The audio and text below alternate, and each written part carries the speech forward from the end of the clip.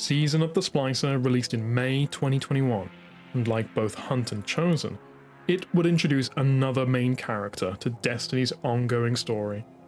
Mithrax, Kell of House Light, would finally both get a voice actor and a leading role in a season that was celebrated for its story, and featured not one, but two controversial villains. If you are listening to one of these for the first time, then to set expectations, these episodes are an audio experience of lore reading set to Destiny music, and the visuals you get just consist mostly of my commentary for different written entries, alongside a related piece of concept art or in-game footage, with the occasional cutscene that I give some audio description for. So the visuals are completely optional, and I encourage you to think of this more as an audiobook that you can play in the background. And before we start, I want to thank all the writers, artists, designers and developers who create Destiny, and in particular to anyone who was involved in creating this season of Destiny storytelling. There are timestamps and a full list of all the entries used in the description below. I hope you enjoy.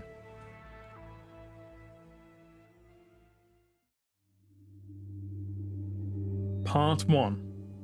Enemy of my enemy. Before we start the seasonal story, we will first catch up on some key events that happened before it begins. This means briefly revisiting Saint 14's history with the Fallen, going through the Mithrax and Ido origin stories from several Forsaken era lore entries, alongside some new entries from this season, before finally starting the book Achilles Weaves a Cocoon, whose opening chapter is set not long prior to Beyond Light, but will bring us right up to the opening moments of this season.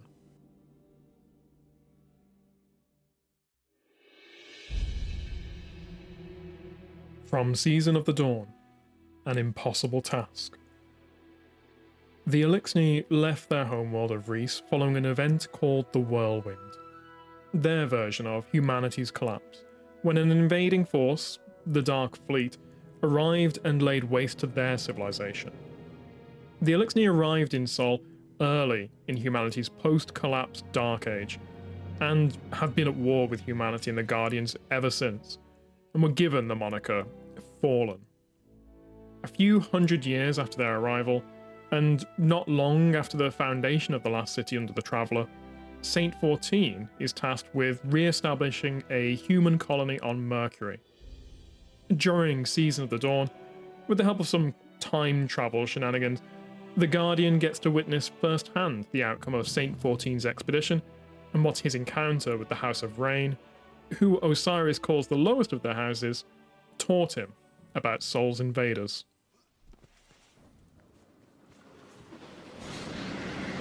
This is new. Topographical scan confirms this is Mercury circa the Dark Age. Incoming signal on an old emergency band. Hold on. I repeat, this is Saint 14. The Fallen have overrun Zephyr Station. If you can hear this, turn back. Saint, hold your position. You have an armed Guardian incoming. Who is this? Just stay alive, Titan.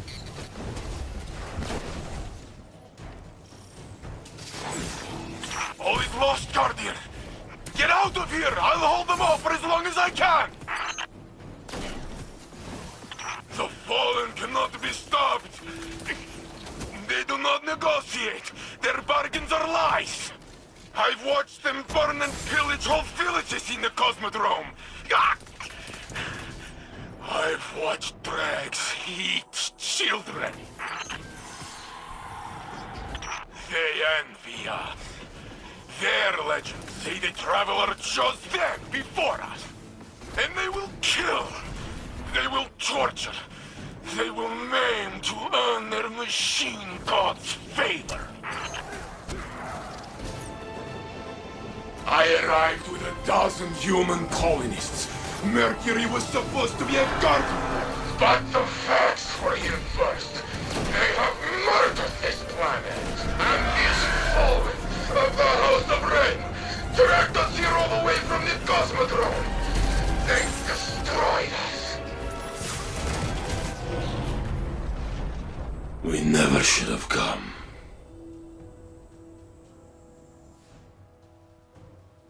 Another minute and they would have eaten my ghost. Fallen are monsters. Some are. Are you fit to fight, Titan? I was supposed to protect these people. I should be dead. You're stronger than you think. Not strong enough. What is this? The perfect paradox, built by my guardian out of spare parts, and light, and sheer will to aid you. It's beautiful.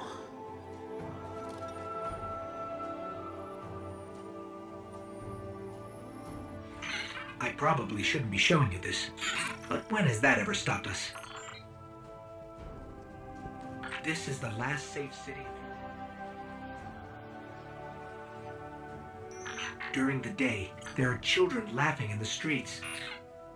When night falls, the people sleep in their homes, not against the walls, weapons in hand, like the early days. Like my people. These are your people, Saint. Their descendants. If you quit the fight, maybe you'll live forever. Your ghost will protect you no matter what. But this last city might never happen. Everything I've ever built has died. I've buried most of the people I've met. I can't do this. Not anymore. We all make our own choices. Good luck, Titan.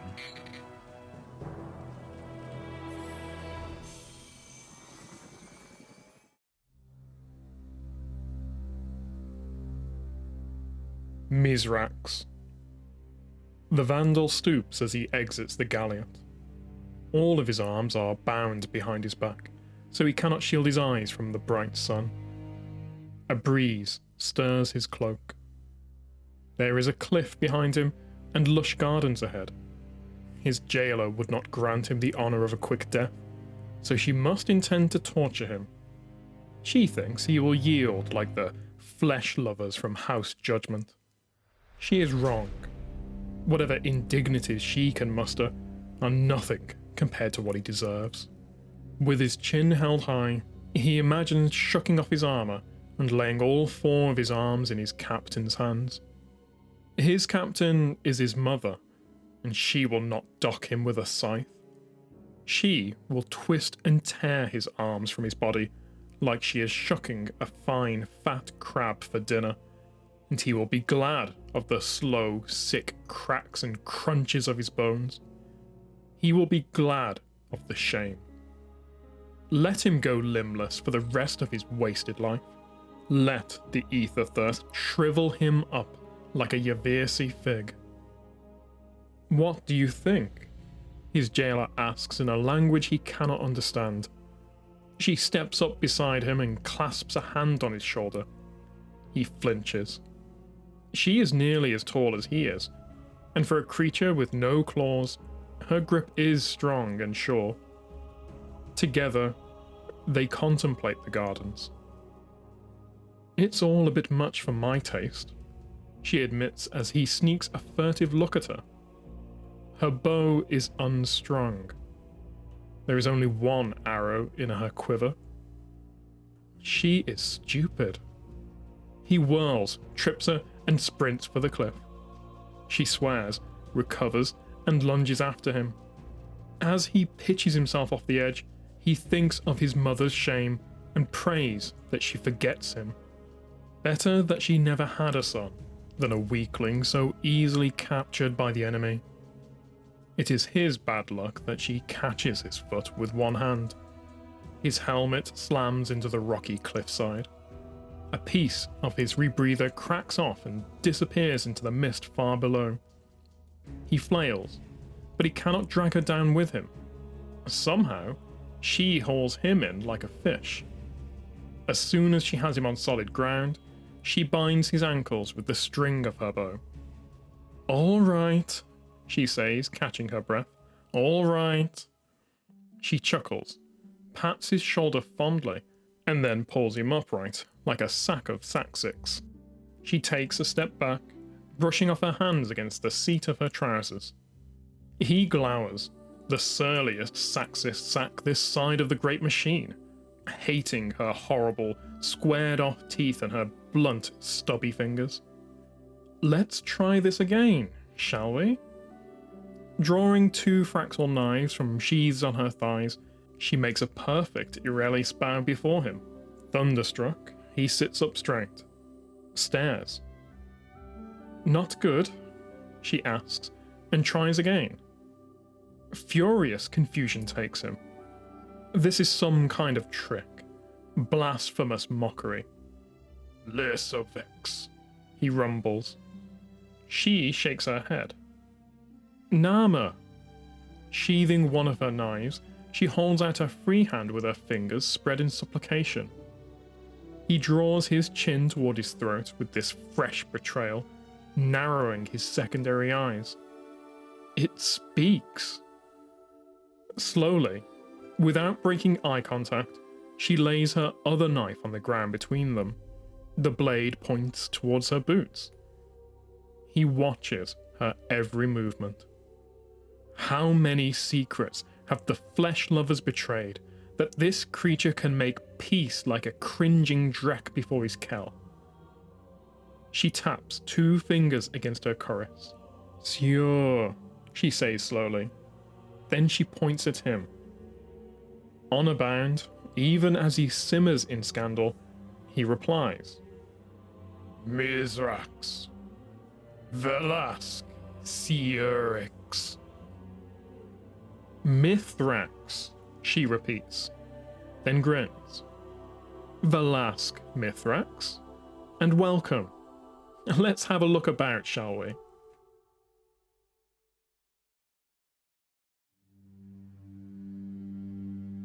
Truth. Smoke winds away from the battlefield in wavering scarves. Corsairs and crows move through the wreckage in pairs, searching for their dead. When they find awoken survivors, they call for help. When they find a devil or a wolf, they call for a field medic and prison-grade restraints. A vandal watches all of this from the wing of a galliot, with his 4 arms folded around his knees. He knows battle, and so death does not disturb him. He was born of war, made for it, shaped by it.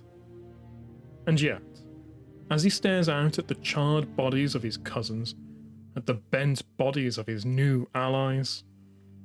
Vel! Sieur says, startling him. He peers down to find her on her tiptoes, chin on the edge of the galliot's wing. She jots her thumb over her shoulder, indicating the battlefield. Nari Mokalem? He frowns. Res Kakulum? Sekisk. She frowns back at him, and though she only has 2 eyes, her stare is mother strong. The vandal sighs, and lets go of his knees. Very sis, he grumbles, as he slides off the galliot, skulking past her. Ha ha, she replies, humorless. He picks his way down to the worst of it and joins the search. Over the next hour, he finds a wolf that he half remembers from a distant relative's coming-of-age ceremony, 3 devils who look at him with uncomprehending confusion and anger, and 1 crow, irretrievably trapped beneath the fuselage of his ship. He is about to abandon a ruined devil's skiff when he hears a faint hiss from inside a ventilation shaft. He clambers up to peer into its grate and sees 4 wary eyes shining back at him. A hatchling, still soft and translucent with its egg molt. Carefully, he pries the grate open and beckons to her. Valask, Kelaka, he murmurs. Nankamrak. She crawls into his palm, and his heart surges.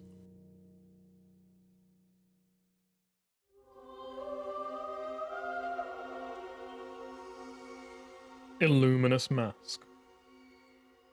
Ido crept on all 6s through the massive halls of the dreaming city. She was following an indistinct murmur, both terrifying and compelling. 1,000 voices, all muttering to themselves. How did she get here? She peered around the corner of a massive archway. Beyond, she found a circular chamber with an elaborate sigil carved into the stone floor.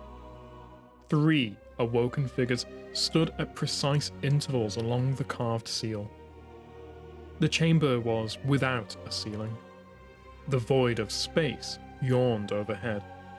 Spiraling galaxies seemed to fill the room. Ida realized that she wasn't breathing. Was she dead? Suddenly, Ido stood in the center of the sigil. She turned in a circle, trying to identify the looming figures, but their faces were vast and unknowable, like the void above. She felt the weight of their focus, as if she were falling in all directions at once. She looked down and discovered with horror that the ground was receding. She was floating upwards, into the vacuum of space. The figures paid her no attention as she drifted away. As the chamber fell away beneath her, the murmur condensed and merged until it unified into a single panicked wail. Ido awoke to find the scream coming from her own mouth. Misraaks crouched next to her pallet, wringing his lower hands in concern. "Be calm, young one. Be calm. You are Ido. You are in the one true now. You are safe." He gave her a sip of ether from his own meager reserve and waited patiently until she quieted. "Tell me of your journey," he prompted, intently. She explained her experience as best a hatchling could. Misraaks nodded gravely. "The Techians, advisors to our hosts. They are like scribes for the awoken." He sat, thinking quietly. "I know you are frightened, but I am confident this is a blessing," he decided. "All great things appear first as monsters. There may be a day," he continued, "when you are seen as a monster, and your blessing is frightening to those who cannot understand it. When that time comes, remember this moment." Ido nodded, though she didn't fully understand. How could a hatchling be a monster? "I, too, am sometimes frightened by the Techians," Misraaks confided. "But we must look beyond our fear to find the light. This is courage. Can you show courage?" Ido nodded again. "You can, I'm sure of it," Misraaks said proudly. "The light provides." "The light provides," Ido murmured as she lay back down to a peaceful slumber.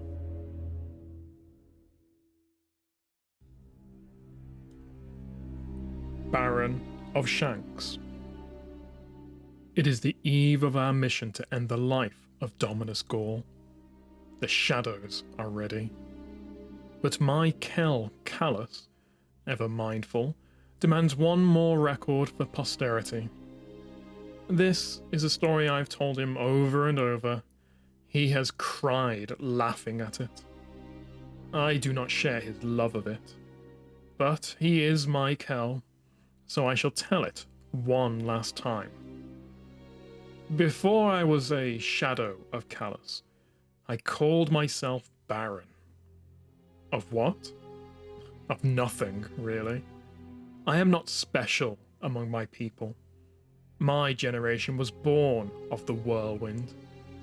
We are, all of us, misers. And misers learn very quickly to show strength, or die. Even false strength is better than nothing. So I was a baron of Shanks. My specialty was and is in the design and armament of Shanks. My house and I made our den at the edge of the system. We hoped to be as far from the war against humanity as possible. It found us anyway, or rather, he did.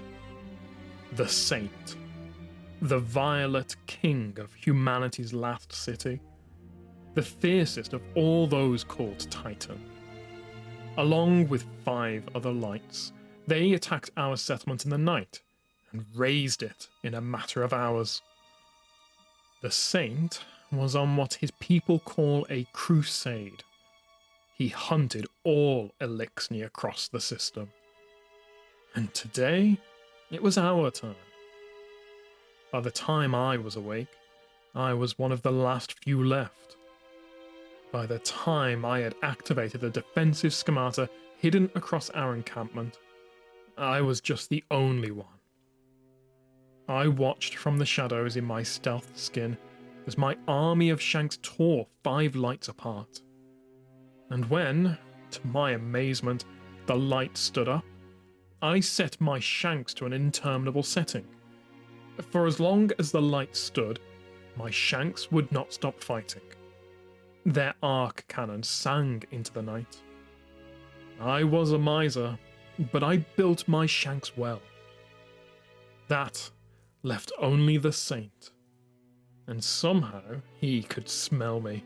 He knew something or someone guided the Shanks. He hunted me, and I ran until we reached my final refuge. A bunker I constructed as a last resort. Not for the first time in my life, all my people were dead.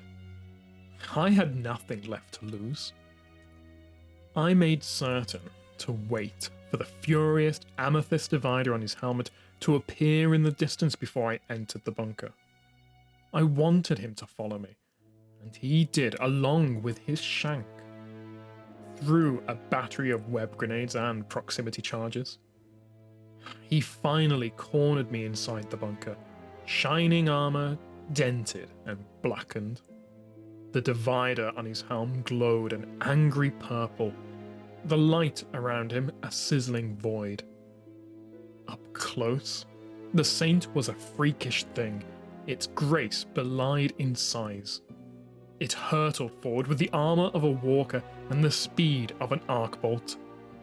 Even its movements had movements. I scrambled backwards, tilting my head back to avoid a slash from his boiling void shield. I could hear my own breath as conjured metal sizzled just past my throat and came back around for another slice as it missed. I ducked. He knew I would, and his knee found my face, cracking the heads-up display in my helm and sending me reeling back. 3 strikes in the space it took me to process a single one. My odds to finish this fight were poor. But I had him. As I stumbled back, bleeding from several open wounds in my face under the helm, I keyed a control on my waist rig. A barrier blurred to life between us as the blade of Saint's shield cracked against the space in front of my eyes, and bounced back with a ringing clank. I blinked and stepped back. He stopped too, to survey his surroundings. He was stuck. The barrier kept him from advancing, and the switch on my belt had shut and locked the plasteel doors behind him. I sat back, exhausted, ether and blood dribbling from my face beneath my helmet. Gunfire rang out in the distance. In those days, I spoke only the language of my people, but I had once stolen a glossiter from House Judgment in the event that diplomacy with our Earthborn successors was necessary. This is an approximation of what was said, recounted from memory and edited for clarity. The glossiter is imperfect. Your comrades are still fighting to stand. I did not know the light could bring you back from the brink. I had heard rumors from other houses. I had not believed them. The Saint's boiling shield dissolved into the air. He stared at me with the expressionless eyes of his helmet. It is the quintessential gift of the light. Your people held it before. What did the traveler gift you? Many things, I lied. I had no idea. Secrets lost to time, hidden in half-truths. He took a moment to think. What do you hope to accomplish here? He asked after a moment. I have questions, I replied. What would you like to know? The Battle of Six Fronts, the sieges of Boyle Pass, the breaking of the weapons of rain. You have done so much. So I've been told. Everyone asks about those days. What do they ask? They ask how I did it. I laughed. It made me bleed, and I winced. That is not what I would ask. The expressionless plasteel face stared down at me. What gave you the right? I said. If you saw what your people have done to my world, you would know, he replied. The Great Machine. Do you commune with it? I asked. To this, he did not respond. Reality bent with a warbling shriek, and his shield reappeared in his hand. He started to look for a way out, scanning corners of the room and the barrier projection system. I think I can kill you, I said as I watched him. The saint said nothing, and continued his survey of the chamber. Your shank came in here with you. It is hidden now, but I saw it. It is the key to your light, is it not? There are enough explosives underneath us to tear a walker apart. Try it, he said, looking at the ceiling. Kill us both. You'll do my work for me. My friends will be safe. He stopped. He had found no way out. We stared at each other across the barrier. What are you waiting for? He said. I thought about it, and found I could not do it given the choice. Out of fear? Indignation? Perhaps both. I thought I had nothing to lose. I was wrong. Do you think, I said slowly, that if I allowed you to live, the great machine would bless us again? The saint did not respond. It loves you, does it not? The gunfire of my shanks echoed faintly outside. I keyed a switch on my waist rig, and the barrier came down. The doors unlocked. Outside, my shanks ceased firing. The saint stared down at me through the dented blackened helm. He left. I assume he convinced his friends to leave too. I keep watch on through the Cabal BattleNet. He had continued to lead many successful campaigns against my people. Archive note: Secris, Baron of Shanks, perished in the assassination attempt on Dominus Gaul.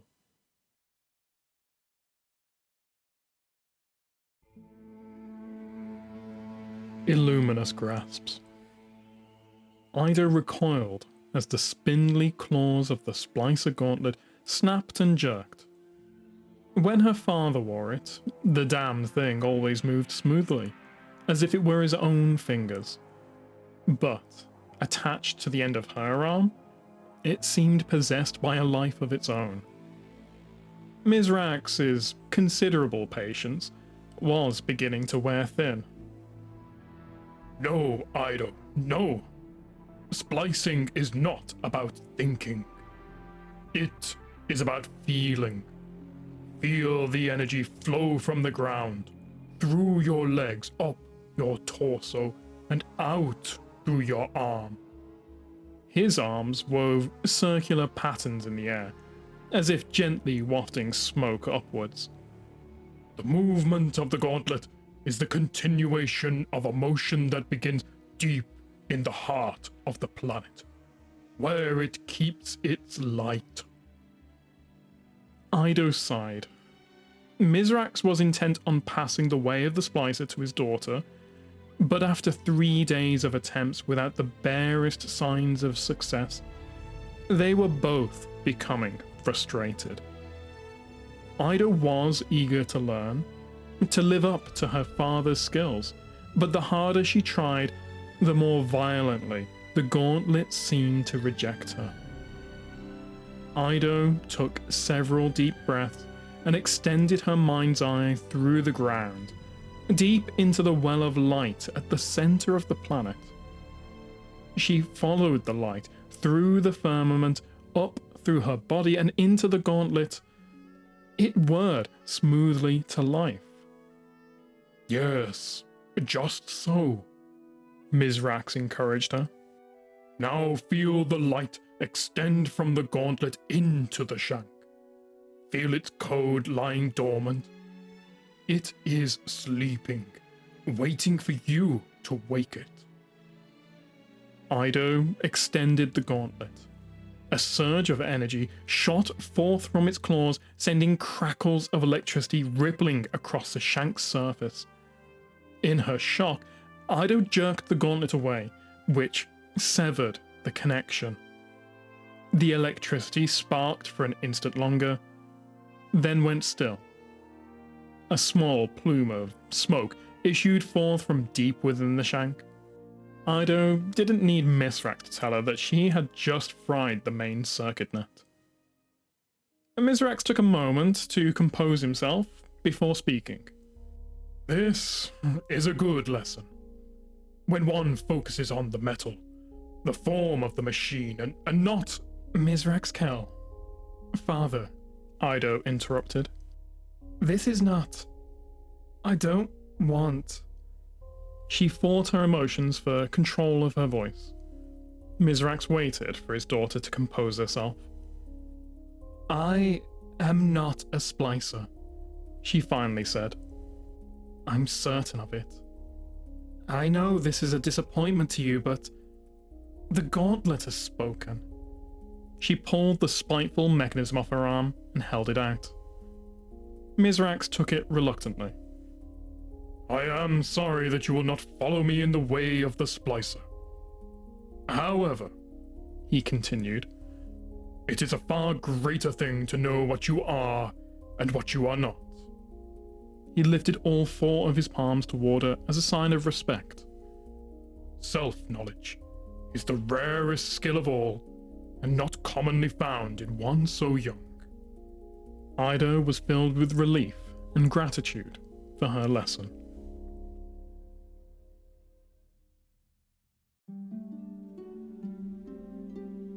Illuminus Cloak.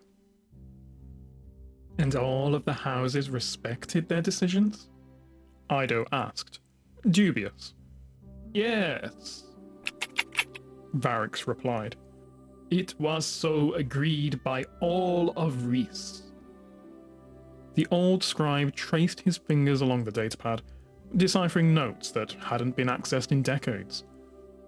But didn't all the other houses fight amongst each other, disputing their decisions? Ido leaned forward, fascinated by the idea of one house accruing so much political sway without resorting to violence. To dispute the House of Judgment was to dispute all Elixni houses, Varix explained. It was the voice of the Elixni united. Ido puzzled over this. The idea of mediation was not new to her. Misraaks often solved problems between house members without violence. But the idea of organizing a whole society using that method was novel. So, it was the ruling house, Ido concluded. Varix clicked his mandibles in annoyance. No! The House of Judgment was both above and below all other houses. It was both Kell and Dreg. its authority came from humility. Ido had only ever known of scribes as political animals, power brokers and go-betweens like Varix. But the idea of scribes as neutral parties, dedicated to peace and knowledge, was enticing. This is why the old scribes pursued knowledge relentlessly. They sought it from uncommon sources.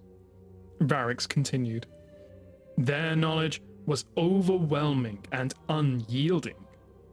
So, when a scribe of House Judgment decided, all Elixni respected it. They knew that nothing was left unconsidered. Ido nodded raptly. For the first time, she imagined peace not just as an aspiration, but as a practice and a vocation. The idea blossomed within her.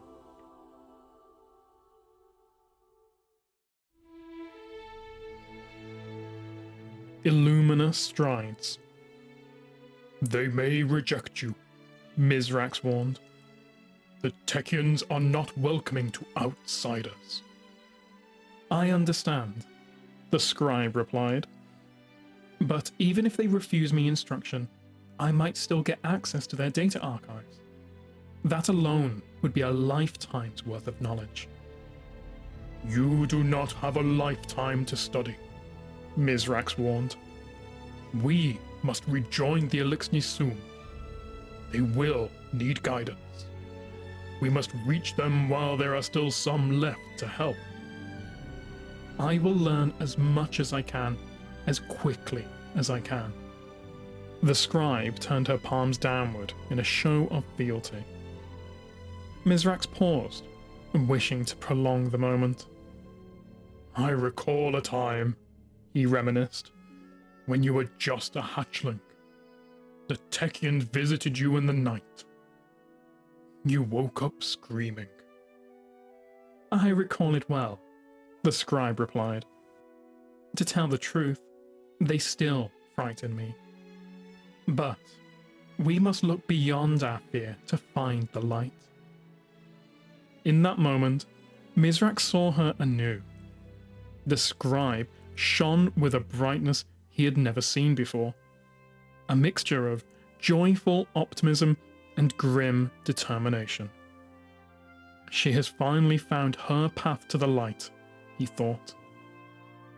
I am proud to have such a brave scribe as daughter, he said in a break of formality. Thank you, Ido replied, surprised by his tone. I'm lucky to have such a wise Kell for my father.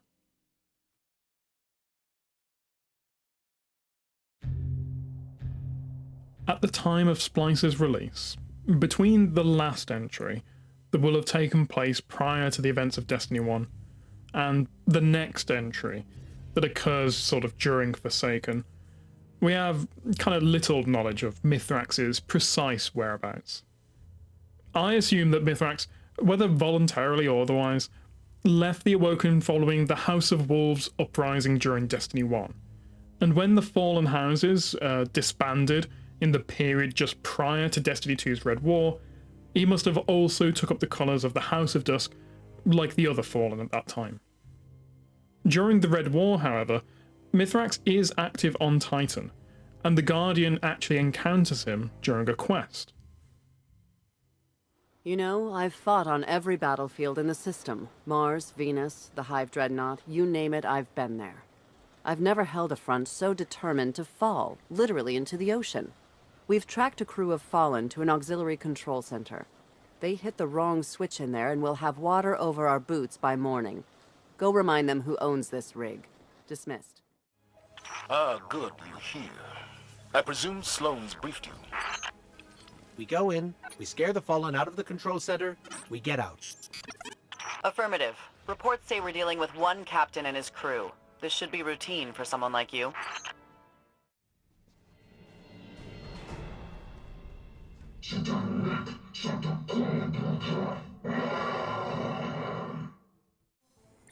Looks like they wanted data, not systems control.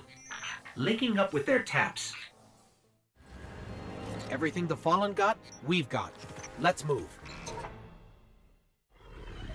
With your data, Holiday's been able to dig out the locations of 2 terminals in the reactor's auxiliary system. They appear to be on the fritz. We need you to get in there and cycle the power. That should clear up the noise and restore the core systems as well. That's 2. Wait. Devices that require multiple separate activations. Aren't those, really dangerous? Did I say the reactor was safe? Here I was thinking you liked us. The people Sloan likes tend to wind up in crossfire and indefensible positions. Ask me how I know. It's because I trust you to survive, Commander. All right, with those terminals refreshed, we've pinpointed the reactor's boot-up console. Light 'em up. Huh. Golden Age safety checkpoints. Still operational, too. Hey, look who it is. The captain. And it looks like he's died. Too bad. Don't let him distract you. Wake up that reactor.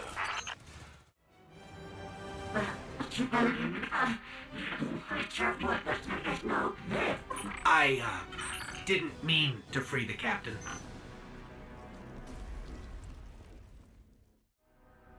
We're free. Let's get out of here. I can see the reactor on heat scans, bright and clear. Well done, Guardian. Now all we have to do is get to it before the Fallen do. Should be easy, right? Thanks to you, the reactor is online, and we know just where it is. Dropping coordinates now. The problem is that Fallen Captain. He's been one step ahead of us this whole time. So we do this fast. We've got this, Commander. Sloan, why do the Fallen want the reactor? For ether production, probably. They hook up a big servitor to it, they double or triple output. Why do you ask? No reason. I can't believe that captain's still ahead of us. He's much cleverer than most of the captains we've met. Well, I say met, but you know what I mean. When the Guardian reaches the reactor, they find a fallen captain being attacked by a Hive Knight. Remind me, do we like the Hive or Fallen better? Look this here, crush on Masir. I think that captain just gave us the reactor. You think you understand the Fallen and then... Well, let's take it. Sloan's waiting. Sloan, you'll never guess what happened. You killed a captain and found a methane reactor? We didn't kill him. He let us have it. Just looked at us and left. Fascinating. This is an excellent reminder that the universe is a complicated place. That perhaps there are more things in the heavens that can be dreamt of in our philosophy. At any rate, bring in your prize, Guardian. Following this experience, Mithrax seems to have renewed his faith in a peaceful path forward for Elixir and humanity, and determines to chart a more hopeful course for his people than that of the nihilistic survivalism of House Dusk. I think it's around this time that he founds the House of Light, and he also finds 2 other open-minded Guardians to start the process of reclaiming and saving his people.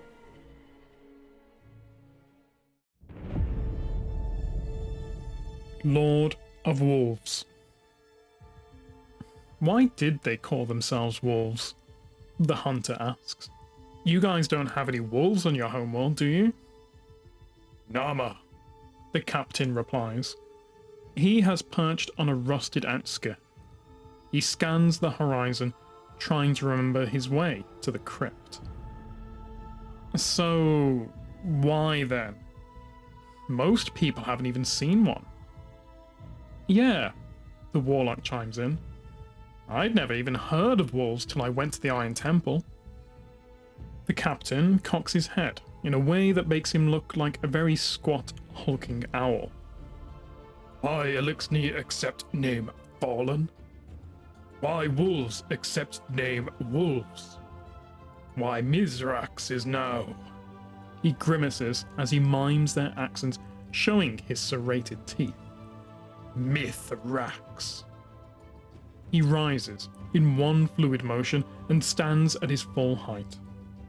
Why speak Guardian way instead Elixni? Docked things do not word themselves. He hops down, brushing past the hunter and the warlock with the rippling strength of a hunting tiger. House of Wolves, they been miraskelassen. Gentle weavers. Come, I know the way now.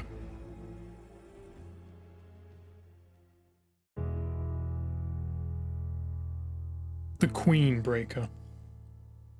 3 cloaked figures trek through a cave on a windswept asteroid. As they walk, they joke. They tell stories. They are a fire team. After Sybil, the warlock says, the wolves bowed. Some became the Queen's bodyguards. Then Skolas. Whoa. How? Why? The hunter frowns. Why trust enemies with your life? A pause.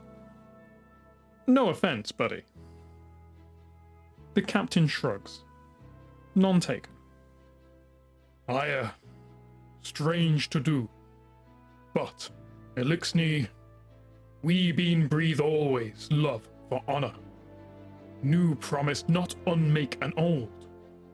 Wolves would been follow Marakel forever if Skolas did not appear again.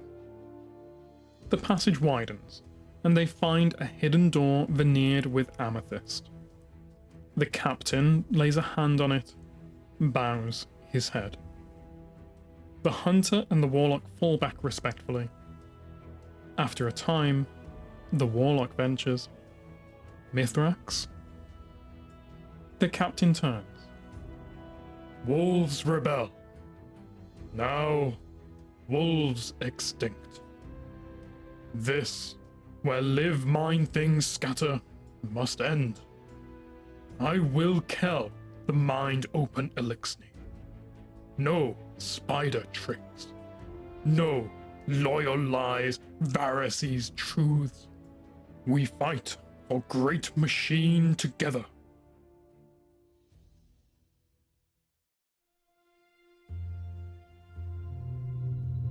Achilles weaves a cocoon. Chapter 1, Egg Cloth. He comes to Europa almost the size of an Archon priest, but hollow. He needs ether. If touched, he fears he will crumble into nothing. His arms will dock themselves, his skin will shed. He has nothing except his armor and the 1,000-year-old loom clutched in his 4 arms. They mockingly name him Namrask, which means empty weaver, like naming a human Norman, which he understands means not really human. Aramis separates all the newcomers so they will not retain their old pre-dusk loyalties. Namrask is shoved into a little warren carved beneath the ice. The moon's surface is so radioactive that not even Elixni can live there for long. The little winter drakes are kind to him. Namrask realizes that they think he is too weak to earn the huge ether ration he needs. He has been put in this warren to die. I can work, he rasps. I can make bandages, capes, armor lining, egg cloth, sop soak, prayer matting, water cloth. I am a weaver. Tall friend, one of the winter drakes says soberly. No one your size is a weaver. Why not volunteer to fight for Aramis? Namrask shudders. He cannot fight. Not after what he saw in the reef, that thing with its staff. Not after Siva, Twilight Gap, London. Cridis promised that this was salvation. "Bring me broken eggs," Namrask begs, "and I will make egg cloth. How will the hatchlings be swaddled if no one weaves the egg cloth for them?" The Drex watch as he uses his teeth to separate the eggshell from the thin, fibrous membrane beneath. He tears it into long fibers and fastens them to his loom as the warp, the threads that run top to bottom. With 2 hands, he holds the loom in his lap. Carefully, he chisels open the warp with a 3rd hand.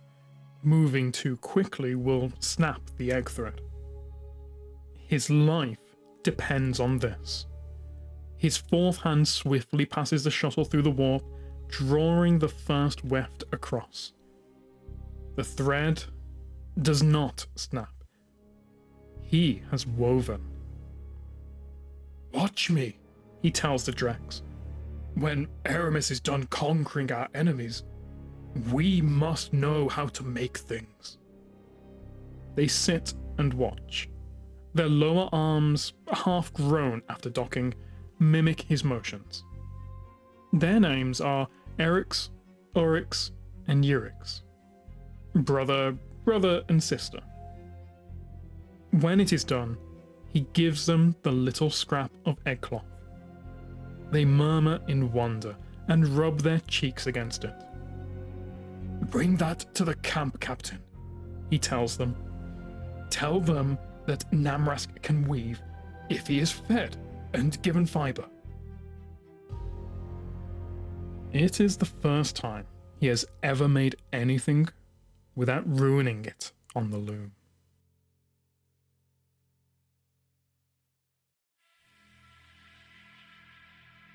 Chapter 2: Hollow Hot.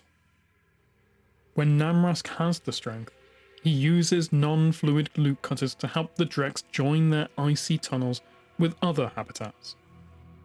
He weaves hollow hot matting to insulate the tunnels, and soon, some places are warm enough to remove a little armor. A clutch of eggs is hatched, and the hatchlings are raised in the warren. For the first time since he fled the Tangled Shore, Namrask can think of more than his own survival. Then the warrior Phylax, a lieutenant of Aramis, comes recruiting. On the raw ice beneath a black sky, she plays videos of Aramis raising a slab of crystal like a wall. Another where she binds a Vex Minotaur in a casket of frost. "This is the future of all Elixni. Who among you would wield this power?" she asks. He keeps his head down. "You." Namrask looks up carefully. Phylax's shock pistol is pressed to his brow. She puts the weapon down between them, a sign of truth, and makes the Irelis bow of respect. "You have the size of an old fighter. Why not come forward?" He is afraid his voice will fail. It comes out strong, but like another's voice. "I saw what happened the last time Elixni reached for new power. And the time before that, and the time before that. I will not be part of it." Shrugging, Phylax takes up her pistol and walks away. "There are many others who will take your place." Later, Euryx tries to change his mind, but Namrask refuses again. "Aramis derives authority from her ability to grant this power. She cannot give it to everyone. If she does, her authority is lost," he says. "Has she destroyed servitors?" "I think so," Euryx says quietly. "Drektalk says that she broke a servitor during a ritual to give power, to show that the old ways are done." "Of course." Will society always be based on violence? Where the basic worker is not the weaver, the farmer, or the healer, but the Drek. One pistol, one knife, one unit of labor, employed to steal what it can. The value of a Drek life. And Namrask helped make that law. He rumbles. She preaches salvation, but she cannot save everyone. She keeps ether scarce, more than we can get alone, but not as much as we need. It is the way to rule. You have a mind for strategy, Urix observes slyly. Who were you before you became our empty weaver? Do you know Hollow Hot's secret? He asks, and abruptly places some on the ground for a chattering little hatchling to play gathering games without freezing to the ice. Why it is so valuable as insulation. What is Hollow Hot's secret, Namrask? Why is it so valuable? She mocks him. Namrask shows her one thread of the stuff, end on, so she can see the little bubbles of vacuum that fill the center. There is nothing inside it, he says, but if you pry too hard, you break the nothing. Then it is useless.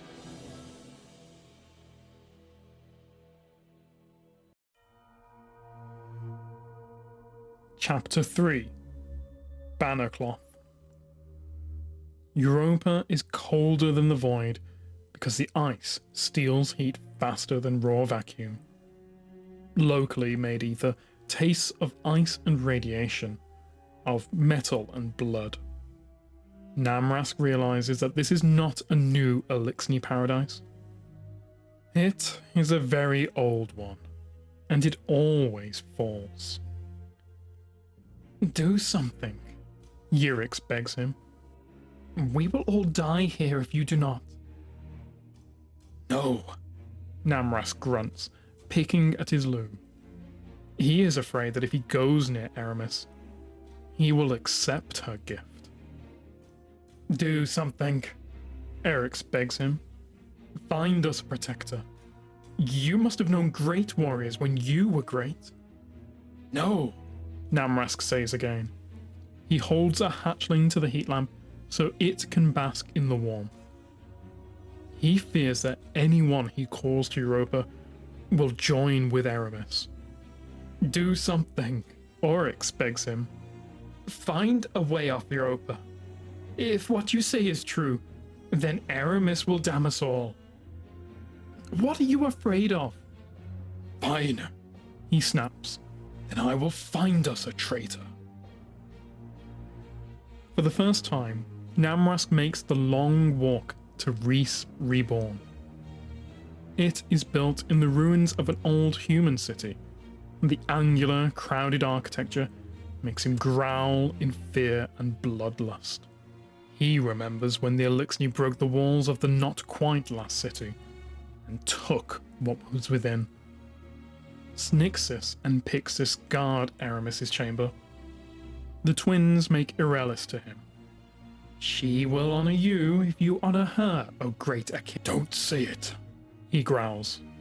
Not that stolen name. I'm not here for Aramis. Where is Varix? When Varix, the old judge, sees Namrask, he laughs. I thought you would be in that hole forever. You put me there, didn't you? Not I, sir. Varix clasps two hands crosswise, one pair, then the other. It was the day captain who had no idea who you really are. Does it suit you to be forgotten, old smokesword? Namrask grinds his teeth. Laboriously, he lowers himself on all four arms. I come to beg a favor. No. Varix comes closer to whisper. My judgment stands. Woe of the masses. You gave no mercy. and you will get none. You make a habit of serving queens who will abandon you, Namrask whispers back. Aramis is doomed, Varix. She is whirlwind-touched, as I was once. She knows what she risks. Why else would she have sent her mate and children to another star? Athris is gone? Woeful news. She was Aramis's guiding glint. You have a way out. I want a part of it. Now you run from battle. The judge's voice is light, unmocking, a sincere question. When Aramis could make you mighty again? I survive now as a Drek survives. I have hatchlings. I would see them spared. There were hatchlings on the ships you abandoned at Reese. Human infants in London. I am no longer the killer I was then. Yes, you are. But I do not want to be. When I was on the reef, Namrask struggles. I saw the beast Vickrel. Before that, I saw the devil splicers. But this debasement of our form, this revenge, it must stop. Varix, please, help me. No favors, the judge pronounces. Not for you. However, Varix's prosthetic hand scratches letters in the snow. It takes Namrask several blinks of his second eyes to understand that it is human script. Mithrax. I will make your name known to him. Varix wipes away the letters. But this is not a favor. His metal hand touches the tattered blue banners around his waist. In exchange, I want these redone in fresh banner cloth. I will send you the thread. You will weave for me, Namrask. Namrask tries his best, but the banner thread is too fine, the weave too dense, and he cannot complete his task before word comes that Varix has summoned the Guardians, the machine spawn, to Europa.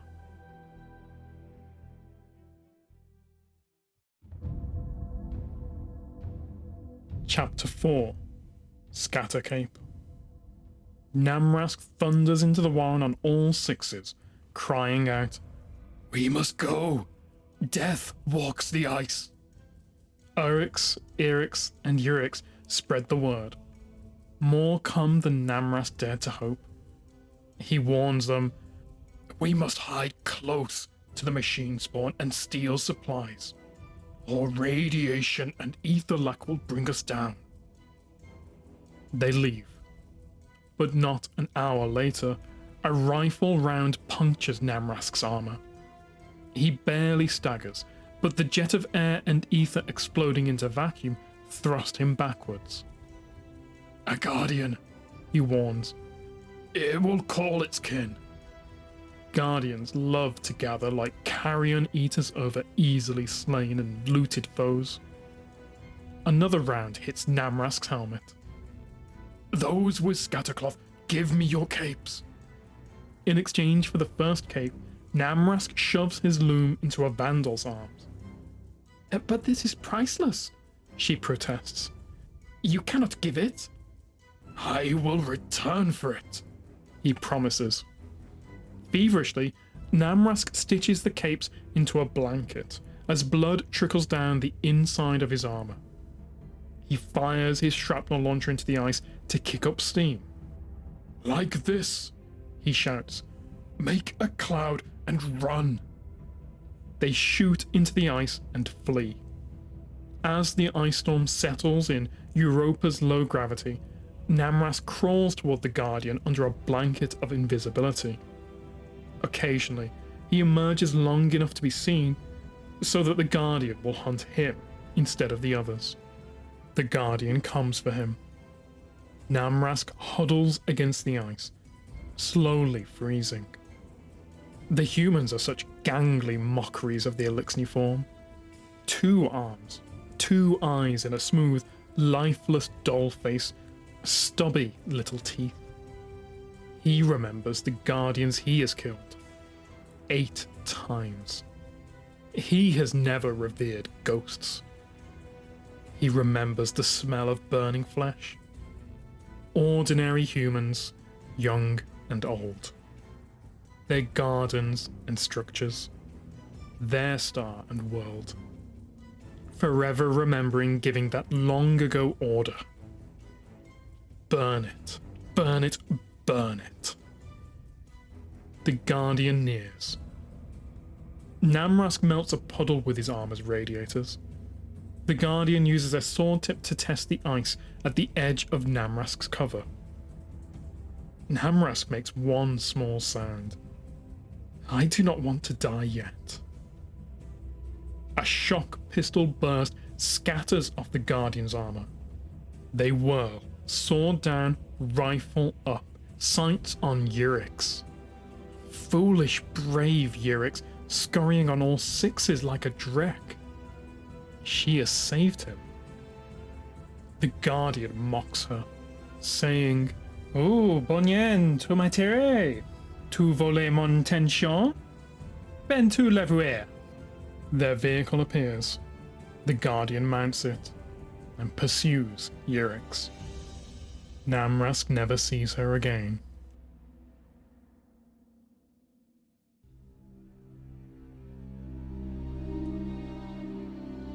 Illuminus Vest. The Guardian was resplendent. Their armor gleamed, even in the dull gloom of the European night. The golden scrollwork of their breastplate glowed, as if the light itself imbued the metal. It was beautiful. The broken forms of dead and dying Elixni littered the battlefield, each bearing the symbol for the House of Salvation. Blood and ether seeped across the ice, freezing into rich stains. The Guardian strolled casually from body to body, searching for ammunition and weaponry. Ido had watched the battle through a viewfinder from atop a far-off ridgeline. Even at this distance, the brutality was hard to countenance. She glanced quizzically at Misraaks, who crouched beside her. These were the Guardians her father trusted? As if sensing her reservation, Misraaks spoke. "The Guardians are capable of mercy, though they seldom show it." "Then why does the Great Machine bless them?" Ido asked. "Is it not better to be merciful?" "The darkness is coming," Misraaks replied wearily. "Nearer now than ever before. Perhaps mercilessness is exactly what the Great Machine needs."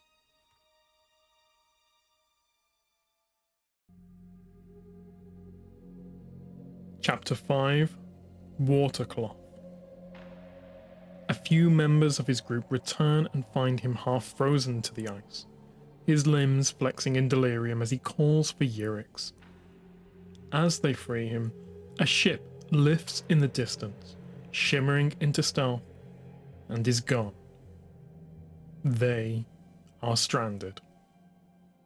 "Why did you come back?" Namrask groans. "Imbeciles! You should have stayed with the others. Escaped."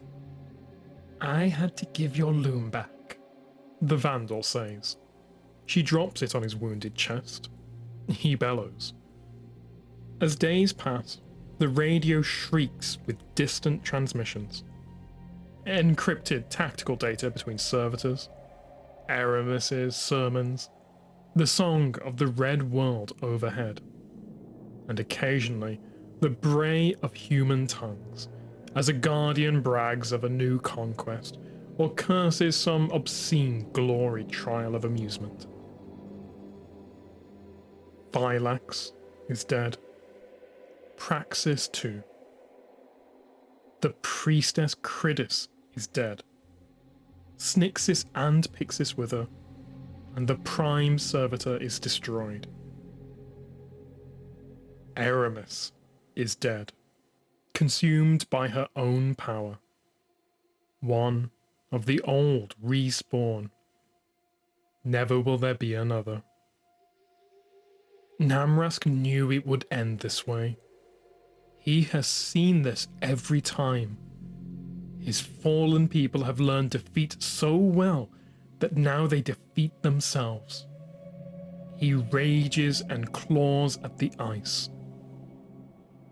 For his band of stranded survivors, he fashions shelters of watercloth, a synthetic skin with thick bladders pumped full of ice to block some of the radiation.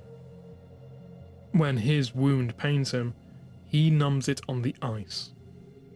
Tora sees him, but says nothing. He is grateful.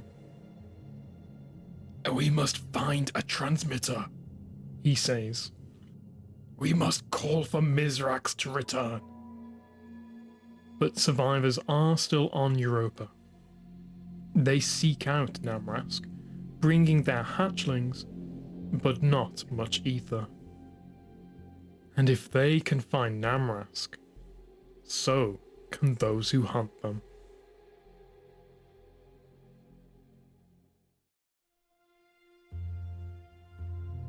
Chapter 6.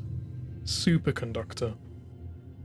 My father will come for you, the voice on the radio promises. His ship is swift, his navigation sure. He studies the motions of the light. That light travels even to you. There is not enough ether. They all agree that the hatchlings should get their full supply. Everyone else receives a thin trickle. But still they die. Namrask clings to the voice on the radio. He makes the others listen. She is as young as some of you, he says one day. Not much more than a hatchling. My father will return for you, the voice says. It is idiotic to reply, but he does. Who is your father? How can he study the light when the light is denied to us?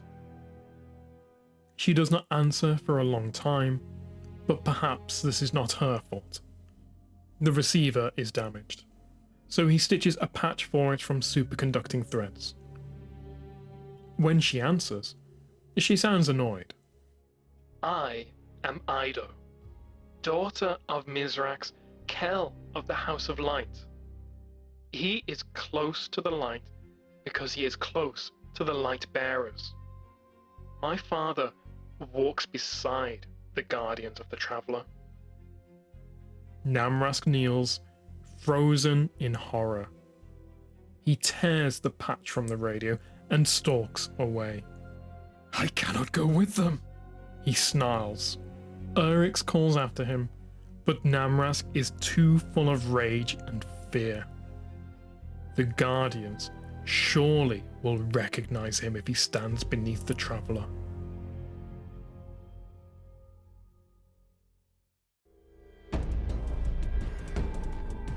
Cryosthesia, 77k. She crouched behind a sandstone boulder in the canyon basin and tried desperately to focus. She clasped her lower hands together and squeezed. The feeling of pressure grounded her, made it possible to ignore the blood that flowed from the wound in her thorax. She could hear the Vex coming closer, their metal feet screeching against stone. She raised her dominant hand, and the thin spindles of her Splicer Gauntlet clacked into place and began to spin. She envisioned the light surrounding. She winced as weapons fire impacted the boulder at her back. turned as it split apart, and for a moment, through the hot, blowing sand and choking dust, she faced down an army. She closed her eyes. She saw the Vex targeting field sweep over her, flashing crimson and white. She shifted it with a wave of her hand, and 100 shots flew wide. She felt dozens of Vex-shaped gaps appear in the air behind her, and consolidated them. The Vex materialized in the same location, and the fused metal mass fell heavily to the ground. She looked over the gleaming field of enemies. The light provides, she thought, and the next volley of Vex fire curved around her. The gauntlet on her wrist thrummed as a small portal opened in the air in front of her. She reached inside, felt the familiar shape of a short-term cortical complex cube, and visualized crushing it in her hand. A flash of light played over the red eyepieces of the Vex, and they marched forward in lockstep, searching for a target they could not see. She stepped to the side as they passed her. As the last Minotaur stomped out of the canyon, she reached again into the portal. She willed their knowledge of Misraaks to her fingertips. She saw an image of his skiff flying low over the ice, framed in the minds of the European Vex. She pictured their awareness as a glass plane, and envisioned it cracking, splintering into fragments of... Inside the portal, dark threads wrapped around her wrist. She visualized them snapping as she struggled to withdraw her hand, but they stuck to her like pitch. She saw them crumbling under harsh light, but the dust wet itself with her blood and dried around her hand. She saw the light, but all she felt was the cold dark freezing around her, holding her fast. In the distance, the Vex turned as one.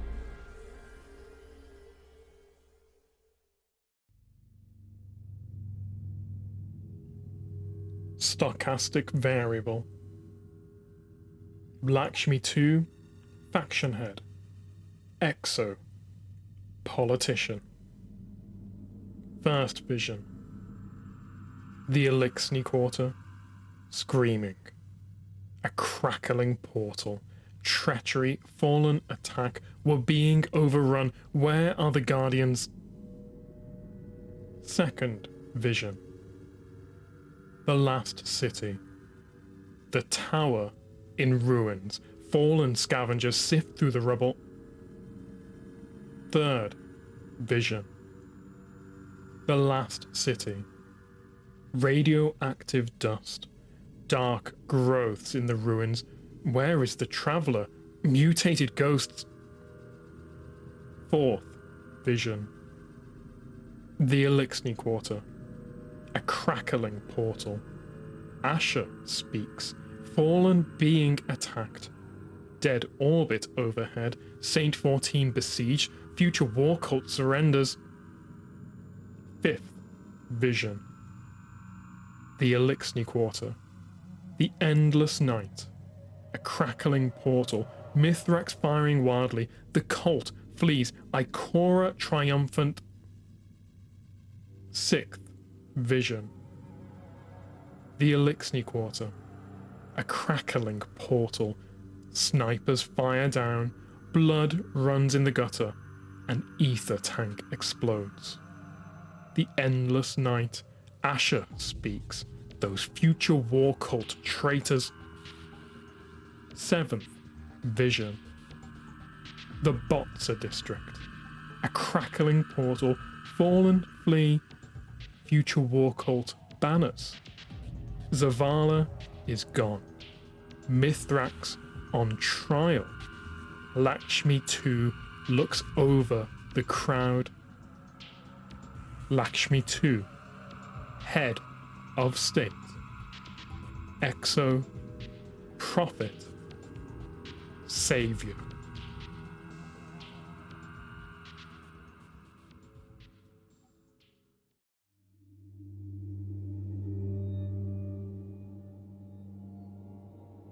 Part 2. Beneath the Great Machine. Now that the stage has been set, we will kick off the seasonal story itself, wrap up Achilles Weaves a Cocoon, and begin a new book, Beneath the Endless Night, which was released more or less weekly alongside the season's major story beats.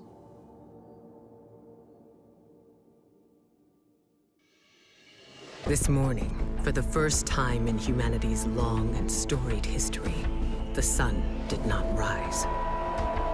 Osiris tells me it's a Vex simulation that has plunged the city into an endless night. It seems they have found a way to harness our energy against us, and even in all his wisdom, Osiris can offer no solution. I don't know what will happen if we can't break the Vex's hold over the city. I do know that we must protect our people, no matter the cost.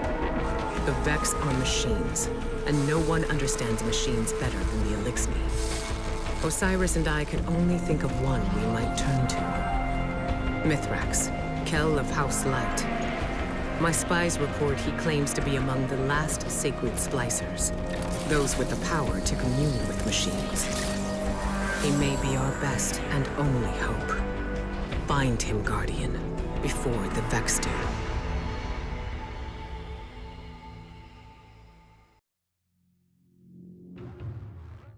Achilles Weaves a Cocoon. Chapter 7. Time is a Fabric. This is Misraaks. A name without title. To those who renounce the violence of House Salvation and seek refuge in the House of Light, I will be landing a skiff near Asterian Abyss. Bring only what you need. We must prioritize survivors over their possessions. Trigger message repeat. Asterian Abyss, Tura says. I know that place. We can hide in the nearby caves. Fine, Namrask says. He seizes his loom. Everyone stares and he realizes. Survivors over possessions. I am nothing without it, he protests. Urix and Erix pull it from him. Yerix did not die to save a loom. They have been in the cave for 2 days when Namrask sees that the heat is sublimating the ice. Curious, sluggish with ether lack, he crawls over to the nearest wall and stares. Namrask looks into another cave. And another and another. The infinite caves reveal an infinite number of Namrask, Urix, Erix, Turas, hatchlings, and survivors. Only, here they are frozen dead to the ice. Here, they are cooked by Cabal. Here, they spill in panic from the cave as Guardians gun them down. Get out, rasps Namrask. What? up, He bellows. get up, we have to go. At the raw fear in his voice, they bundle up the hatchlings and run.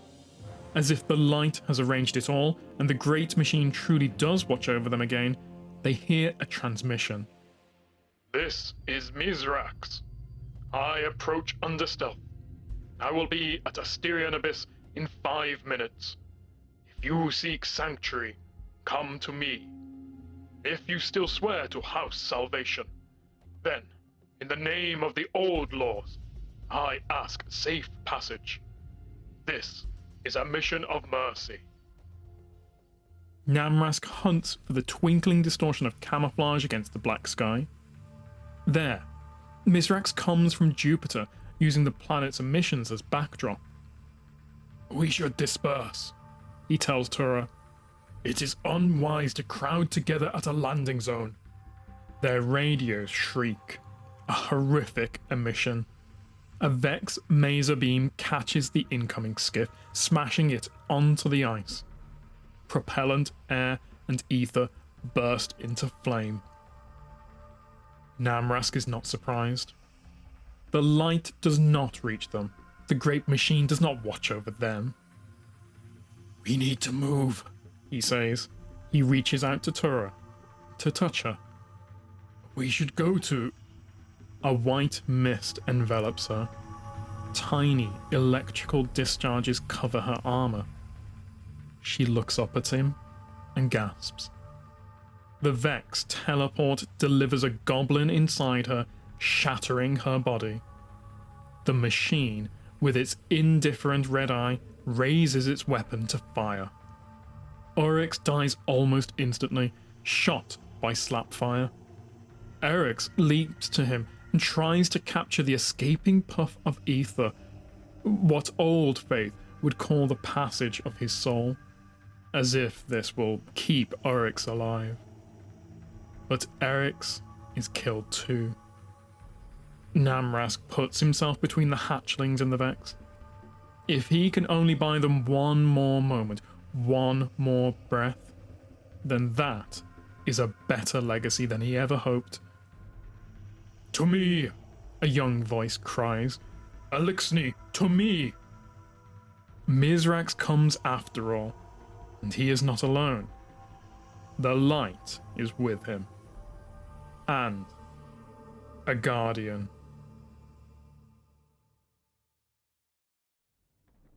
It's been a long time, Guardian.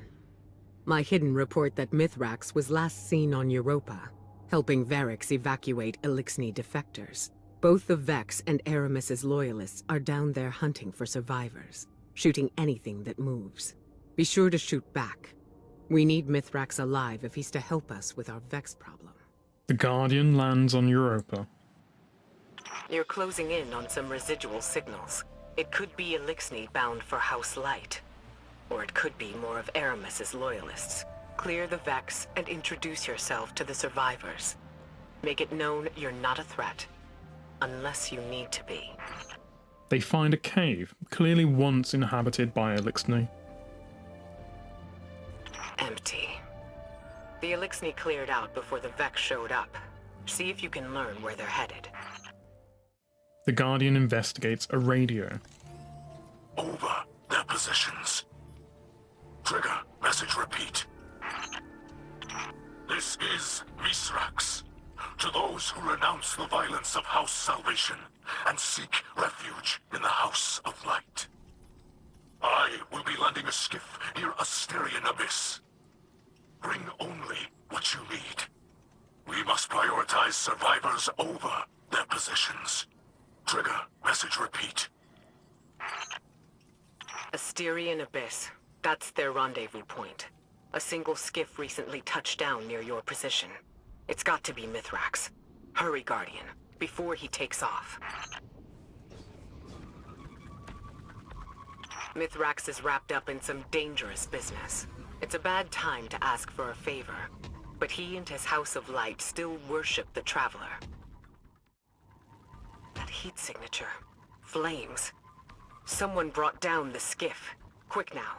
Secure the crash site and assist the survivors, if there are any. The Vex took down the ship and ambushed the Elixni defectors. There are bodies in the snow. Nothing can be done for them now. Mithrax must have let a few survivors out, but they're completely exposed. Eyes up. Move. You're close, and I'm picking up unusual energy spikes ahead. Be ready for anything. A group of Elixni fleeing the Vex are seen running into a cave where Mithrax joins them.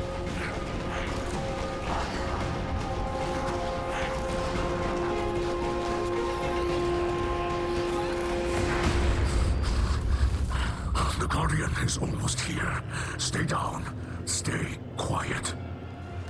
How do you know we can trust them? I don't. What the light provides.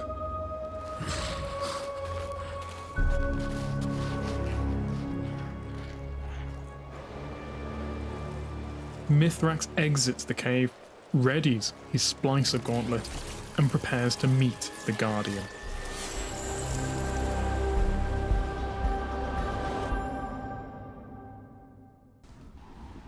Guardian, I find you in the light. And on your signal, I call a ray. Mithrax Kell, it is an honor. We've been searching for you for some time. This is known. You are not the only one with hidden eyes. Many enemies pursue my House of Light. We did not wish to be found. Then times are desperate for us both. The Vanguard seeks your assistance. I am aware. Vex systems pulse with talk of the city's endless night. But my people demand much protection.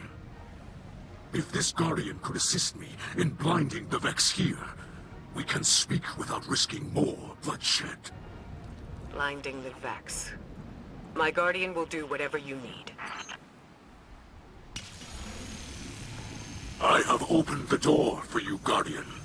Will you walk the path of the sacred Splicer? The Guardian enters a portal into the Vex network. Did you send them into a Vex simulation? The path before them is no illusion.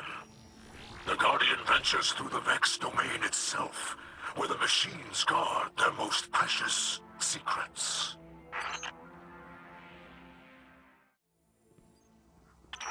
You move freely through space.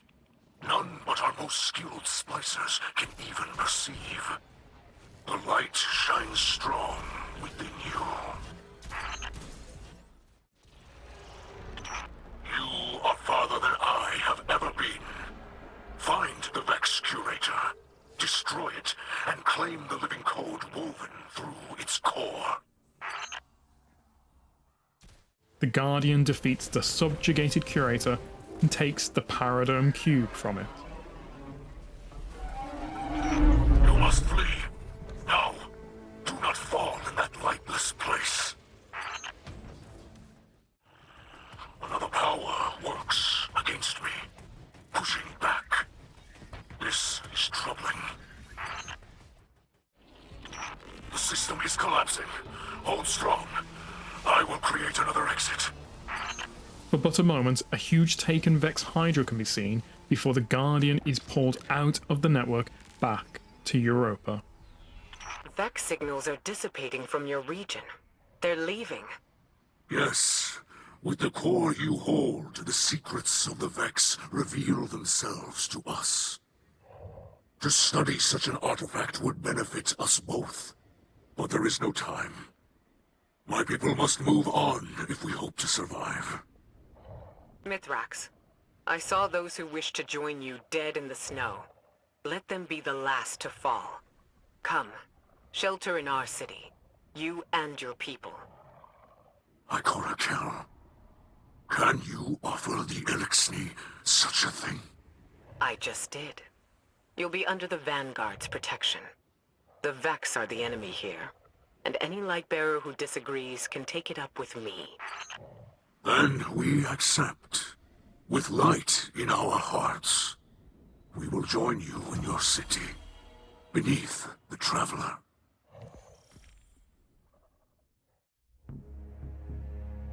Achilles weaves a cocoon, Chapter 8, and also light.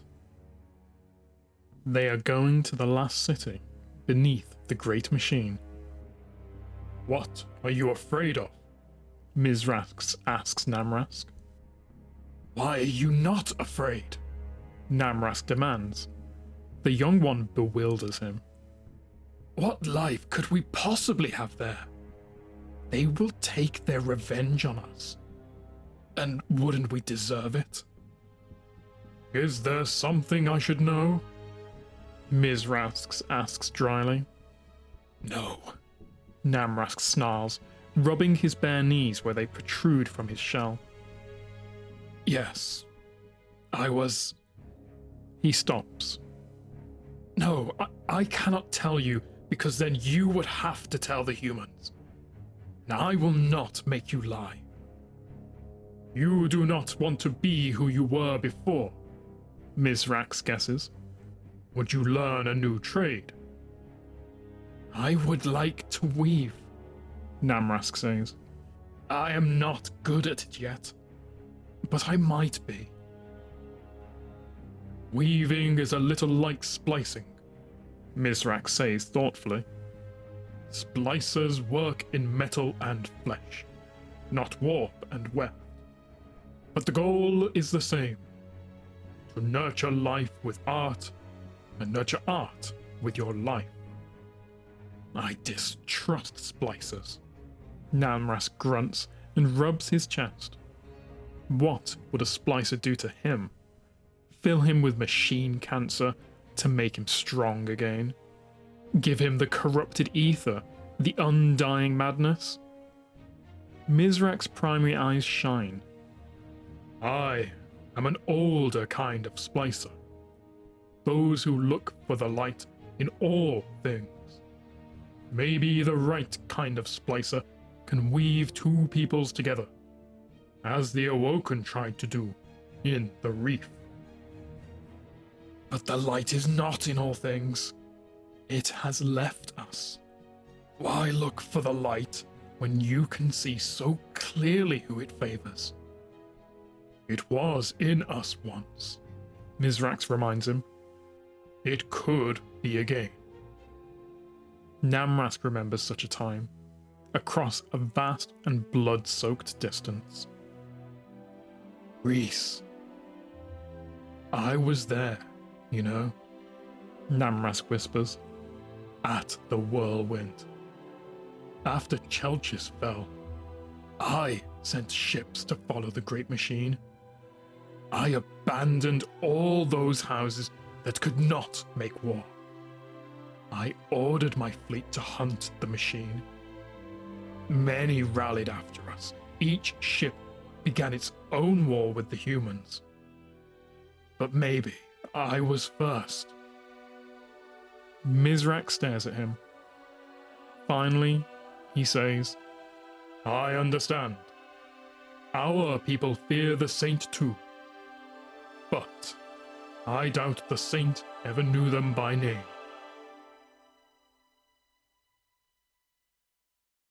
The Guardian meets Mithrax in the House of Light in the last city's Botza district, alongside Osiris and Lakshmi II. My people shelter beneath the great machine. This is beyond simple generosity. I must thank Ikora for her gift. This sanctuary is not granted by Ikora alone, but by all who live in the last city. Yes, and on their behalf, let me extend a welcome. I am Osiris, and this is Lakshmi II, future War Court leader and city representative. My greatest appreciations to you both. The House of Light thanks you. Your house can best show gratitude by keeping to itself. I know your assistance with the Vex will benefit us all, but not everyone in the city is so open-minded. You appear to be settling in. I will leave you to it. If you require further help from us, you must only ask. I shall. There are several modifications we will need for stable ether production. Submit a proposal to Ikora.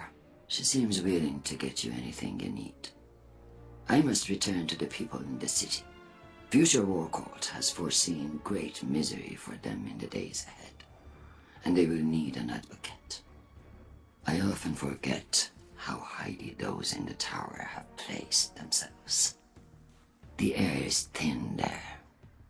Best not to breathe too much of it.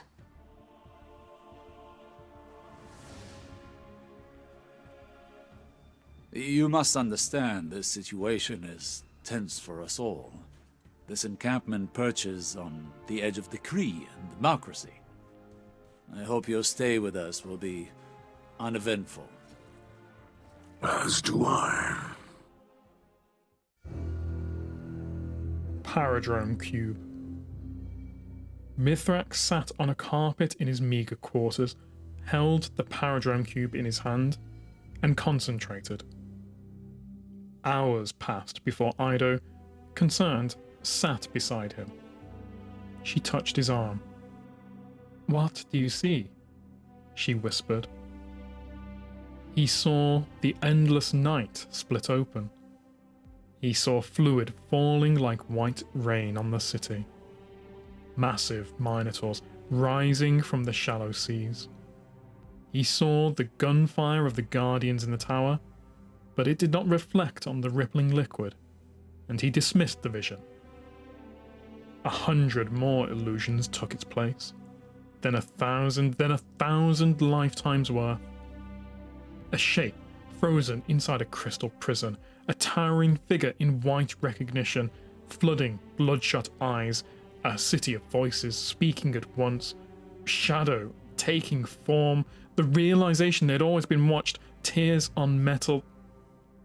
A choice and its consequences. Lies, he answered plainly.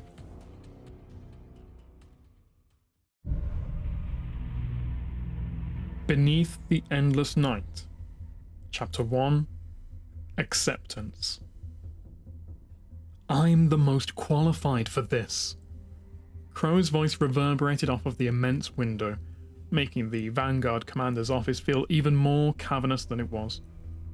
At night, the edges of Zavala's office were usually dark, but the miasma of Vex energy that swirled in the city below made it more so. Crow sighed and paced in the gloom like a caged animal. Zavala faced the window and stood, unmoving. A statue carved of Larimar, depicting a test of infinite patience. He glanced over at Ikora, her hands gently clasped as she watched Crow with disquieted contemplation. We know, she said, after what felt like an eternity. But your expertise and relationship with the Elixni aren't the only deciding factors here. Exactly how long am I going to be continually tried in a court of public opinion? Crow asked pointedly. And when, in this trial, will I be given a clear understanding of what I'm on trial for? Zavala regarded the Awoken's reflection in the window. It reminded him of the near-fatal walk through the gardens not all that long ago. His shoulders sagged. Crow, Zavala said as he turned to face him. This is a delicate situation. The consensus had come down hard on us for welcoming the Elixni into the city. I can't have them using you as another bludgeon. So that's all this is? A political maneuver? Crow pushed. To protect yourselves? No hard feelings? Nothing behind the looks you give me when you don't think I'm watching? Zavala stiffened, and Crow sensed the conversational temperature in the room change. This matter aside, if your past identity became public before we have a plan in place, it could cause considerable harm to you and to the people you care about, Ikora said evenly. People who have come to care about you, she added. For a long time no one spoke, and when Crow did, his voice was small.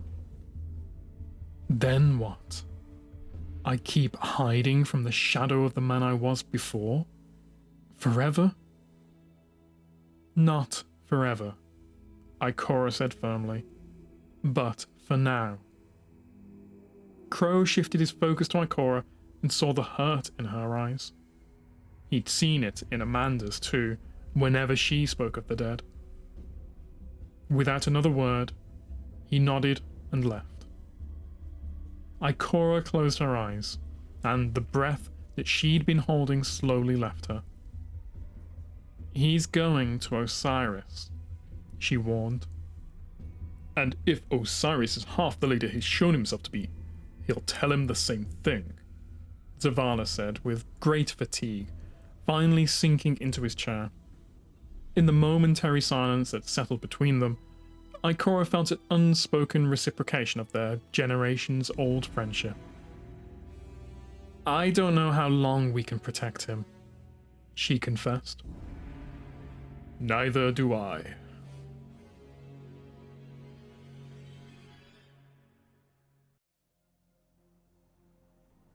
When the Guardian arrives at the helm, they overhear a transmission from the Crow to Commander Zavala. Can't say I'm enjoying lying low, Commander. Reminds me of the old days. But, hey, I'm nothing if not good at following orders. If it was my choice, I'd be there helping you get the Elixni settled in the city. Might be hard to believe, but they're more like us than you think. Just give them a chance, like you did for me. They'll ask. That's how they say hello. Just so you know. The Guardian approaches the House Light servitor on the helm. An alert sounds from the servitor as you approach. On a small view screen, a wireframe image of a cube appears. An access port slides open, and the cube changes to a single word. Analyze. You take the cube of living code you claimed from the Vex on Europa and hold it in your palm. Its corners and edges move, reforming endlessly in your hand. You place it into the servitor. The servitor scans the cube with a field of soft light for several moments, then emits a chime, and the text changes. Stable. A pictogram suggests that the cube is somehow still connected to the Vex nexus. Mithrax will be able to study its secrets, and just by holding it, you are able to access certain permissions from the deep Vex networks. The readout changes once more. Utilize. You nod as you claim the Paradrome Cube. Guardian, I greet you in the light. It is I, Misraaks, or Mithrax, as your people say. I speak to you through a servitor we liberated from the House of Salvation.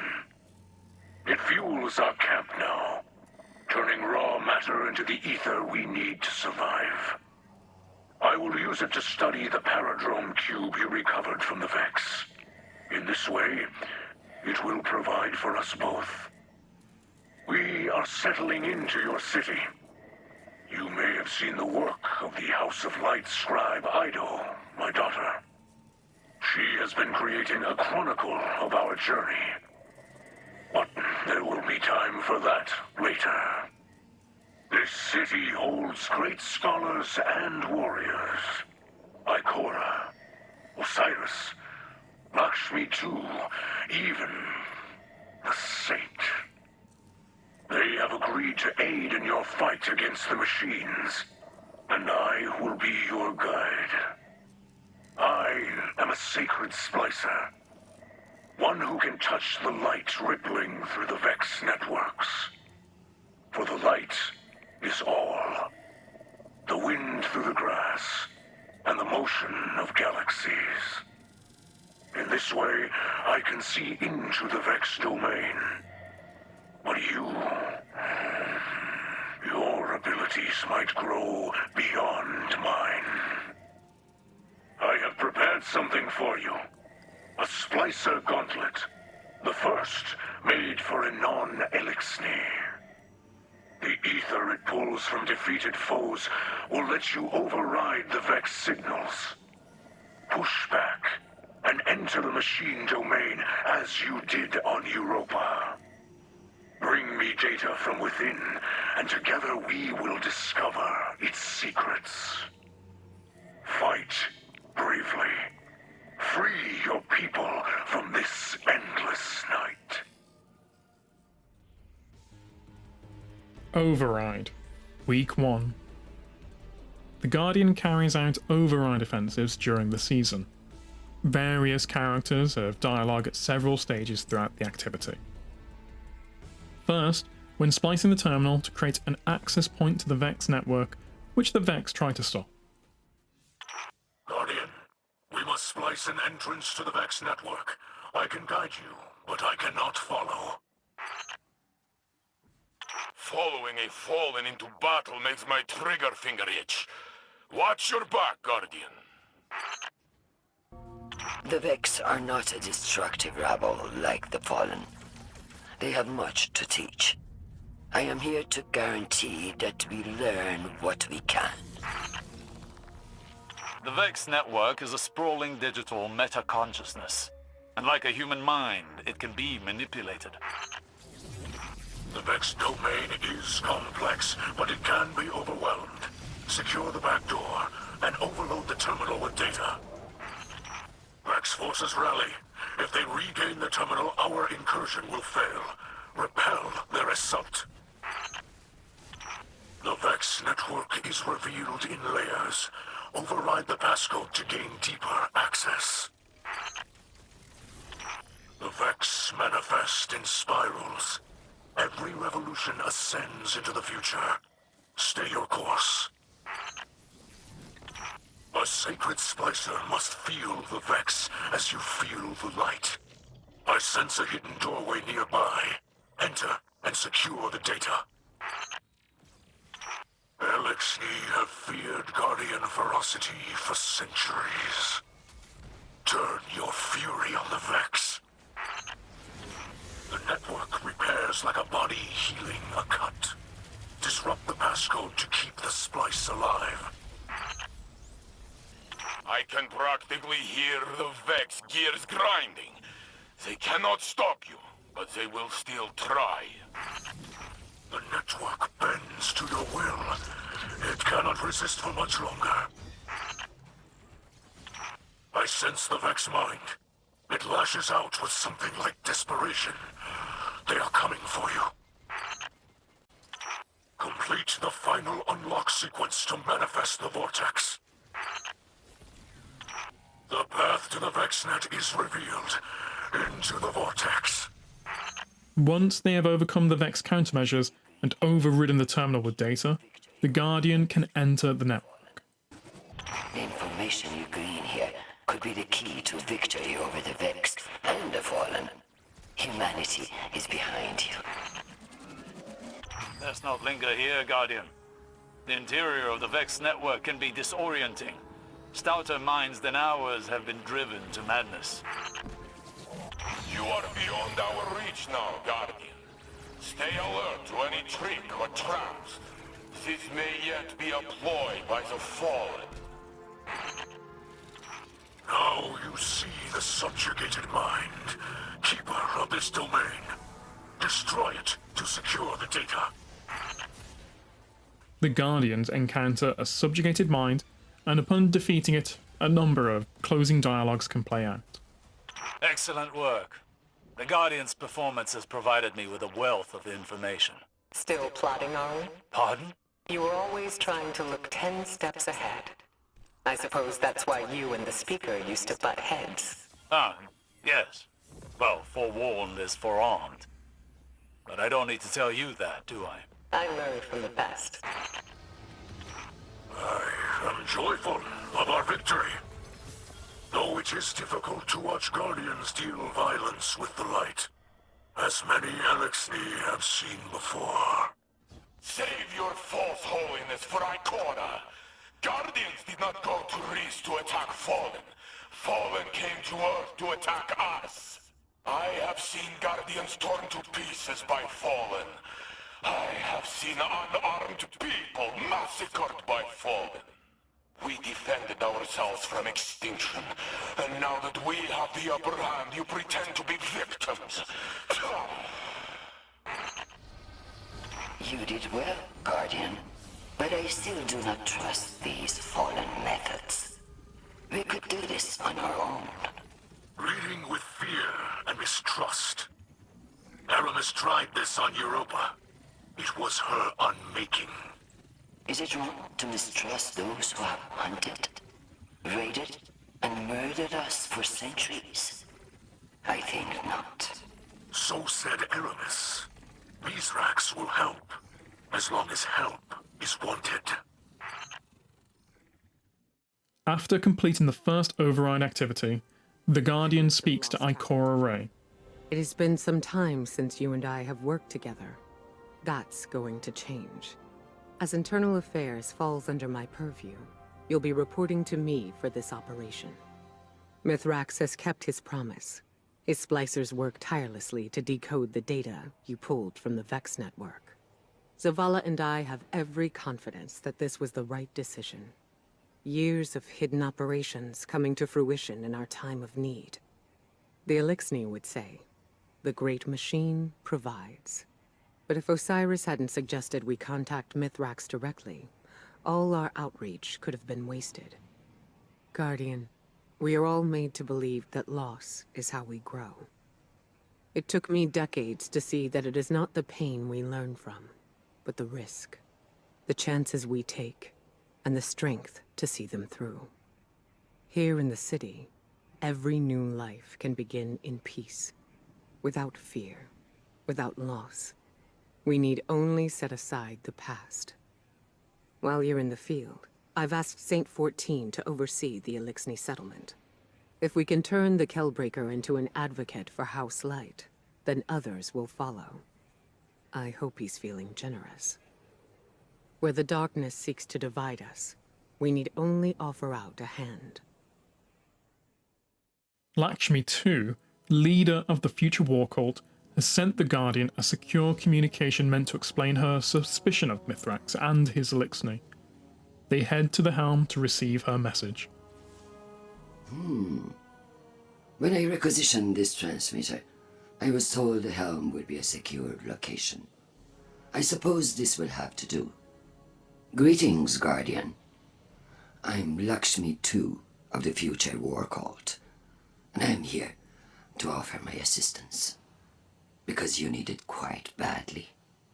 The Future War Cult has long used Vex-derived technology to see into the future. I won't bore you with an explanation of mind forking. Suffice to say, we understand its dangers and use the device responsibly. I have glimpsed our future, Guardian, and what I saw was chilling. Skies dark with smoke, shouting, gunfire, and in the center of it all, standing in our city, a group of fallen, the same fallen I saw earlier. Ikora listened to my report, but she chose not to hear it. The Vanguard would rather protect its image than its people.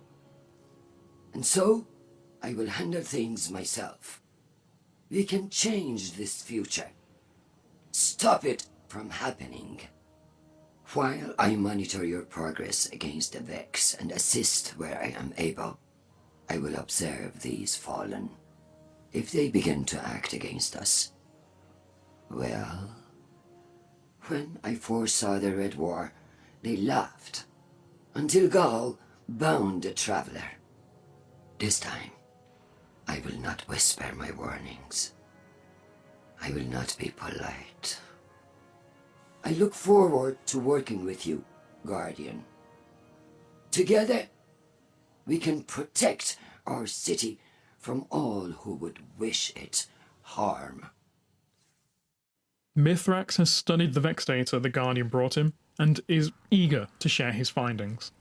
I have felt your conflicts with the Vex from here, and your victories. This area is a crossroads. Many threads connect this city to the Vex. They seek to use their simulation to drain the light from this place, bend it to their will, just as you seek to disrupt their network. But while you fight for survival, their motives are unclear. The network connection cannot be broken without destroying your city. Both are bound now, and one must fall for the other to survive. But there is hope. Every Vex you destroy sends ripples across this false dark sky. I do not know how many must fall to end this simulation they have created, but the data they guard hides the answer. We will study it together. This is my word in the light. After completing Path of the Splicer I, There is an additional transmission available from Lakshmi too. The last city has always been a place of refuge. For centuries, the vulnerable have found shelter and security under the watchful eye of the traveler. Now, it seems that includes Fallen. Once they sieged our walls, and now Ikora Ray throws open the gates. A charitable act from a compassionate leader. But is it the right thing to do? Can we really spare the energy and resources to shelter our enemies while we are under Vex's attack? Can we afford to extend a peaceful hand to those who might bite it? As leader of the future war cult, I have foreseen violence and strife within our walls. This is not the first time. I warned you all of Gaul before the Red Legion took our city during the Red War. I am warning you again now. Are these newcomers the cause of our visions? That we do not yet know. What we do know is that the Vanguard owes the people an honest and transparent explanation.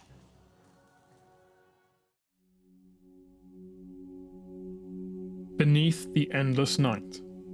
Chapter 2, Fractures. Zavala stared at the terminal window until the words blurred together. He lowered his head and rubbed his eyes, trying to collect his thoughts. There were reports from hunters in the field. Increased Vex activity across the system, coordinated attacks on Vanguard operations, anomalous disturbances within the city, all on top of Elixni and human confrontations within the city's walls. A buzzing hum bloomed to life over Zavala's shoulder, followed by the gentle weight of a ghost that came there to settle. Is this the best use of your time? Taj wondered aloud, which elicited a look from the corner of Zavala's eye. Taj rarely spoke, but when he did, there was always purpose. I don't recall asking for your opinion, Zavala said as he tried to refocus. I don't recall giving one. Zavala turned this time to give Taj another look. You two can't keep doing the work of 3 people, Taj insisted. Talk to Anna again. Zavala leaned back in his chair. Taj, there is no way I am going to convince. An alert chimed at the command console to his right. Incoming call from Empress Keitel, Taj said warily. Let it go to depot. Zavala stubbornly rose from his chair. No, he said, receiving the call. Keitel's Imperial seal appeared on the screen with a notice. Audio only.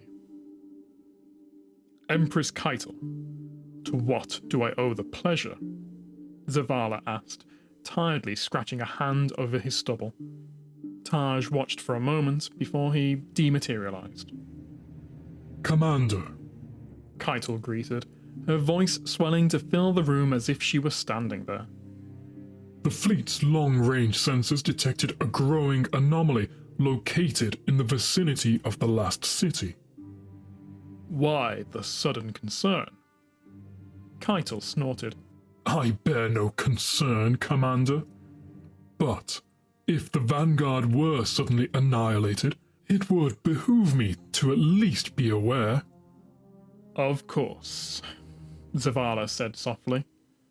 Well, we're still here. For now? The leading edge in her tone hooked him. Why are you really calling? There was no response from the other side for a few moments. When Keitel spoke next, her tone was as measured as before, but lacked any performative errors. Lakshmi II's latest broadcast to the city reached our fleet, she said. You are truly a proud hawk, standing in a nest of vipers, aren't you? Lakshmi is a politician. Words are the most dangerous of weapons, Commander, Keitel reminded him. It begins as whispering convictions, then full-voiced dissent, and the next thing you know, you will wake with a knife driven into your chest. Spoken from experience, Zavala jabbed back. Spoken from experience. Keitel doubled down, unashamed. Lakshmi is undermining the Vanguard's authority by diminishing your role in the eyes of the people. Spoken loudly enough and often enough, her words may begin to make sense even to those who are not of the same mind. Zavala sighed, and Keitel felt its weight all the way across the system. I trust you to honor the terms of our armistice. I do not trust whomever your successor might be, Keitel warned. Zavala weighed anger and intrigue against one another, finding the scales a useless tool in arbitrating his response to the situation. He stepped back to the console and did as Cade might say, just wing it. This is not the first threat to my authority I've weathered, Zavala said, his voice rising. So don't delude yourself into thinking otherwise, and don't you dare come at me for whatever remorse you might be feeling about deposing your father. Zavala heard the low rumble of an appreciative vocalization over the speakers. I do not feel remorse because Callus was my father, Keitel explained, her tone softening. I feel remorse because of what Gaul did to my people. We opened the door for the Hive, handed Xivu Arath a knife, and were surprised when we felt the kiss of steel in our spine. I hate to see a warrior I admire and respect do the same with a less worthy adversary. But perhaps you are not in need of such unsolicited counsel. Zavala looked up, out to the lightless city beyond, and closed his eyes. And what counsel is that? What Keitel said next was not in the voice of an empress, but a friend. Amun Arath was my most trusted counselor. The darkness has many hands. Will you recognize its caress before it finds your throat?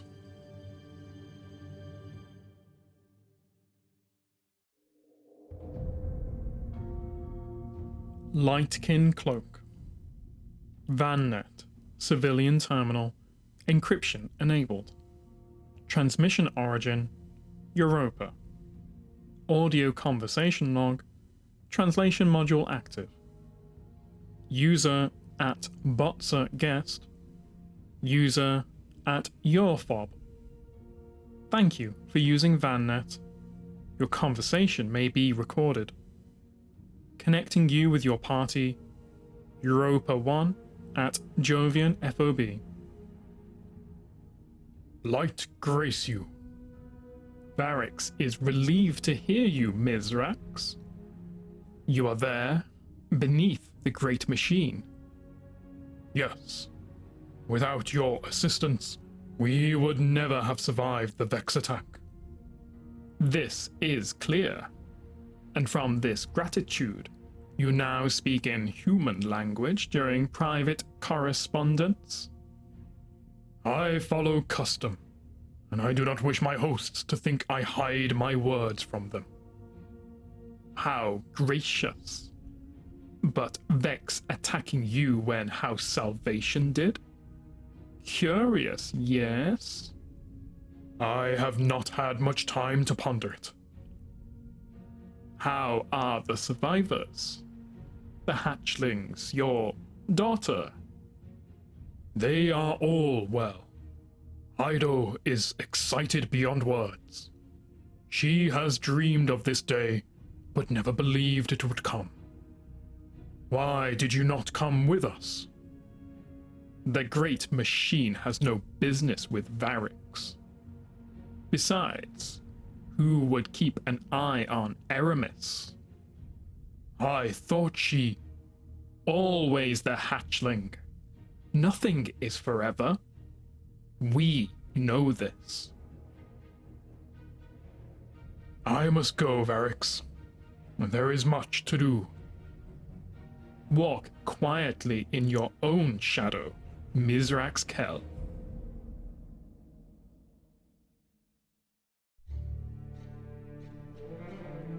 Compass rose.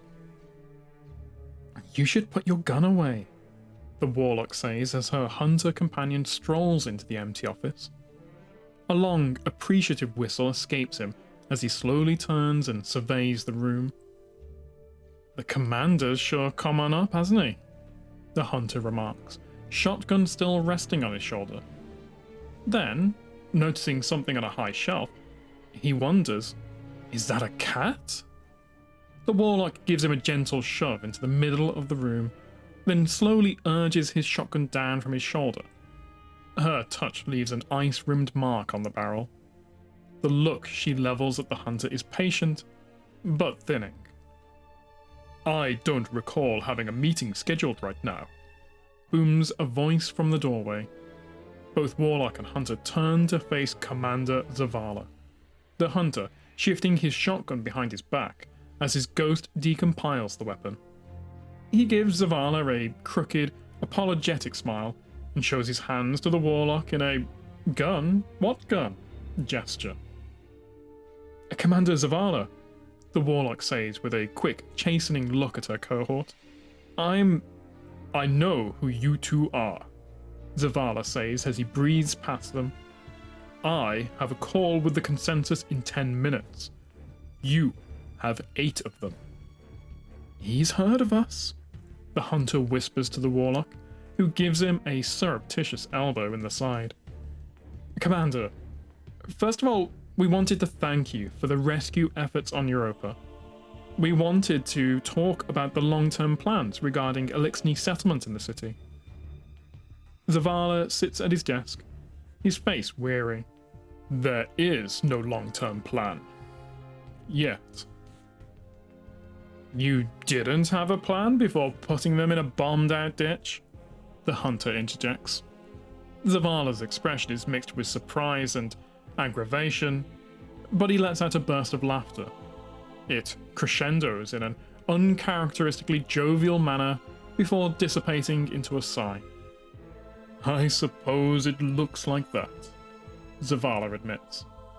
This is the territory the consensus would cede for the time being. But the plan is to turn the area into a community learning annex, where the Elixni and humanity can freely share ideas, culture, and language. And they would live there? The warlock asks.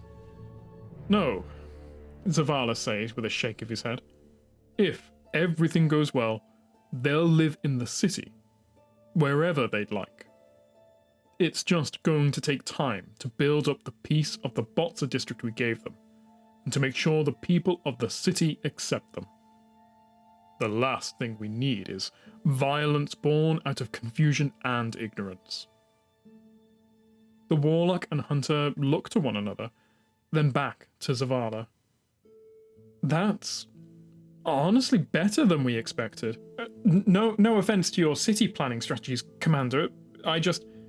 It wasn't my plan, Zavala says, motioning to the woman eavesdropping in the doorway. Ikora, the warlock says with a respectful incline of her head. Both warlock and hunter look shocked at her presence. Ikora smiles demurely and more fully invites herself into the room. When I heard Mithrax's old fire team had come to the city, I was surprised to see you here, rather than down there with him, Ikora says, though she isn't truly surprised. Have you given him your regards? With everything that happened on Europa, ma'am, we didn't think it prudent. There's still raw emotions, and with everything going on right now, it's been hard to connect with him, the warlock admits, giving the hunter a concerned look. Ikora regards him for a moment, then nods and approaches Zavala. Family struggles can be challenging, Ikora recognizes, her hand on the back of Zavala's chair. Even with found family. But I have faith you'll find a way to work it out. She leans over and whispers something to him. The Vanguard commander gives her a look of approval as he begins opening terminal windows for his impending meeting. In the meantime, how would you two like to help the Vanguard? Ikora asks with one brow raised. The Warlock and Hunter cast a furtive look to one another, but both are quick to offer silent nods of affirmation. Ikora smiles, having expected that response, and spreads her arms to herd the pair out of Zavala's office. Good. We have a long-range scout operating outside of the city, a newly minted hunter, and we'd like you two to keep him company, Ikora says as she walks. She glances briefly back over to her shoulder to Zavala, who offers her an appreciative smile. Who? The Warlock asks. That's complicated.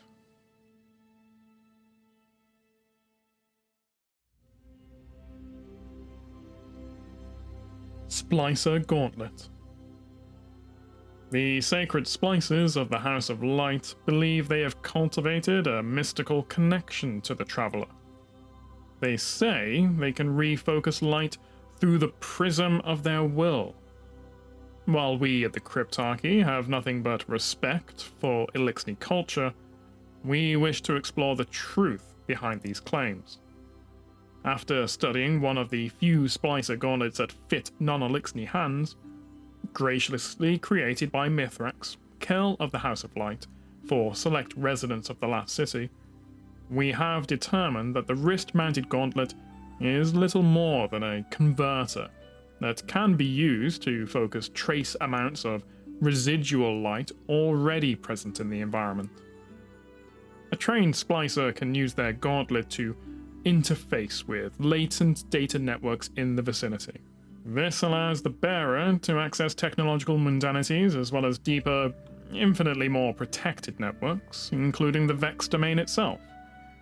Once connected, access to these networks is severely limited for the Elixni sacred splicers, though Guardians, due to their unique relationship with the light, are able to manifest corporeally within the network for short periods of time. They can then alter the data found therein with focused percussive energy, including gunfire, in a baffling scientific process the Cryptarchy does not yet fully understand. The gauntlet seems capable of powering itself by transmuting unbound energy into ether. Traditionally, sacred splicers would undertake great journeys to charge their gauntlets with naturally occurring residual energy. But Guardians can use their martial prowess to convert their foes into bountiful energy sources. In closing, the sacred splicers merely exploit a tool that induces light to resonate at frequencies approaching that of the Vex Nexus, enabling them access to certain low-security Vex systems. The Elixni falsely believe that a deep spiritual connection allows them to bend the light to their every whim, but this can be easily dismissed as myth, the regrettable byproduct of It is disappointing to hear such condescending generalizations from a species who so recently found themselves in the graces of the Great Machine. The light is more complex than even our greatest sacred splicers understand, and yet even those of us without formal training can call upon the grace of the Great Machine to refocus the world around us. Even something as insignificant as the writings of a self-important cryptarch. The light provides. Ido, House Light Scribe.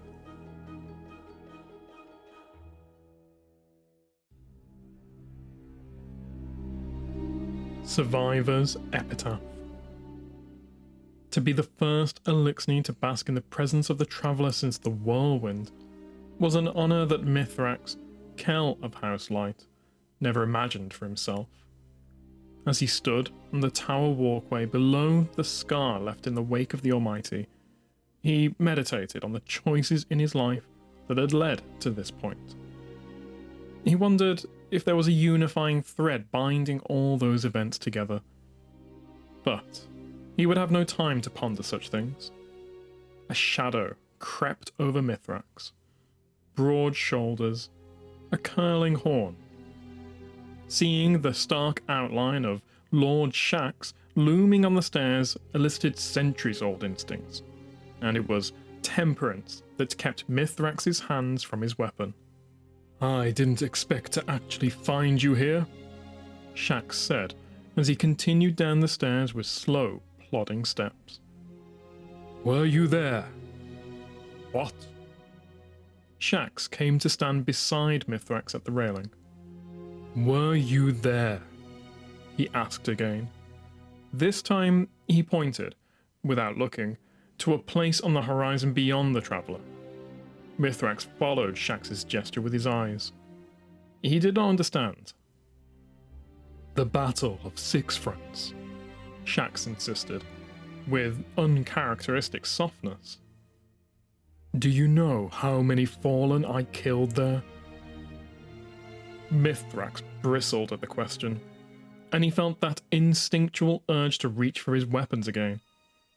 But the presence of the traveller, and the question that nagged at the back of his mind, stayed his hands. "How many?" he asked, not wanting to know the answer. Shax deflated, folded his arms over the railing, and rested his considerable weight against it. "Hundreds," he said quietly. "All of them died afraid." Mithrax felt ether mixing with bile in the back of his throat. His limbs trembled, rage burned in his gut, demanding manifestation. But he tempered his anger, sighed so deep that the ether on his breath was briefly visible as an iridescent cloud. "How many humans have you killed?" Shax wondered.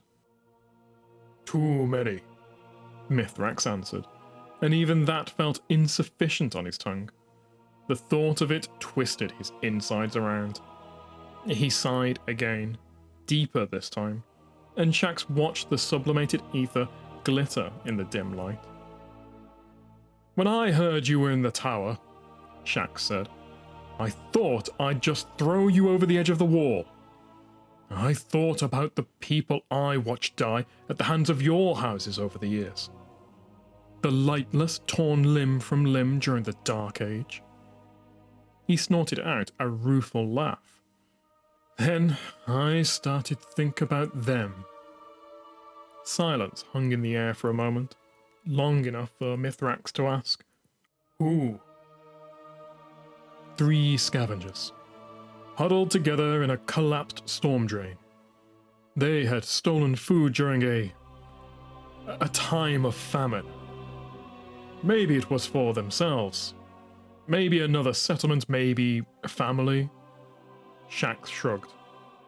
"I killed them. All 3 with my bare hands.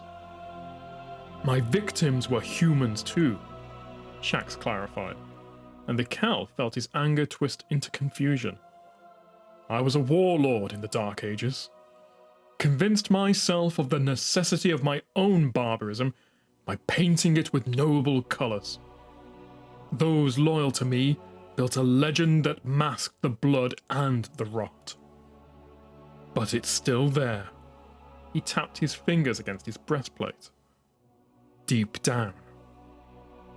The shadows had become long, stars now visible in the sky, and the traveller was cast in half shadow. "There was a ship," Mithrax eventually replied. "It may have been soldiers, civilians. I do not know." He looked away from the traveller as he spoke. "I led a boarding party onto it. We slaughtered any who resisted and rounded up those who surrendered."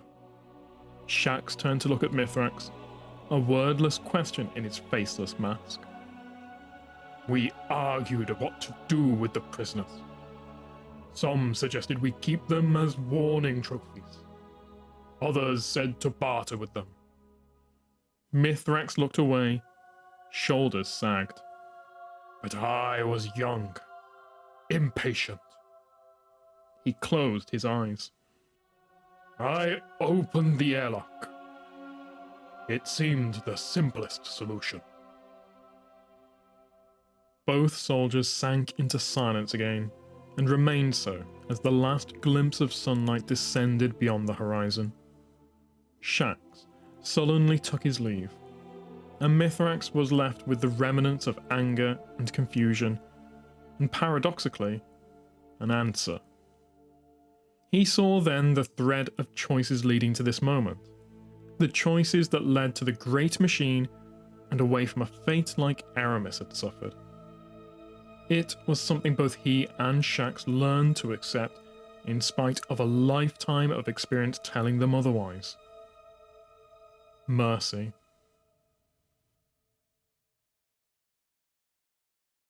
The Guardian takes a moment during some downtime to see how the Elixni are settling into the last city. They receive communications from House Light scribe Ido, who sheds some light on Elixni culture. Hello, my name is Ido. My father is Misraaks, Kell of our house. I took my name from his first awoken friend, Seer Ido. As scribe for the House of Light, it's my job to preserve our house's history, so that hatchlings may one day learn our stories. Misraaks Kell requested that I leave some records for the humans of the last city, so they might learn about Elixni culture in their own time. As he says, inside a catch, everyone breathes the same air. Though I have doubts that the humans will care to hear our stories, the snipers who look down on us do not seem like the curious types. But the great machine has chosen them, so I must give them the benefit of my faith. Hopefully this effort does not go wasted. The Guardian looks at some ether tanks. Humans think of ether as food for Elixni, a form of sustenance. That's only partially true. Ether also catalyzes physical maturation and promotes molting. In that sense, it's like hormones in human adolescence.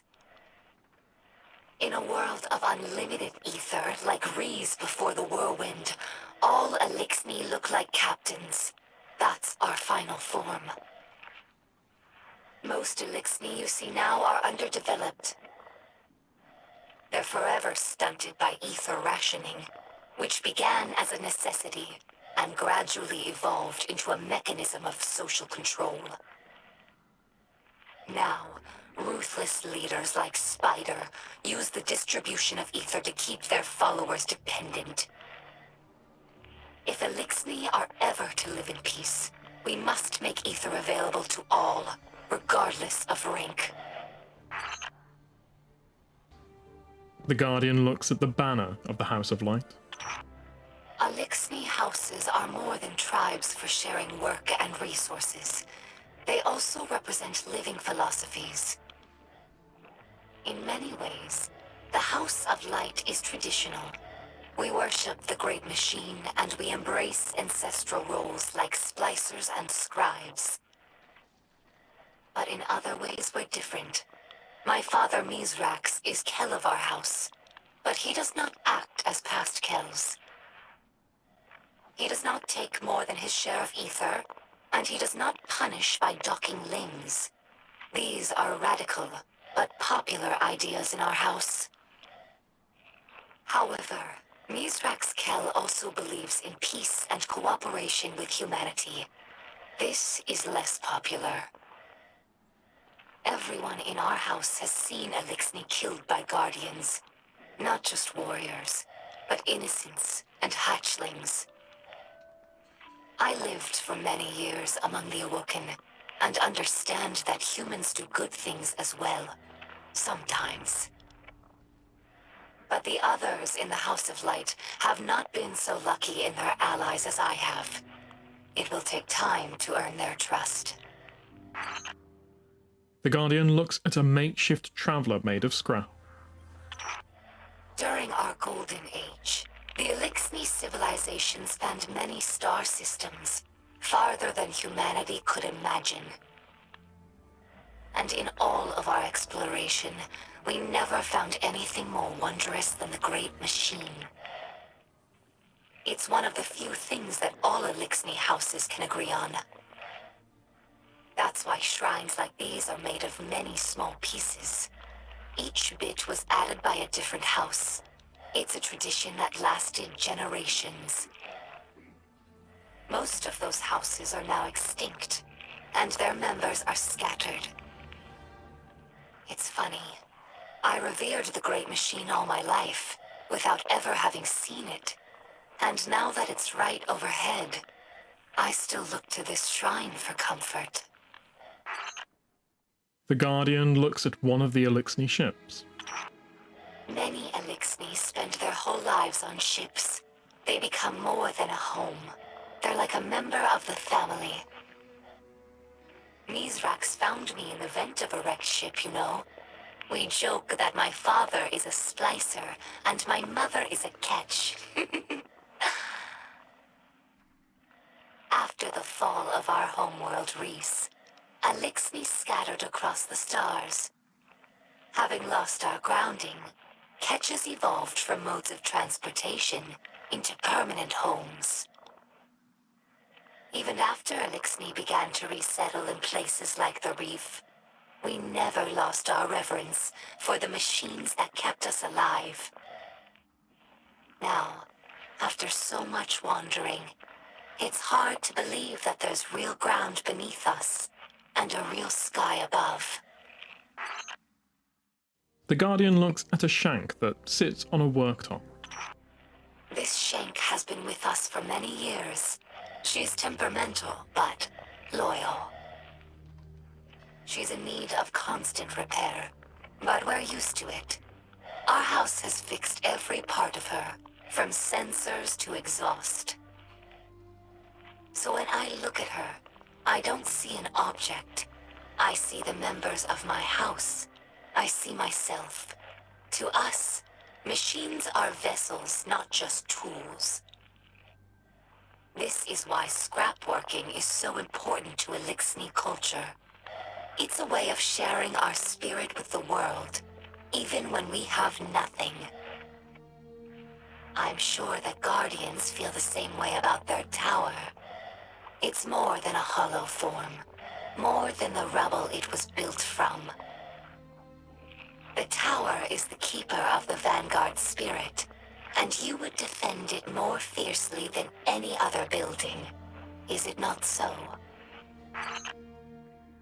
The Guardian finds a shell of a ghost. I discovered this shell among spider supplies. Many Illuminus fear Guardians, but delight at your ghosts.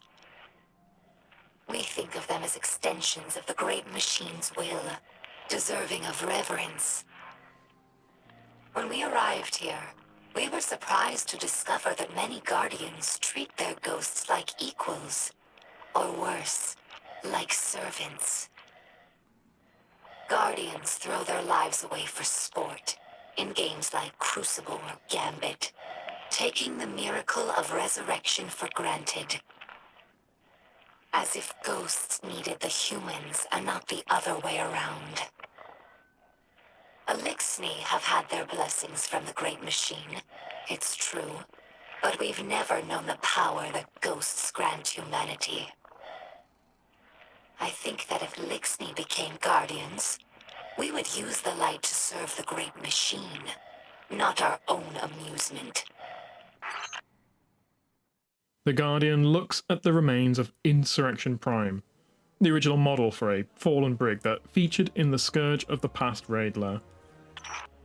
Here lies the remnants of Kell's Scourge, a dark period in Illuminus history. After the whirlwind, many Illuminus were overcome by feelings of hopelessness. They were homeless, hungry, and hunted by Guardians and Hive alike. So when Civics founded Kell's Scourge, promising to return Illuminus to power with ancient weaponry, many were drawn to his call. Though the Scourge claimed to fight for Illuminus empowerment, in reality, They represented the final degradation of our culture. A once great interstellar civilization was reduced to an anarchist mob, led by a power-hungry coward. Let ours be a cautionary tale. No matter how enlightened a culture, there are always those who prey on our worst impulses for their own gain. The Guardian looks at purple graffiti that looks like Saint 14's helmet in profile. Some Elixni tell hatchlings that these wards keep Guardians from attacking us in our sleep. We know this is not true, of course, but it helps hatchlings to rest peacefully. Soon enough, they must learn that the Guardians cannot be stopped by such things. That they cannot be stopped at all, even by death. After that, the ward changes meanings. For grown Elixni, it's a reminder that the Great Machine blesses life givers and killers alike. But now that we have seen the Guardians among their own people, taking orders and making awkward small talk, I don't think this tradition will continue in the House of Light. We no longer see Guardians as monsters, just people, frightened and misguided.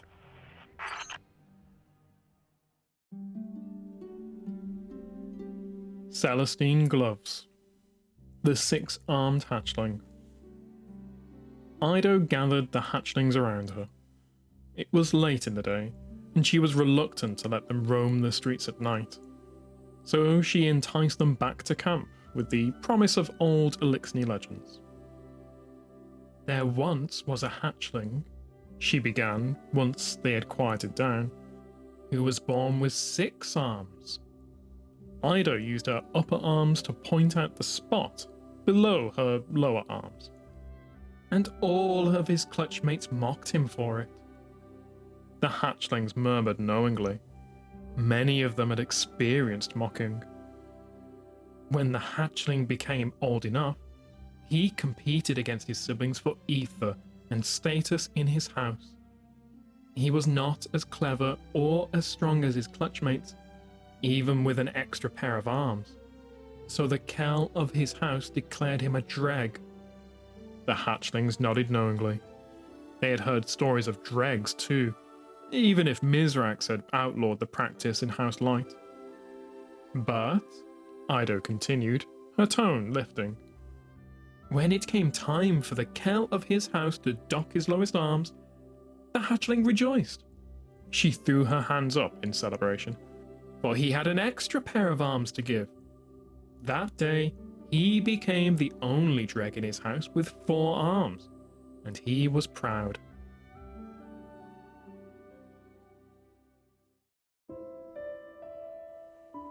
Shadow Price. Come, hatchlings, hear the story of the Ether Blood Light Bearer, the one who wields Mithrax's blades. She wandered a troubled shore with vengeance in her heart, searching for the one who had wronged her. The devil turned spiderling Drixis. Food and ether we shared. The House of Light once again found peace with a guardian, yes? We know of Drixis, one who always thirsted for power. Cursed machines, dark flows of energy, it made no difference. This time, he sought power through Cabal. Legion rumors of vile splinters from Europa filled his mind with temptations. Cabal roamed the shore, battering against one another in displays of might. Like the Kells of old, they fought for the claim to supremacy, to serve Keitel of the Dead World Fleet. Drixis saw many Kells come and go. Drixis understood fragile loyalties, understood importance of strength seen. Drixis offered Legion use of his ring for their challenges, and from Cabal blood, he drew profit. I stood with Drixis before the House of Light. This one saw him weave truthless words to collect promises. Contacts on Europa, introductions, shipments. Brought to Spider, entire ring would have died. Many Elixni lose. When the Aetherblood Lightbearer spoke Drixis's name, we imagined another way forward. She did not wish harm on innocent Elixni, only the fallen fiend, Drixis. And so this house granted Shimmercloak to conceal, and passage to find her prey. Old friends traded for information, access, codes. Drixis oversaw new ring made for Cabal battle trials. Challengers from across the reef fought to lead the Shore's Cabal. The Lightbearer withheld her rage and made her way beneath the stands, to the Overlook, where Drixis watched a champion preparing for challengers, in the ring below. Trian, the Lightbearer, drew blades of Mithrax and burst into the Overlook, to confront Drixis, her heart full with vengeance, her mind set on war. But he was not alone. An emissary of the new Empress had come to see the challengers. The Lightbearer charged Drixis, and a savage battle ensued. She was thrown from the Overlook into the ring of challengers, before a great Cabal gladiator who spoke to her. The Lightbearer, unbeknownst to her, had issued a challenge by entering his ring. If she did not fight, all Cabal would descend upon her. Her victory must be earned with strength and blade alone. No other weapons, no other powers. Approving, she accepted to again clear a path to her prey. The gladiator bellowed laughter at the small awoken Lightbearer. Their blades met, and over many clashes her speed proved superior to the Cabal's might. The blades of Mithrax are strong. Sliced through Cabal armor, left blood and oil in their wake. She had found victory, but as her ghost tended to her wounds, Drixis cowered, fled to safety through Transmat. Though all was not lost, the Lightbearer's battle had drawn eyes of the emissary, who lavished praise on her for her prowess and issued an invitation to speak with Cabal Empress herself. When the Lightbearer returns to us, the House of Light will be ready to assist her in hunting Drixis again.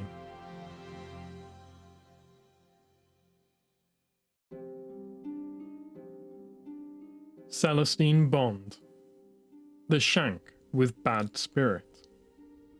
Ido looked over the hatchlings assembled at her feet. As she scanned their rapt faces, she noticed the unrepaired Shank languishing on a workbench nearby. That reminded her of a story. There once was an engineer who was the cleverest in her house, she told the hatchlings. Even more clever than Cliffix, she added. The hatchlings chittered in mirth. One day, the engineer's Kell came to her with an order. He told her to build a shank. Ido's tone conveyed the ordinariness of such a demand. A simple shank for patrolling and running diagnostics. This was an easy thing for one so clever, but the engineer was offended. Ido clenched her fists, miming indignation. She demanded to know why she should waste her time on such a simple task. Ido deepened her voice in her best imitation of her father. I am leaving for battle soon, said the Kell. And I wanted the best shank in the system to guard my dwelling while I'm away. The hatchlings shrieked with glee at the scribe's irreverence. So the engineer set about building the shank. She was given the finest tools, the finest metals, and even a skilled assistant. Everything she could ever need. Ido's tone darkened. But inside, she was angry. She resented her duty and wished to work on something more impressive. Ido paused, watching the hatchlings for their reactions. It was always fascinating, she thought, to see which eyes held sympathy for the engineer and which did not. In time, she finished her work. The Kell left for battle, and the Shank was set to patrol the Kell's dwelling. She continued.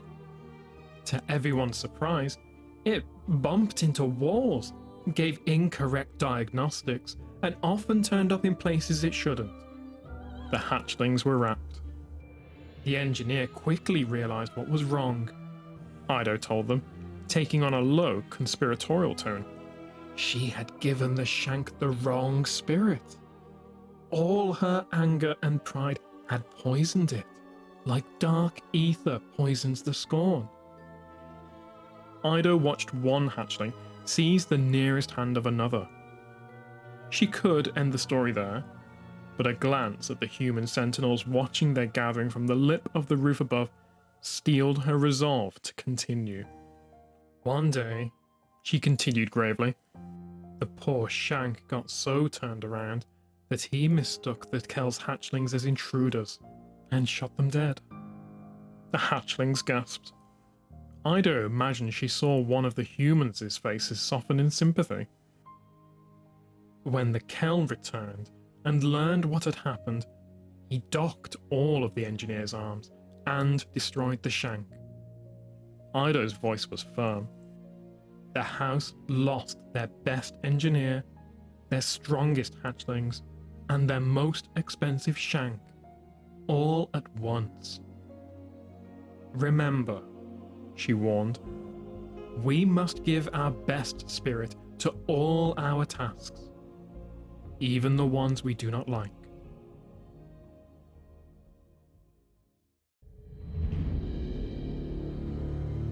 Celestine Hood, the hungriest thrall. Ido looked over the heads of the assembled hatchlings to the great machine above.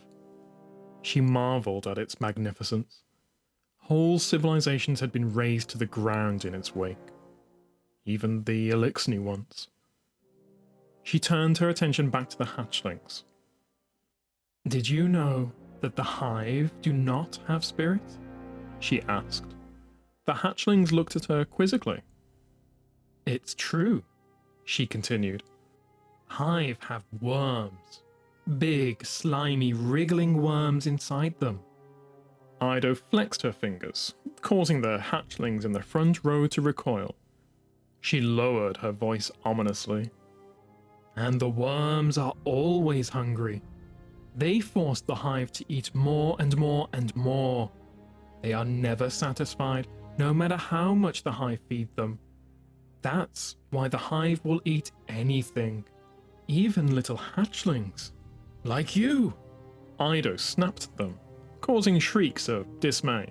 Some think that the Hive will eat the whole galaxy, she said, turning her gaze back to the great machine. And when there's nothing left, they'll have to eat each other. They'll feast and feast until there's just one lonely thrall, who will have to eat himself. And then there will be nothing, Ido concluded softly, just like in the beginning. The hatchlings were silent. Ido was suddenly very tired.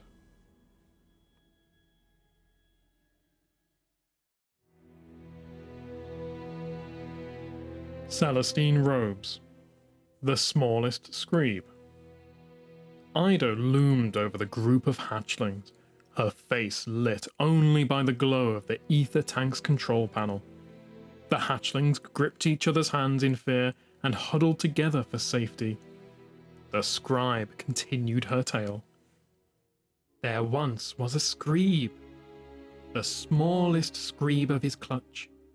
He fought for his share of dark ether, but his stronger siblings often got more than he did.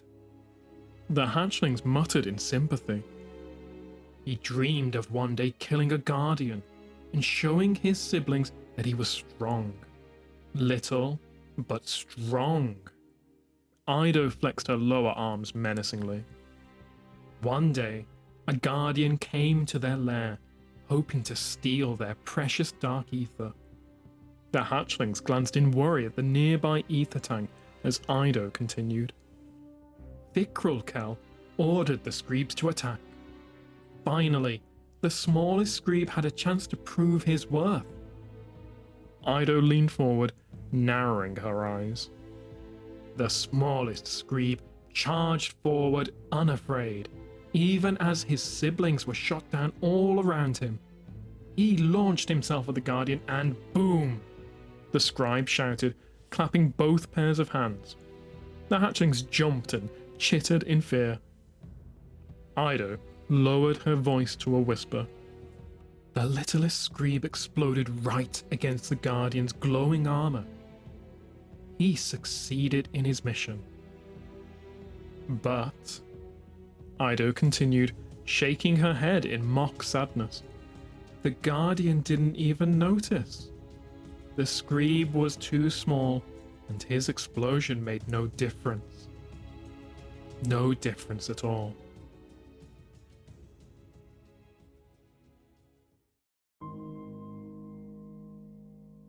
Celestine Legs, the hatchling whose mother was a catch. Ido surveyed her audience. The smallest hatchlings were beginning to doze off, leaning against the lower arms of their clutchmates, but the oldest among them were eager for one more tale. There once was a hatchling, Ido began, whose mother was a ketch. Several of the hatchlings exclaimed in disbelief, waking the dozing youngsters, who roused to listen.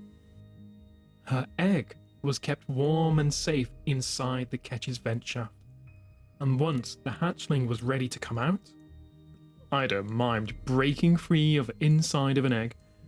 A ketch landed right in the middle of a battle. The hatchlings leaned forward, some clambering over others.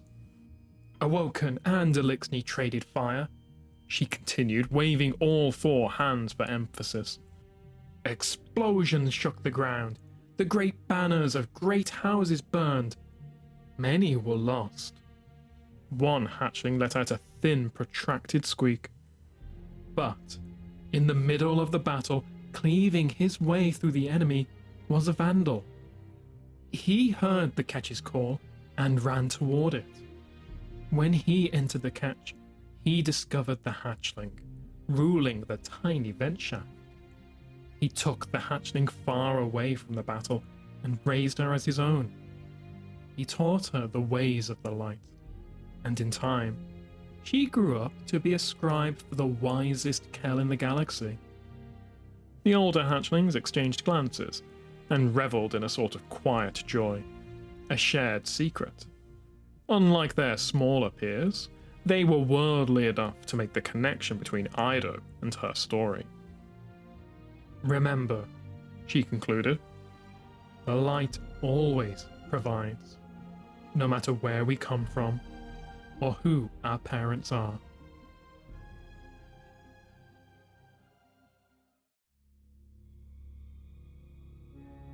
Pleiades Corrector. Supplemental Report, Future War Cult 2298J. Blackout. The Endless Night. What is it? What does it do? We may not have all the answers, but here's what we know. Remote scans of the Endless Night either failed to return data or returned contradictory data. This behavior suggests an emittance of electromagnetic disruption, which indicated that this is more than a simulation projected over the city. Confirmation of this disruption has occurred, as every probe sent into the clouds, even shielded ones, experienced acute electrical overload within seconds. Now, having confirmed the existence of the EM field, we have reached a new hypothesis in our re-evaluation of our initial scans. We believe that we are not, in fact, receiving contradictory data, but a scrambling of our own scans, rewritten with new information. These scans are subsequently being bounced back to us and are infiltrating our systems via routing programs masquerading as collected data. Anyone wondering how they've managed to shut down our power distribution and water purification facilities without firing a shot needs to look no further. They set a trap, and we sprang it. This information absolutely must be aired to the rest of the consensus. Some of my colleagues believe the actual night visualization is meant to be a means of psychological warfare. Whether that is intended or not is unclear, though there has undoubtedly been an effect on the population, as reports of illness and sleep loss have spiked considerably. I've moved to cease all data collection, but I have repeatedly been overridden by higher clearances. I must, again, recommend that we sever all connections and terminate any data collection sweeps. We're digging our own graves otherwise. Whatever executive still has that uplink running, knock it off. You're playing with fire here. Future War Cult R&D head, Arsha Saad.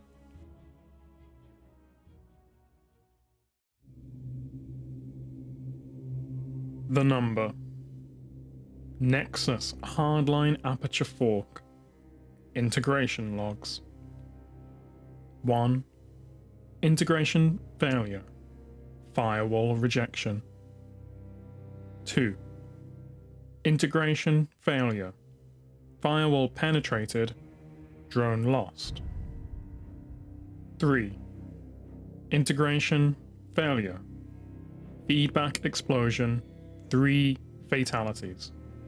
Expeditionary team decontaminated and awaiting medical clearance. Reassessing handshake parameters for network access. 4. Future War Cult paracausal asset Riley deployed. Integration success. Collection exceeded physical memory allotment. Kill feed initiated. Unscheduled integration incident. Breach. Containment failure. Connection severed after 2 microseconds. 5. Breach. Containment failure. Incursion suppressed after 3 hours. 92 fatalities.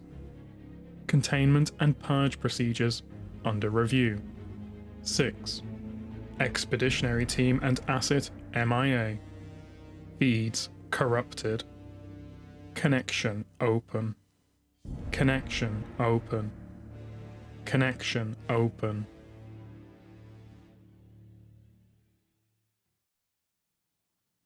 The Guardian returns to the Splicer servitor in the Elixni wing of the helm and speaks with Mithrax. Guardian, I greet you in the light. We should learn from your example.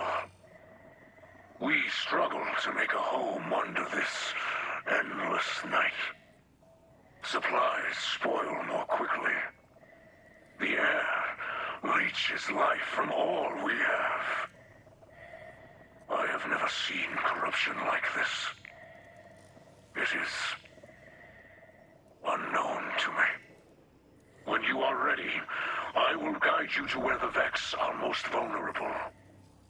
They are difficult to predict. They do not behave as they should. I think they guard powerful secrets. Tighten your gauntlet, and let us take them. The Vex domain still operates on rules like gravity and continuous flow of time. For all their advancements, the Vex still lack imagination. This is the breakthrough Future War Court has always dreamed of. It could give us an edge in the coming battle against the darkness. Outstanding. Seeing the Vex networks collapse like this makes me wonder if we could apply these tactics on a larger scale. If we could collapse everything they've built across time. To what end, Osiris? Eradication of the Vex. Entirely. And humanity wonders why the Vex are so hostile. Do you not wonder if this is a future the Vex predict? We do what we must to survive. So will they. After completing Override the Moon for the first time, The Guardian returns to the Illuminus wing in the helm and finds Saint 14 and Osiris speaking with Mithrax. We have already surrendered too much. Now they want more. Meat, cloth, medicine. People in the city need these things. We ask for no more than you can give. This endless night, it drains us. Our resources are spread too thin. What you give to them, you take from the mouths of our citizens. All right. That's enough. Ikora was firm. I am to provide for the Illuminus as if they were our own people. Our own people. Lakshmi was right. You are too political an animal, Osiris. The House of Light. We wish to destroy the Vex, to aid the Guardian. Same as you, yes?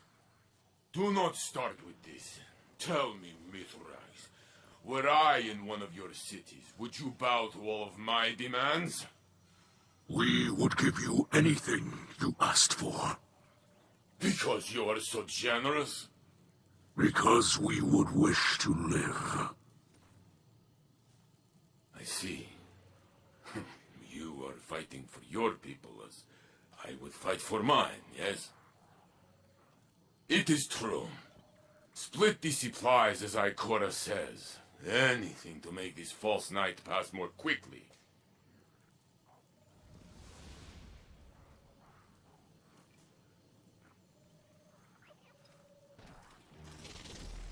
Interesting.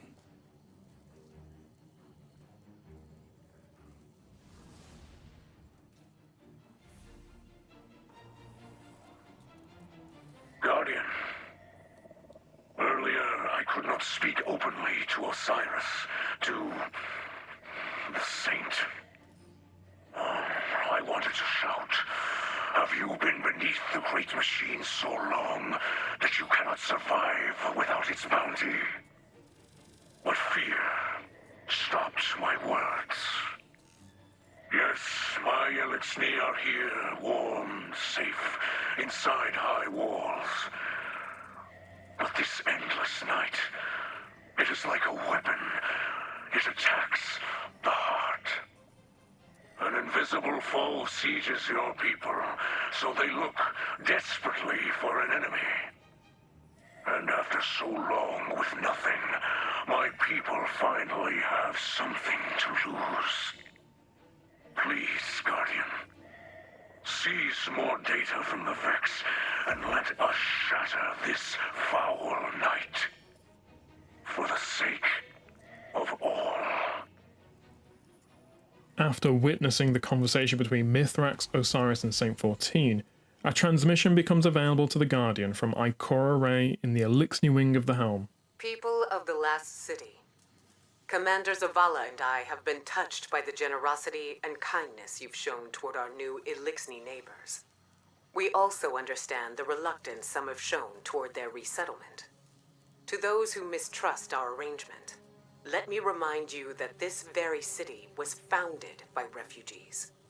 We sought shelter not only from alien aggressors, but from other humans, the bandits and warlords that profited from our suffering. So it is with the Illuminus. For the first time in our shared history, we need the Illuminus, and they need us. Together with Mithrax and his sacred splicers, we can end the endless night. But only if we stand united for the betterment of all. Sunstead Plate. Today, I viewed the Crucible through a feed spliced by one of Misraaks Kell's apprentices. It was a shocking and horrifying experience. A record of that feed can be found in the addendum of this report. I had seen the Crucible referenced in the records of the Cryptarchs, who have been most welcoming and eager to exchange data. Historically, the Crucible was a trial by combat, similar to the Cabal rite of proving. It was a neutral ground for parties to engage in violence without civilian casualties. However, over centuries, it evolved into a blood sport, practiced for combat experience, commerce, and enjoyment. However, No amount of study could prepare one for the depravity of the actual event. Humans immolate each other, melting flesh beneath unpenetrated armor. They drive swords through each other's faces, reveling in the creation of deformity. They unleash bursts of void and darkness, consuming each other's bodies with anti-life. The amount of precious ammunition that goes wasted in every match would be punishable by docking in some Elixni houses. After the arbitrary conditions for victory have been met, the messengers of the great machine emerge.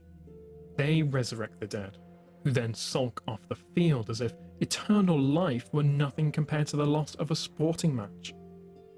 And then the whole practice begins again. The experience has made me wary of our new hosts. They are much more like the Cabal than I had imagined. Humans clearly have the capacity for peace, but they seem to prefer violence. And as long as the great machine blesses them, violence will be their way.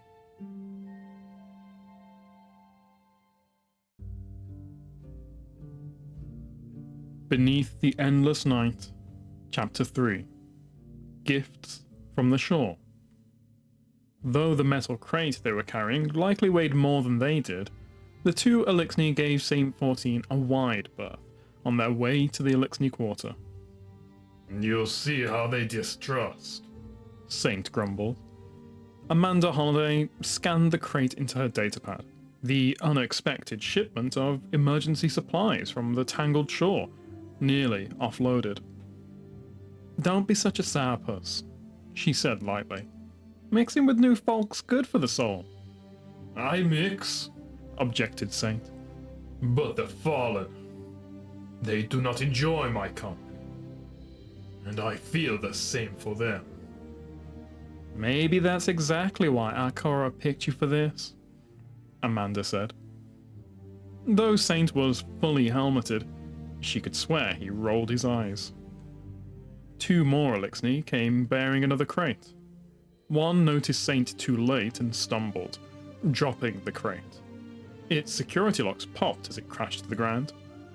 A young Elixni wearing House of Light colours and a bright orange and blue Vanguard lanyard scampered over in distress. Saint sighed. It is fine, he said to the Elixni. Spider probably sent more surplus from Old House of Dust. Knowing you carry supplies from our enemies is great joke to him. He dragged the crate out of the walkway with one hand and knelt to repair the locks. As Amanda scanned the damaged crate, the young Elixni came closer. He eyed Saint warily, then held up a sheaf of paper like a shield. Manifest, he stated haltingly. Thank you, Amanda said with unforced brightness. She tapped her datapad. I've got it digitally. You got it digitally, echoed the Elixni. He fidgeted for a moment, then proudly held up the badge on his lanyard, which read temporary. Amanda smiled. What have you got there? Authorization for unloading of supplies from Tangled Shore. Of supplies sent from Spider, he said. He leaned in slowly, looking carefully at Saint and Amanda. My gentlemen, he added slyly. Amanda snorted so abruptly that Saint fumbled with a lock, crushing it in his hand. Saint looked up. Can you two not be quiet? Come on now, Amanda admonished Saint lightly. I don't hear you practicing your Elixni, and this fella's doing his best to bridge the gap. Amanda turned back to the Elixni. That ain't exactly right, but you speak our language pretty well, she said. Thank you, answered the Elixni, clearly eager for a conversation. Do all humans here serve Spider, Kell? Serve Spider? Amanda spat. Spider's nothing but a... And the 5 spirited words that followed were replete with hard consonants. The Elixni froze, wary of her tone while not understanding her words. Amanda caught herself and took a breath.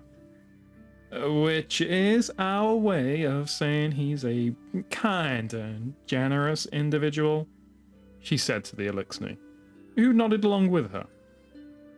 This lock has been ruined by distractions, Saint said as he rose to his feet.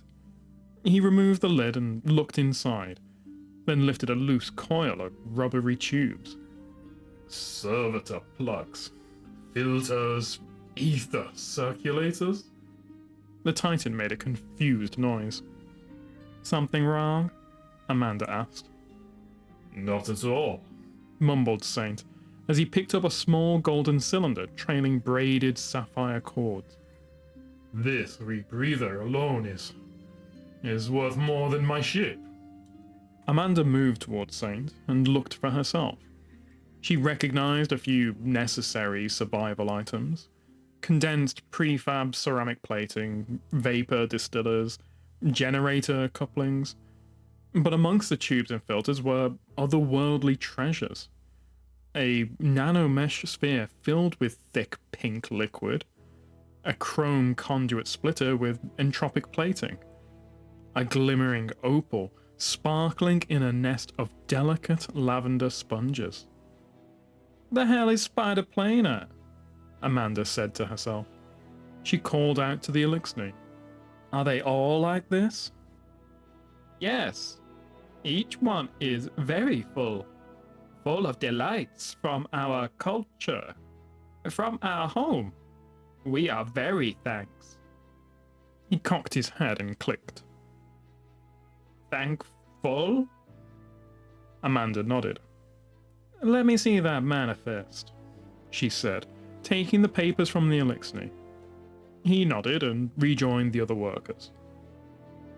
They will still need many of our resources to stay here, Saint said as he carefully resealed the crate. But this will make things easier. I'm surprised Spider is so generous, even to his own people. Amanda frowned at the manifest. This doesn't make sense, she said. There's a note at the top. Don't know what half this stuff is, but it's got to be good if Spider had it. It's all written by hand, and there aren't values for anything on here. Saint looked at the papers over Amanda's shoulder. The crates come from Spider's storehouse, he said. If he did not send them, who did? Look at this listing, Amanda continued. This item says, best osmosis filters, hidden in his bottom drawer. This item is just a row of question marks. Here's one listed as a clock thing. This line says, noisy cube, smells bad but everybody likes it. What's with this signature? Amanda squinted at the shape, scrawled at the bottom of the form. It's a ship? She guessed, handing the paper to Saint. The Titan turned his head as he looked at the drawing. Aha! He cried, slapping the paper with the back of his hand. Look! His bird! Amanda looked again at the uneven charcoal lines and could just make out a wobbly black bird. She let out a long breath and shook her head.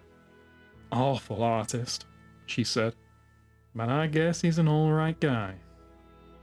And suddenly, she was smiling.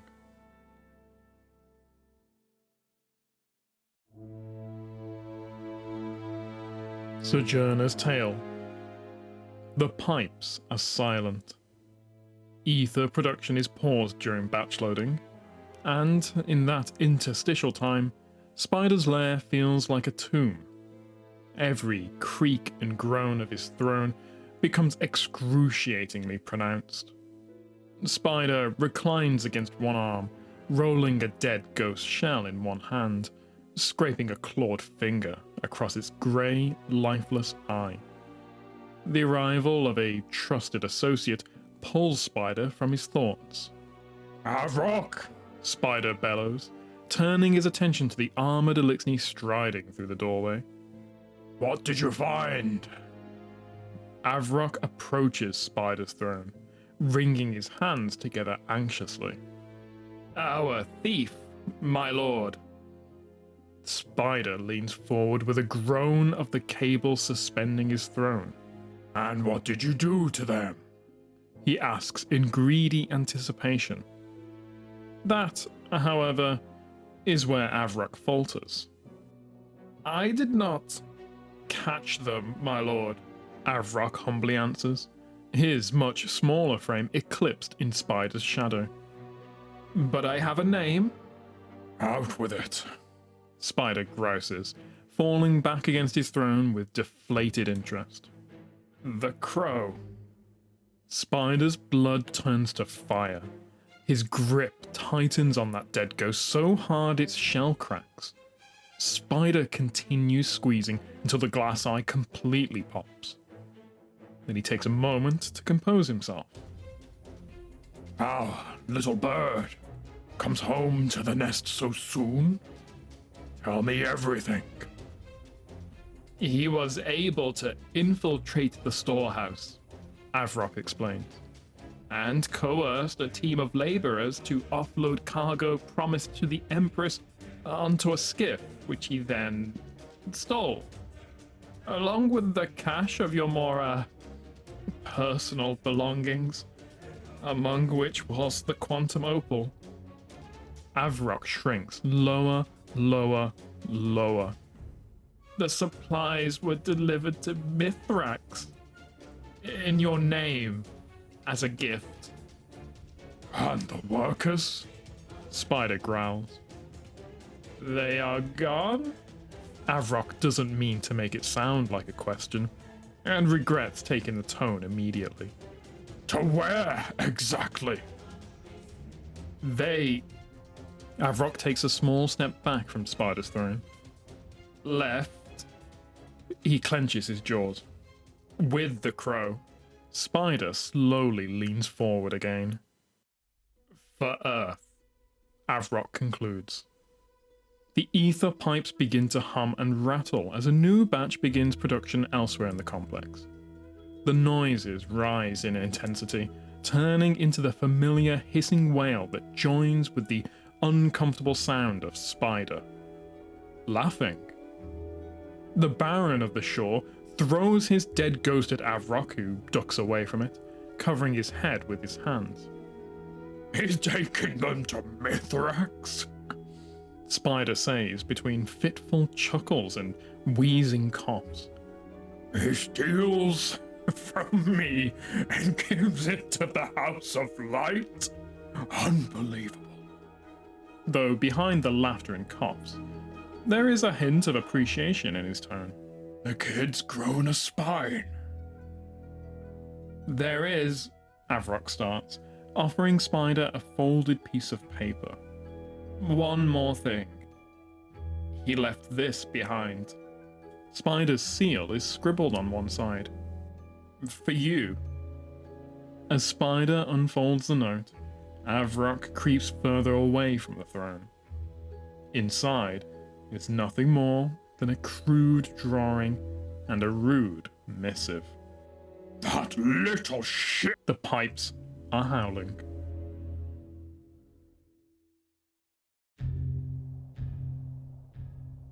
Ignition code.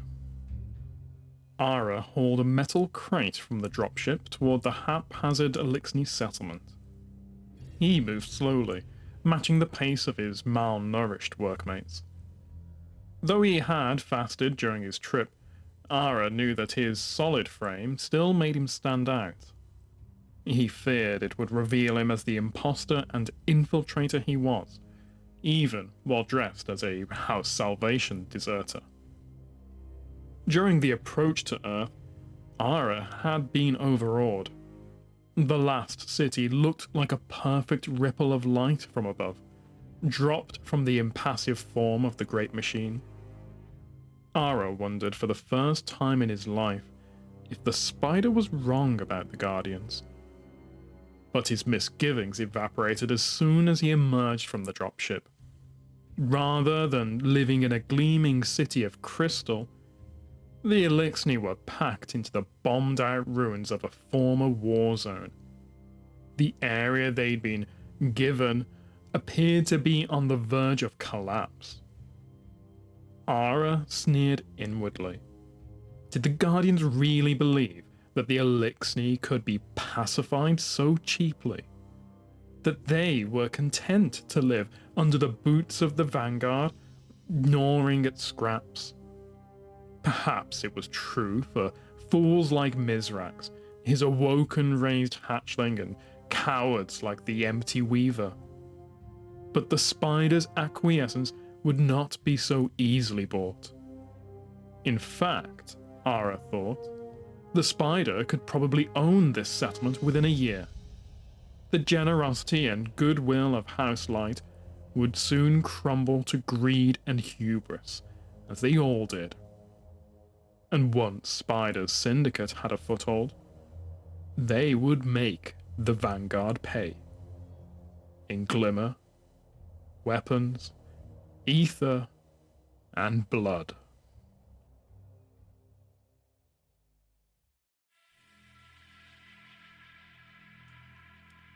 Chroma Rush. The Illuminus awkwardly shouldered its way onto the empty stool of the ramen shop and rested its 4 elbows on the bar. Maurice looked up over the huge pot of broth and, thinking a Titan in one of their ridiculous helmets had arrived for lunch, called out, "Irashimasu." It wasn't until he absently stepped to the bar that he realized who his customer was.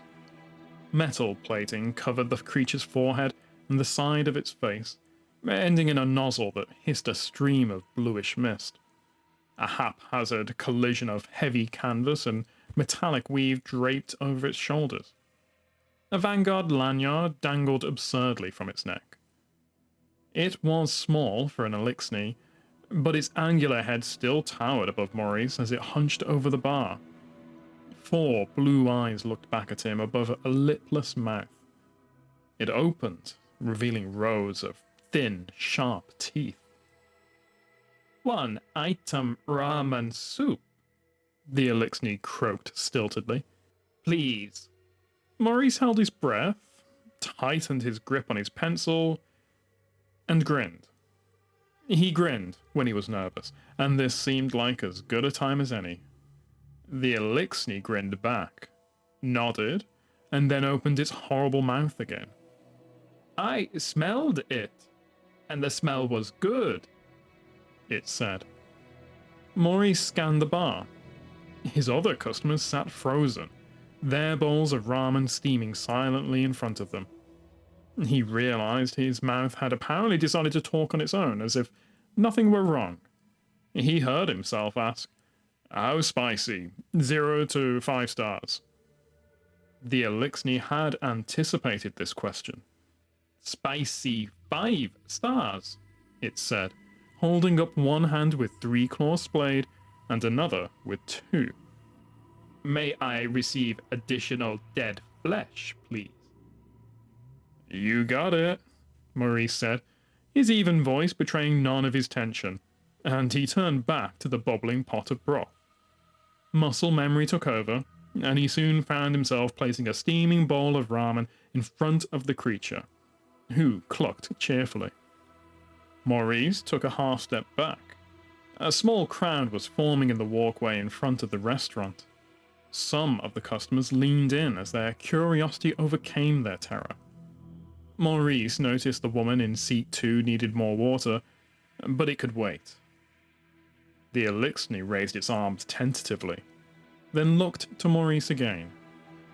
"What is the protocol?"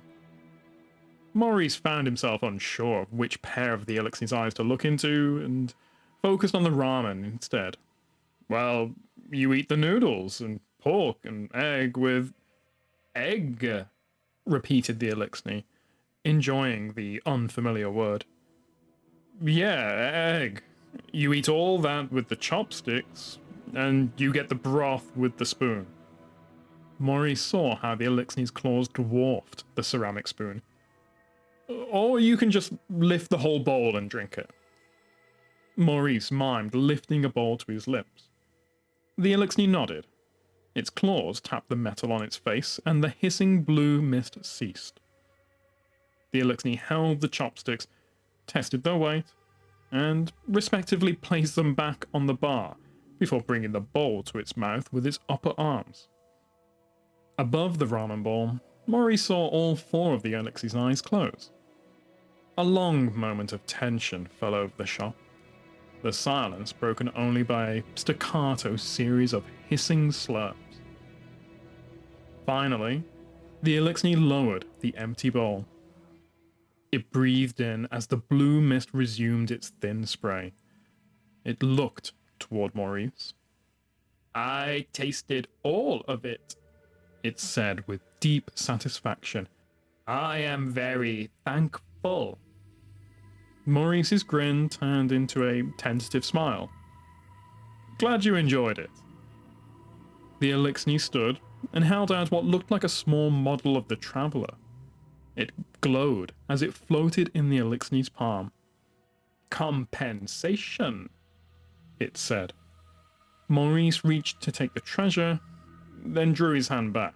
"For new customers, there is no charge," he said. "No compensation. Thank you for coming in." The Illuminus cocked its head, then clucked, and the model vanished beneath the folds of its cloak. It smiled at Maurice.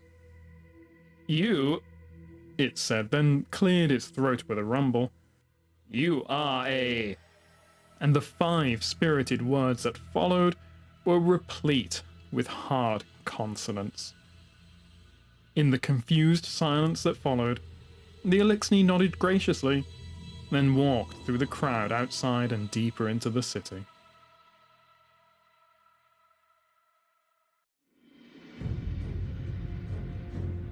The Vision. To Director Lakshmi II. Enough is enough. I know what you're using, and I'll be speaking with the Vanguard.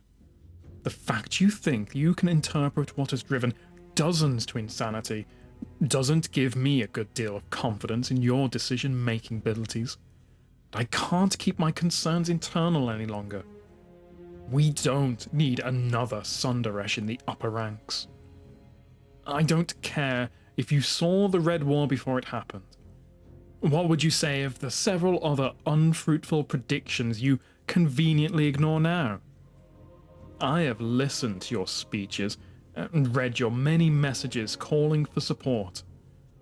I understand you believe the future is at stake, and that we are supposed to do something about that. But fear over the fallen is not the future this organization was meant to combat. Your paranoia won't change my mind. My children were harassed in the streets today for daring to bring food to the Illuminus quarter. They came home in tears, and I wonder how long until it becomes worse. I won't be a part of spreading that fear. I won't participate in splitting this city and turning it against itself. I'm well aware of the dangers posed by fallen houses, but the city remains strong because we stand together. You're a student of history. You know how the Iron Lords converted warlords into dutiful servants of the light. Lord Shax alone should speak to the value of that effort. If a fallen house wants to stand with us against their own, just like the warlords of old, just like the fallen in the reef did, who are you to tell them no? Armies we can keep out. The Guardians will hold the wall. That danger is nowhere close to the death from within that you are stoking. If it all falls apart, just remember that Mithrax didn't fire the first shot. You did. Consider this my resignation. Navarro.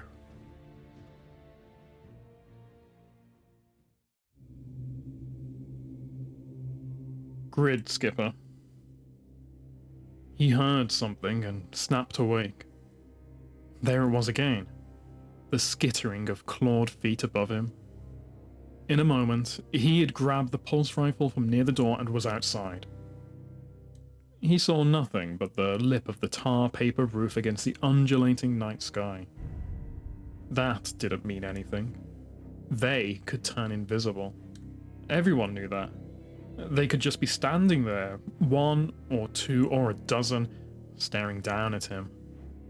He looked for shimmering outlines, but his vision was filled by the swaying grid of the dark purple night.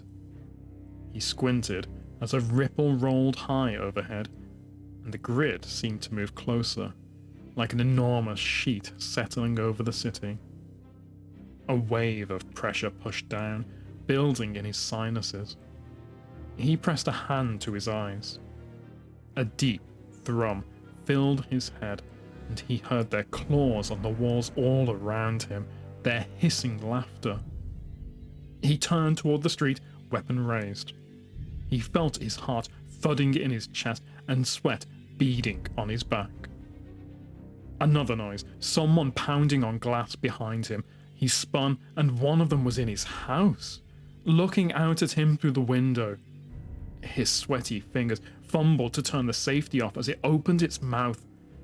"Dad," the fallen shouted, "you're standing in the garden." He looked down dumbly. Cherry tomatoes were crushed beneath his bare feet. His son yelled again, no longer a fallen, merely irritated and half asleep. "Come back inside!" Hands shaking, he stepped out of the garden. He fought the urge to look into the sky as he walked back to the house.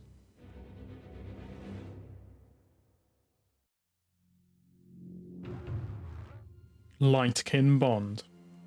VANnet, civilian terminal. Encryption enabled. Transmission origin, Europa. Audio conversation log. Translation module active. User at @botsaguest. User at yourfob. Thank you for using VANnet. Your conversation may be recorded. Connecting you with your party, Europa1 at Jovian Fob. Misraaks Kell knows what time it is on Europa, yes? My apologies, Varix. No apologies. Own choices, yes? Do better. What is Misraaks Kell seeking? Perspective. I know. I am finding myself at odds with an Exo, a leader of humanity. She does not trust our kind, and I fear what may come of her intolerance. Trust is earned, yes? This is different. Blunt. Cold. She does not wish to give trust. There is no transaction. Just anger. Varix knows this. Varix also remembers Misraaks Kell as a soft-shelled hatchling, always mewling, always wishing to make friends, even with the older dregs who would push him over. Misraaks Kell, always trying. Is peace not worth trying for? With those who accept peace in their hearts? Yes. Some only know war, only want war. Not all battles can be won with words. Then what? I cannot strike at her. It would confirm all of the humans' worst fears. This is where Misraaks Kell and Varix differ. But perhaps also where we are similar. Do you trust any of the humans? Yes. Some. With your life? Some. There is Misraaks Kell's perspective. Thank you, Varix. Do not thank Varix yet. The day is long, but the night is longer.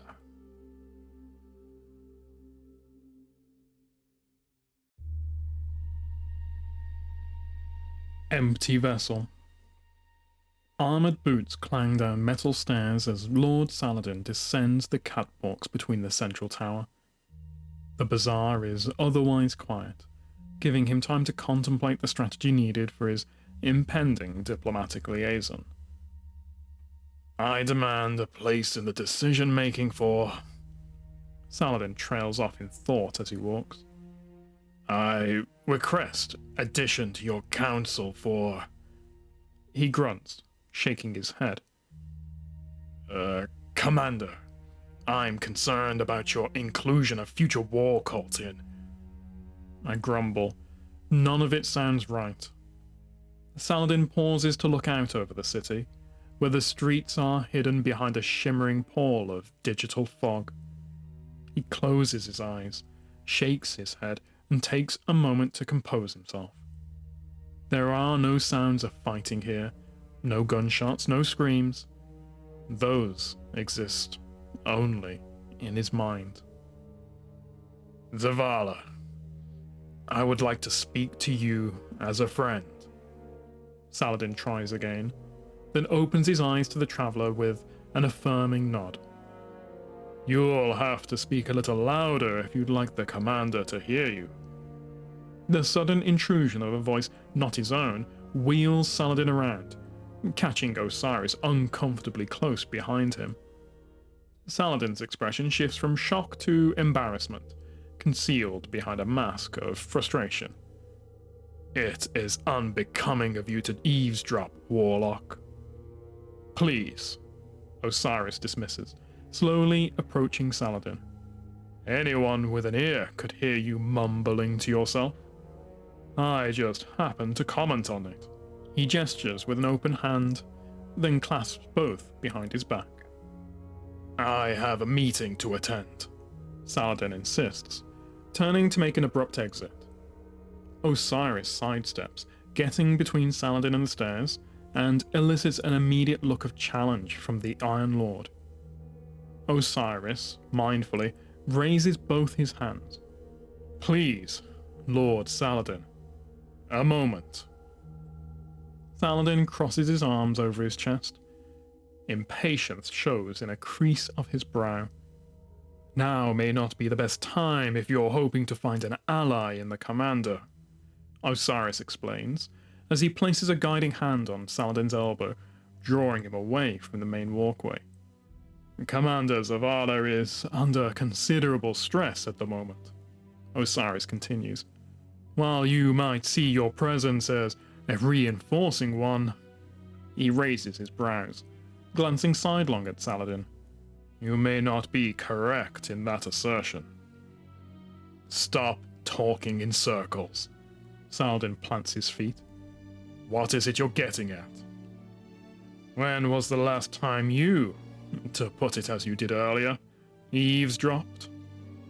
Saladin rankles. I do not eavesdrop, he growls. Then perhaps that is why you do not realize what the overall opinion of your actions are in the eyes of other Guardians. Osiris's tone is gentle, apologetic, measured. It conveys an obvious tone. This news is bad, and he hates to be the bearer of bad news. Saladin is quiet. Osiris sees the lack of outward defiance as a foothold. He digs in.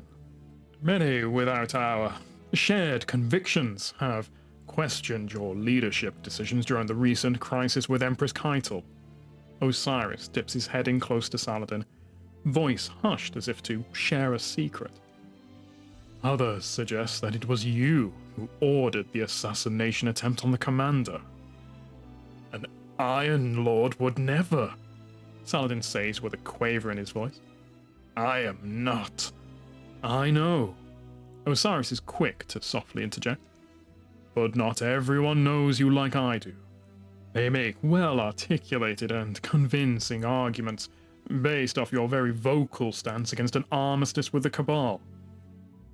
Closing his eyes, Saladin draws in a slow and calming breath. The sounds of gunfire, shouts, and screams are louder now than ever before. Or maybe it's the blood pounding in his ears. All the more reason for me to set the record straight. Is that what you came to the city for? To set a record straight? Osiris presses. Just a minute ago, it sounded to me like you wished to ask for a place in Zavala's inner circle. How do you think that might look? Saladin looks in the direction of Zavala's office, hands curling into fists. Lakshmi too is...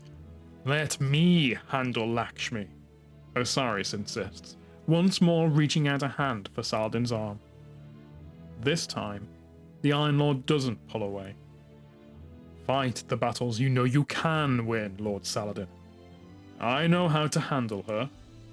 There may come a time when your strength will be needed again, but that time is not now. Saladin looks sharply to Osiris. A rebuttal forms behind his lips, but is never spoken aloud. He lets his head hang. Thank you, Osiris, Saladin says with a heavy heart, conviction flagging. You are a true friend.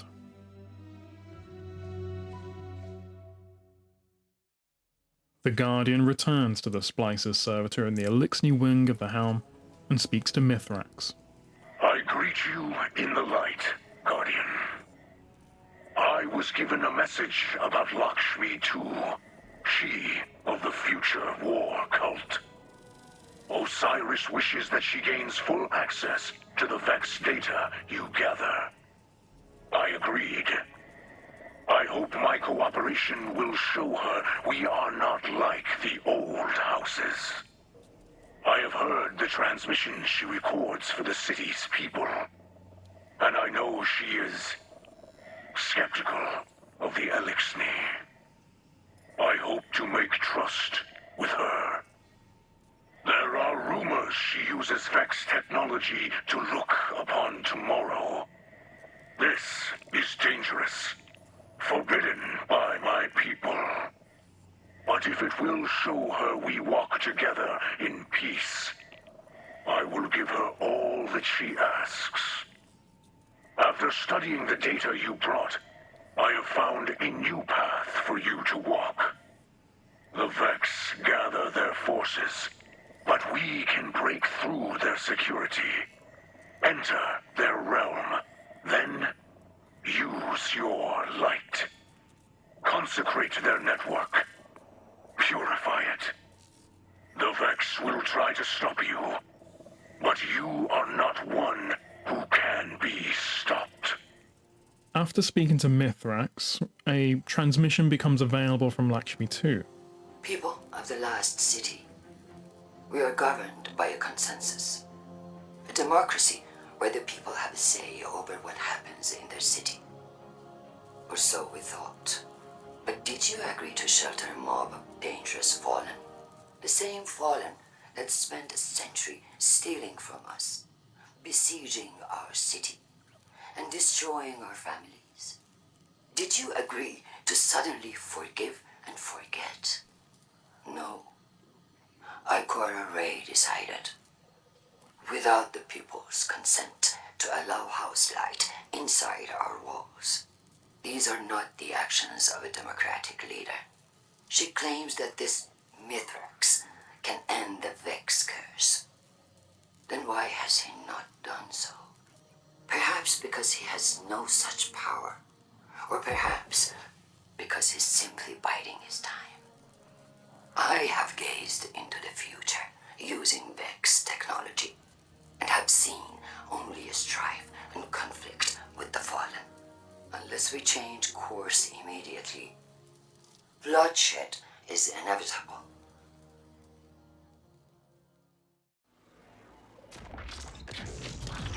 Crush their last defense to complete the splice. We have other networks to collapse. I do not understand these splicer techniques, but I confess they seem to work. I'm sure the Guardian could have achieved their aim without help from the Fallen. Perhaps, but we do need all the help we can get.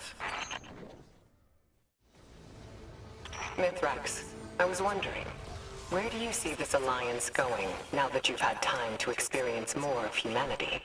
This is not the first time I have viewed humanity up close. As you say, warts and all. A long life gives many opportunities to form opinions and change them. What is your opinion then? Of us? Of humanity? A true Kell does not judge many by the few, but once, a Guardian chose not to pull their trigger and spared my life. Now, this. I look at humanity and I see a river. Ever-flowing, ever-changing. You have the power to both destroy and create. That is a very serene way of seeing the world.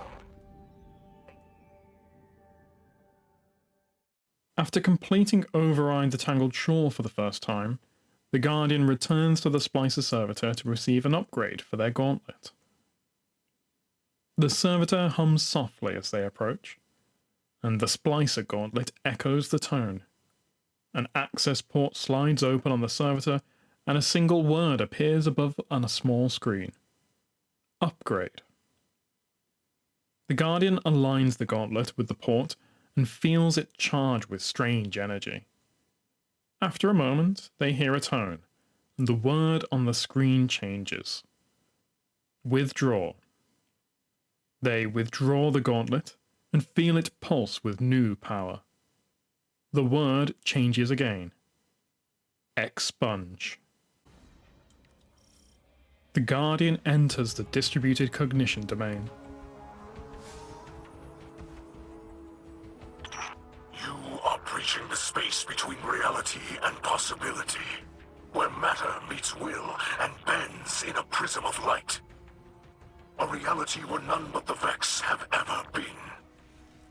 But what you see here is made manifest by your mind, turning Vex consciousness to something tangible. This is no mere simulation. Death in this domain is as real for the Vex as it is for you. The Vex detect an unauthorized access within the network. What? No. Guardian, the Vex have sensed your presence in the network and are attempting a purge.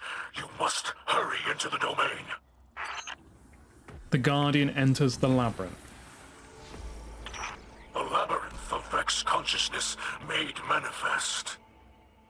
This must be where the Vex designed their architecture before bringing it to reality.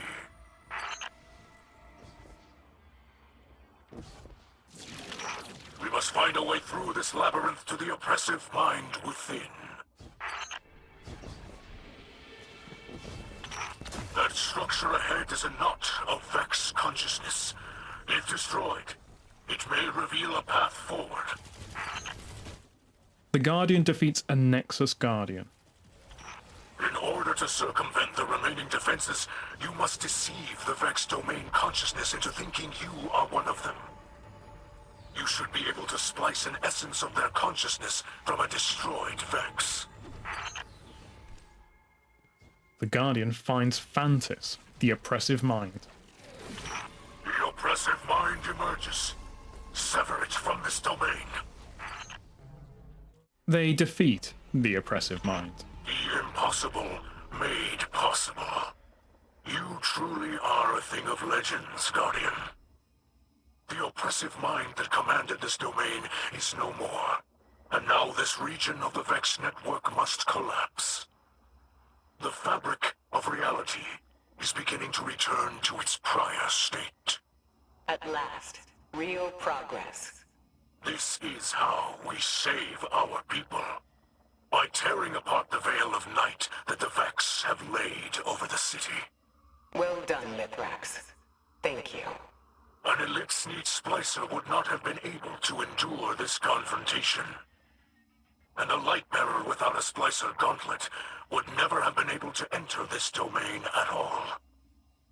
The Guardian is a union being, a conduit between two houses.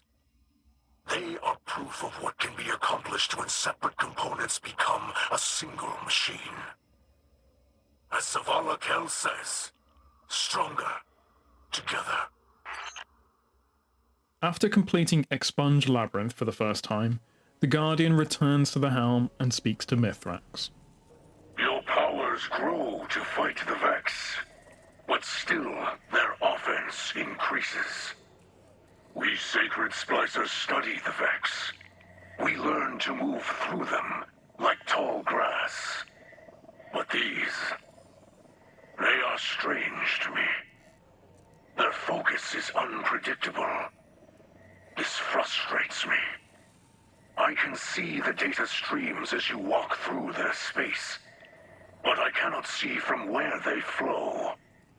It is as though a fog pushes in from cold water. It could be the soft voice of my doubt here in this false night. But it could be something greater. Something no Splicer has encountered before. You must continue to enter their network. Destroy what you find inside. Each victory cuts one of the threads that hold this endless night in place. The Vex will send powerful foes against you, but be not swayed. Keep to the path.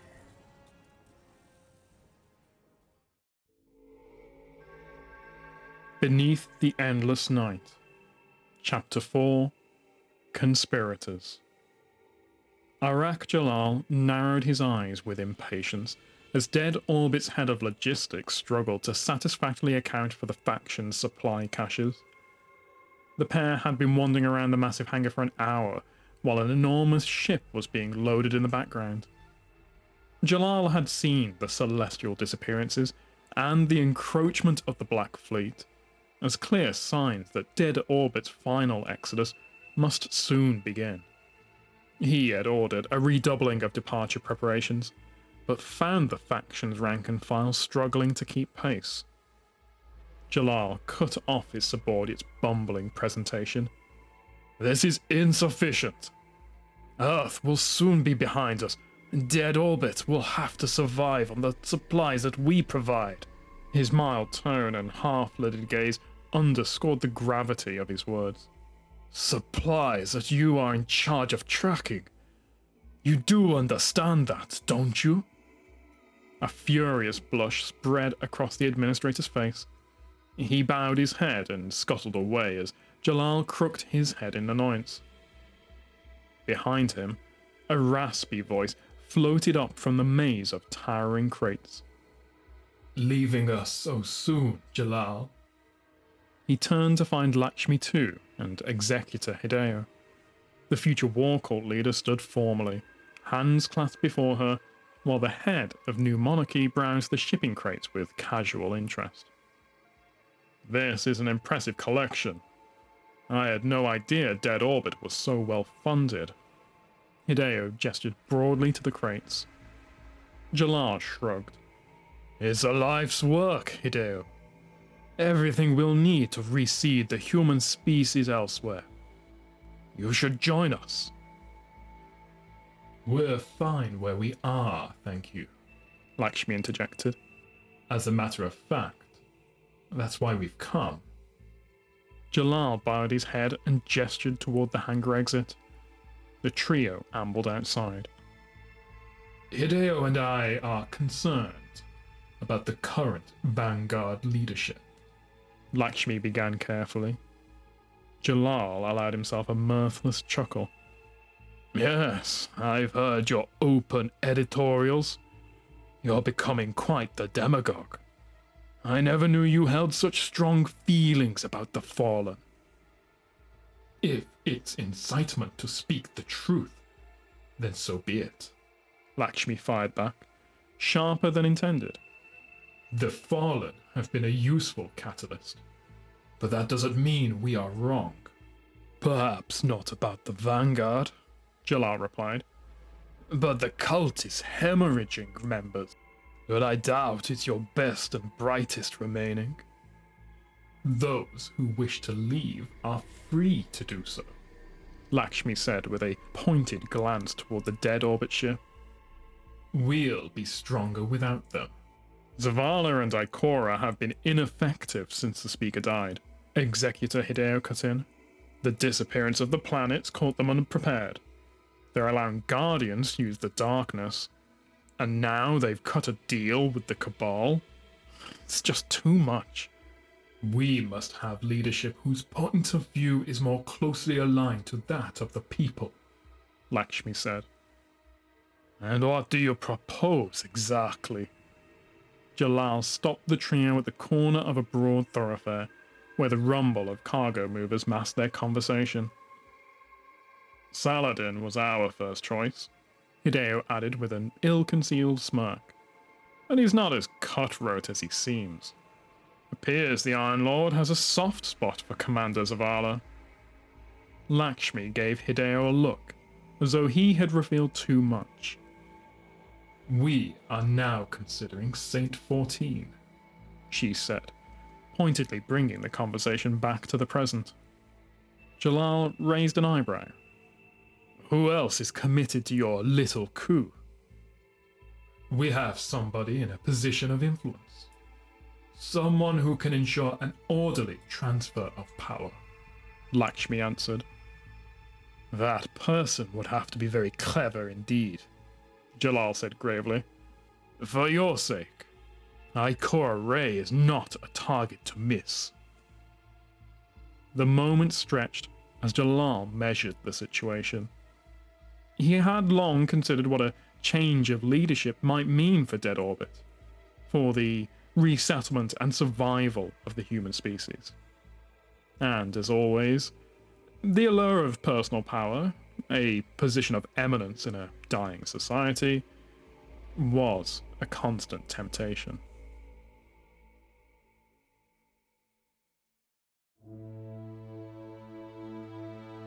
Sunstead Gauntlets. Today, another misunderstanding resulted in conflict. Cliffix, a young engineer, was tasked with repairing our shank. The machine was damaged during the escape from Europa, and we needed her advanced diagnostic capabilities. Cliffix repaired what he could, and then set about searching for replacement parts. He identified a pile of scrap that served our purpose, and started fashioning the needed parts. While Cliffix was working, a human emerged from a nearby dwelling and began shouting at him. Cliffix didn't understand the man's words, but he understood the angry tone, so he took the needed scrap and fled. As it so happened, Cliffix took scrap pieces that were the parts to a vintage Sparrow that the man was intending to rebuild. Cliffix never considered such a thing, because on a ketch, scrap is a shared resource. The idea of hoarding scrap for some imagined purpose is strange indeed to the Elixni, the spider notwithstanding. Luckily, Cliffix told me his tale, and I worked with Ikora to repay the man. Crisis was averted, and Cliffix learned an important lesson. For humans, control over a thing is often more valuable than the thing itself.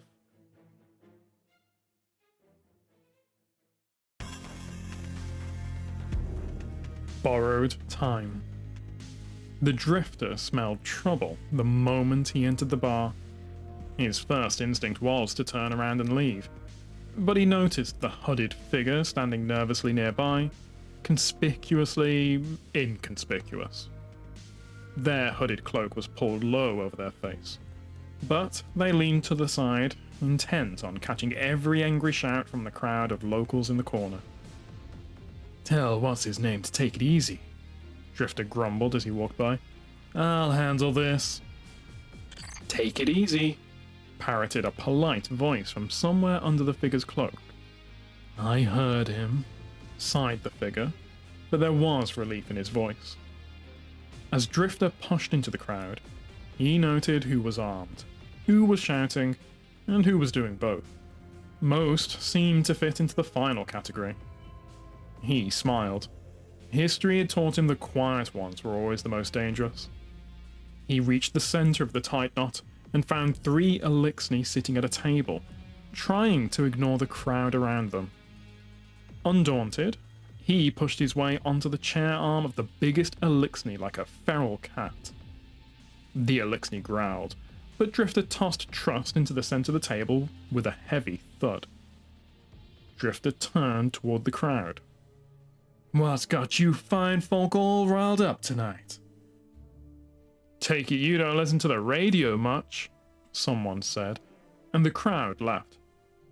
"Places I like tend to have bad reception," Drifter replied.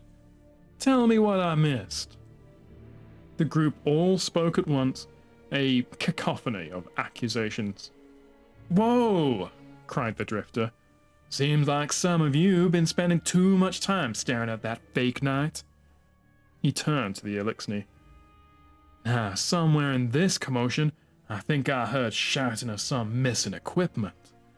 So, I gotta ask," he said. "You fellas been taking what don't belong to you?" The big Eliksni spoke. His voice was deep and steady. "We had confusions with your people.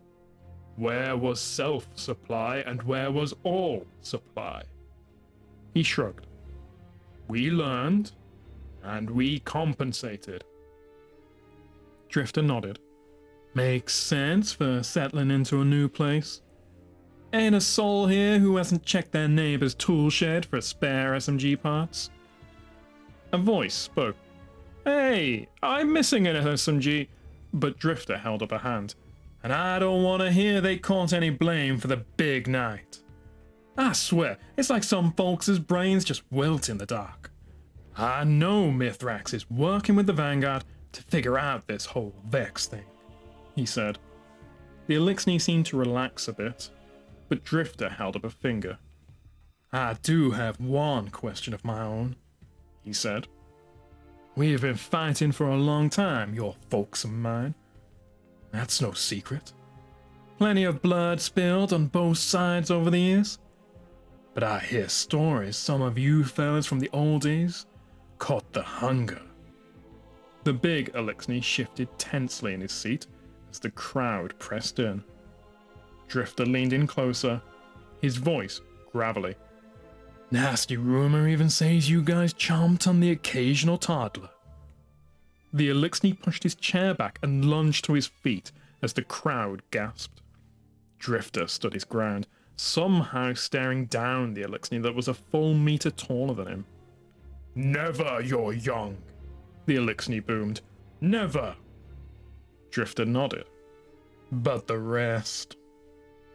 The Eliksni looked at the crowd, then brought his massive head close to Drifter. His voice was steady. "We old ones. We who have been fighting since the beginning. Yes. We sometimes took your dead fighters so that we could live. It was war," he said, and poked at Drifter's chest with a clawed finger. "And you are made of meat." Drifter smiled. "I hear you, brother," he said, and looked at the Eliksni's claw. "Hell, you point that thing at me. All I can think is how good it tastes with garlic butter. Mm-mm." He leaned toward the looming creature and ran his tongue over his chapped lips. The Eliksni sized up the tiny man, then dropped his shoulders. "But as I say, it was long ago," he said. "We are House Light now, and forevermore. We have peace with your people." Drifter reached up and patted the Eliksni's chest. "That's right," he said, and the Eliksni sat down. "And though it don't erase the bad old days," he said as he turned to the crowd, "that don't mean it's time to bring 'em back." A dissatisfied grumble rose from the crowd. The fight had gone out of them. The Eliksni shrugged. Misraaks says we are never to eat people again, he said quietly. Drifter nodded. Yeah, Zavala tells me the same damn thing. The Elixni burst into coughing laughter. The Drifter laughed back, picked up his gun from the table, and waved the crowd away as he pulled over an empty seat. Now make room, he said. These fellas were just about to lose at cards.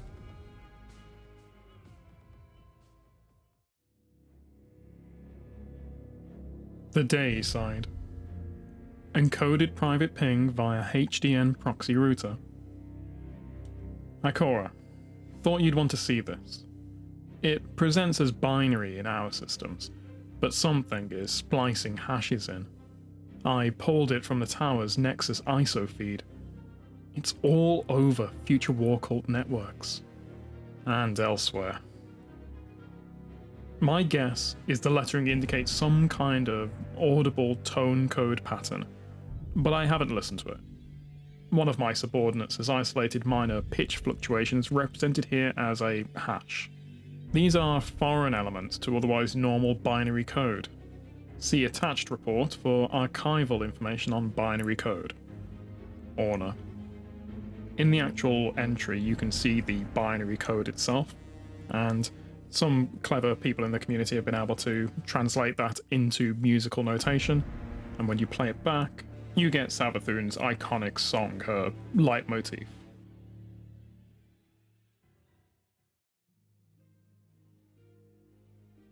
Achilles Weaves a Cocoon, Chapter 8, and Also Light, Part 2.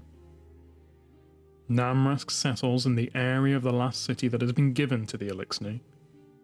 By day, he shares a loom with others. By night, he whispers the names of those he has lost until he falls asleep. He sleeps well, until the day a human shouts at him, "Baby Eater." Namrask turns away, but he wants to shout back about the closed air, closed life of a spacecraft, about the hatchlings who survived, and the hard decisions about those who did not. He wished now they had been depraved enough to think of devouring human young. But he sees the young Elixni, like Ido.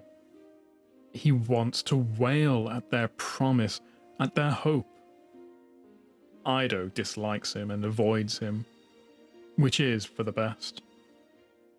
Eventually, Namrask learns to weave for the humans. His favourite task is making felt, but he also learns to work in silk. He likes the silk maker, and runs it manually sometimes, pulling the thread from the spinneret with one hand and then another, maintaining the steady, even tension which makes the best fabric. He wishes that he could weave in light, like the Guardian Warlocks, who make field weave in a secret way. Maybe Misraaks will learn how to do that.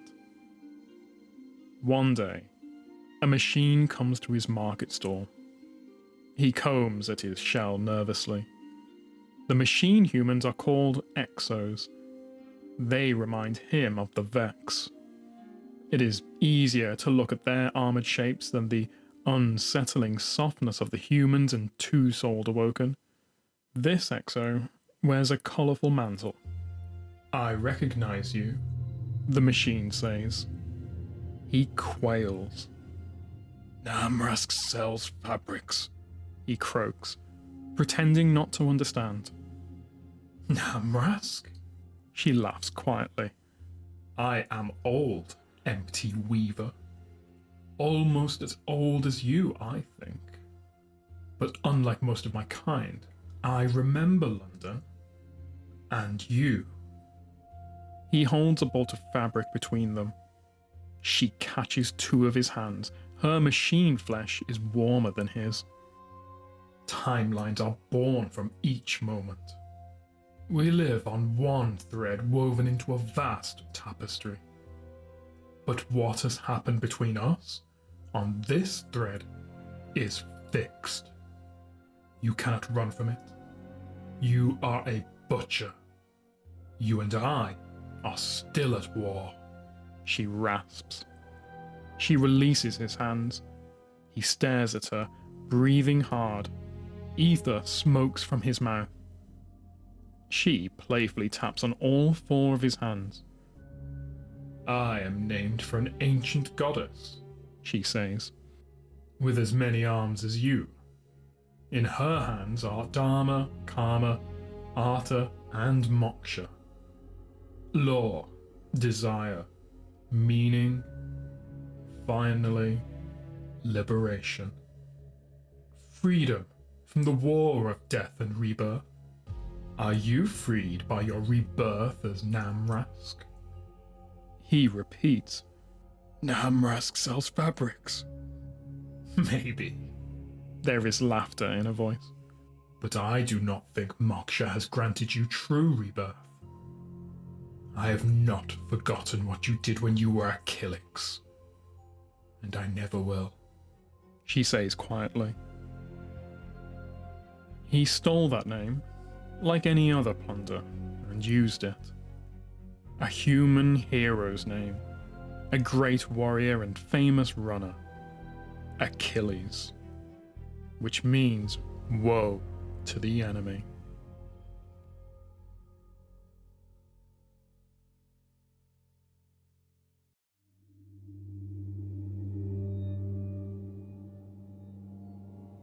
Part 3. To live alongside our monsters. As the endless night stretches on, things are only going to get worse for House Light. However, by the end of this chapter, we will discover what has been lurking at its heart.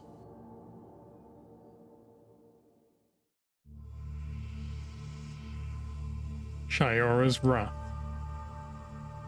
A powerless warsat drifts lifelessly through the void of space, traversing the brilliant yellow-green silhouette of Venus. From the dimly lit cockpit of an NS-66 Cloud-errant jumpship in geosynchronous orbit, Venus looks like an unblinking eye staring up from the dark of space, and the warsat an unwelcome grain of sand within it. A ghost, reduced to little more than a bare sphere of metal, deprived of a shell, hovers in the corner of the cockpit, watching the warsat track its path across lonely Venus. There are no sanctioned Vanguard operations on Venus at present, the ghost clarifies, pivoting its cold blue eye up to its guardian. Why do you think he's down there?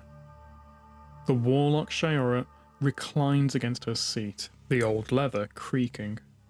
Her attention is not on her ghost, but rather the human skull sitting in the middle of her command console. Its hollow eye sockets stare back at her. It hardly matters why he's there. Shiora indicates listlessly as she examines the skull's cheekbones. Her fingers graze the microfractures, an artifact of shotgun pellet impact. All that matters is we find him. Shiora's ghost looks away from her and focuses on Venus's soft glow in the dark. When will you be returning to Earth? He asks. Shiora doesn't vocalize a response, but instead blinks and reorients her glowing-eyed stare on the ghost. It beeps softly, reconsidering the question. Will you? The ghost still wonders. No, Shiora answers flatly. There is nothing to go back to. Everyone has either abandoned me or betrayed me. All I have left is the Traveller, and I do not need to be in the city to feel the light. As she says that, Shiora lifts her hand up and calls up a rolling curtain of flame from her palm. Praxic fire guides me, Shiora says with the blaze reflecting in her eyes. Venus. You see, still protected. Valuable. Hurrying up a shallow set of rubble-strewn steps, a short Elixni bearing the crest of the House of Light pauses, gazing back at the chrome-armoured guardian moving up the steps behind him. The Elixni looks the guardian up and down, then motions to the stark silhouette of a grey concrete block building rising up from the Venusian overgrowth. "This ain't the Academy proper," the Guardian says on assent, watching the hazy sky for signs of danger. Moisture clings in glistening beads to his reflective mask. His dark hood shields him from the rest of the elements. The hell was this place? The Elixni tilts his head to the side, four eyes blinking independently from one another. Not human. Don't know. But machine inside. Why aren't your people bringing it back? Don't your folks get promotions for finding good salvage or something? The Guardian asks, gesturing to the crumbling building. The Elixni once again tilts his head, expression opaque. You listen to the spider's sneak words too eagerly. Come, we have a long walk to... The Elixni's words are cut off, garbled in a wet scream as he is perforated by a barrage of submachine gun fire. The Guardian turns, cloak swirling behind him and hand cannon at the ready. But it isn't Vex or Fallen descending from the high cliffs. It's a Guardian, in black and gold armor gliding to the ground, smoke issuing from the muzzle of her SMG. Shaora's boots lightly touch the leaf-strewn plaza, her eyeless mask fixed on the chrome-clad hunter. "He wasn't a combatant!" the hunter shouts. Shaora slowly approaches the Guardian. "Did you find him within the hem of Eramis's skirt? Or did you swear yourself to the darkness after her passing?" The hunter backs away, up the stairs, hand cannon trained on Shaora. He recognizes her armor for what it is, a reward of the trials. "I know you," his voice quavers. "You shouldn't be here. When did the Vanguard let you out?" "They didn't. I let myself out, since they were too busy opening the gates for our enemies," Shaora indicates, motioning with the barrel of her SMG to the dead Elixni. "But you know why I'm here." "I know you're a few rounds short of a full clip," the Guardian quips back, making a flippant gesture with his hand cannon. In that moment of distraction, Shaora shoots him 6 times in 2 short bursts. The Guardian collapses, his gun tumbling down the steps. A moment later, his ghost materializes, shell flared in anger. "What are you doing?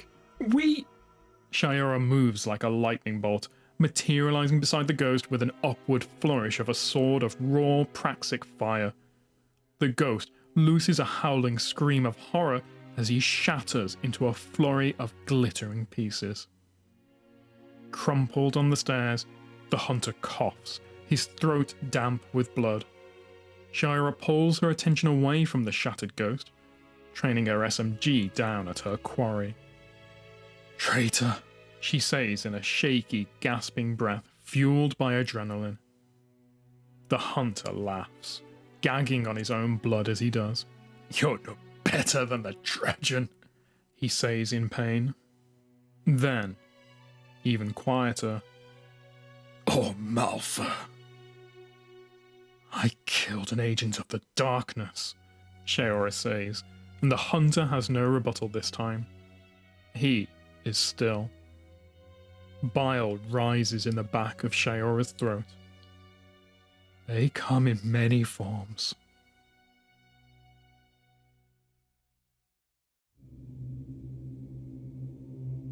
Shattered cipher. Eleanor looked suspiciously at the broken windows in the abandoned building and checked her datapad coordinates again. She'd never been to this corner of the city before. "Mom?" she called doubtfully, hearing her voice echo in the empty space. "Back here," answered her mother, and Helena's stomach dropped. She pulled open a rusty door and found her mother in a low concrete room, frantically packing the contents of a long table into duffel bags.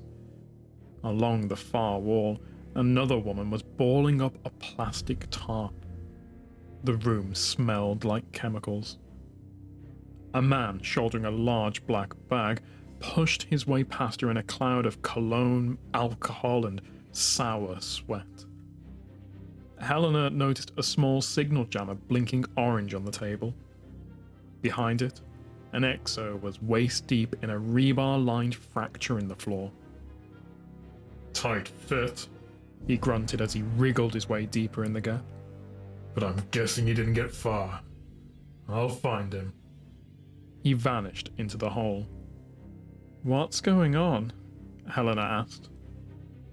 Don't ask questions, her mother said as she shrugged a damp strand of blonde hair out of her face. We need to get moving. She nodded toward the far corner of the room. You, take that pile.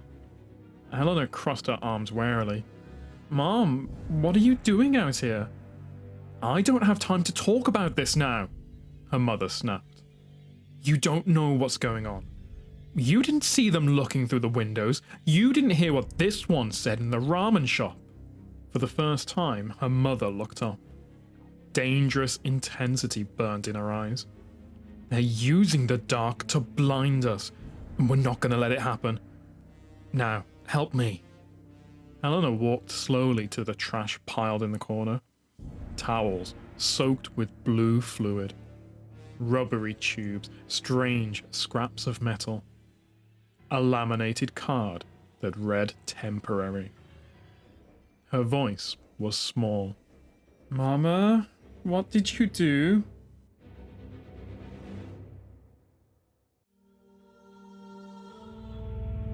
Reese Walker. A hurled bottle strikes an Elixni in the head, sending him staggering to the side in a crowded street. Glass glitters on the ground. People gathered in a semicircle around him shout invectives and slurs as he bleeds midnight blue from a deep cut in his brow. He has nowhere to run, cornered between a neon-lit club pulsing with the bass beats of rhythmic music and an alley blocked off by rubble left over from the Red War. Please, no harm. Rix's friend, he cries, two hands clutching his head, another held out flat, as if it would ward the crowd off. Looking for brother. Missing. Please. The crowd does not care, and they continue to work themselves up into a fervour. Lakshmi II's words fill their mouths, many of them too young or too naive to realise it. Rixis can't understand so many unfamiliar languages shouted at him at once, but he understands the tone of violence well. His posture says everything. The fear in his eyes carries additional nuance. He fears what happened to his brother. Hate begins to take root in his heart. A foundry worker steps out of the crowd, threateningly racking a round into a shotgun. He aims down at the Elixni, hands trembling. You want to ask about family? The human yells. Rixis does not know what he's talking about. Your people kidnapped my sister. She was running supplies from Earth to Titan. You raided it. Rixis does not... He is cut off by a blast from the shotgun that pulverizes the street beside him. Rixis crumples to his knees and cowers.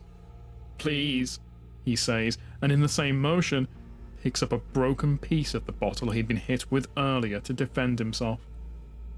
The crowd screams in outrage. When the foundry worker advances on Rixis and racks another round into the shotgun, there is a sudden cold snap that fills the air with mist. The shotgun flash freezes, shatters like glass, and scatters into pieces of blue-black stasis. The worker recoils, clutching his half-frozen arm, screaming. Rixis sees the crowd part behind his attacker, and a hunter clad in black and gold, with luminous markings on her armor, strides towards them both. Darkness coalesces around her hand. Stasis crystals drift like tiny moons around her. That's enough, Aisha shouts. You should all be ashamed of yourselves. Look at you. Aisha grabs the injured foundry worker by the collar with her free hand and shoves him back into the crowd. Clear out of here before I clear you out. Now. Wind swirls around Aisha's feet, kicking up crystalline debris in whirling threads of darkness. The crowd recedes like a violent tide, some tripping over others in their haste to flee.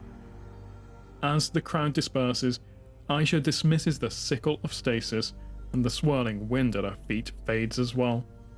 She turns, looking at Rixis, and offers a hand out to him. "I'm sorry," she says with a tightness in her voice. He cannot see her expression behind the facade of her helmet. Rixis does not take the offered hand. His eyes show the same fear, the same hate. "It's okay," Aisha says slowly, offering her hand again. "You're safe now. They're not safe," Rixis snaps at Aisha, his eyes dipping down to her hand and then back up to her helm. "You are just like Eramis. Mind poisoned." Aisha's breath hitches in the back of her throat, and she slowly lowers the offered hand, closing gloved fingers into a briefly formed fist. "You're hurt. At least let me escort you to a medical..." Her voice trails off. Rixis is already backing down an alley, blue eyes locked on her. She feels a weight on her shoulders, in her heart. The Elixni disappears into the shadows, leaving Aisha alone under an endless night sky. The Guardian returns to Mithrax to continue finding a solution to this endless night, as Mithrax speaks to the unrest and doubt brooding in the last city. The path leads you to me once more, Guardian. This endless night presses down on us all. I hear the city groan with the strain. The dark brings sickness now. Few can find sleep. The people hear of your triumphs against the Vex, but they see only dark skies above. They are being bent, and some may break. I will aid if I can. I will not be proud, but let the citizens see that we are suffering with them. I have faith they will see us for who we are. The light always shines through in the end, but for now, the work must begin again. Go. After being briefed by Mithrax, the Guardian overhears another broadcast from Lakshmi II. People of the Last City, the Vanguard protects us from enemies outside our walls. But did you know they also protect us from information? Did you know that the Fallen unleashed the Vex on Europa? That they corrupt our Guardians with the poison gift of stasis, tempting them to wield the darkness?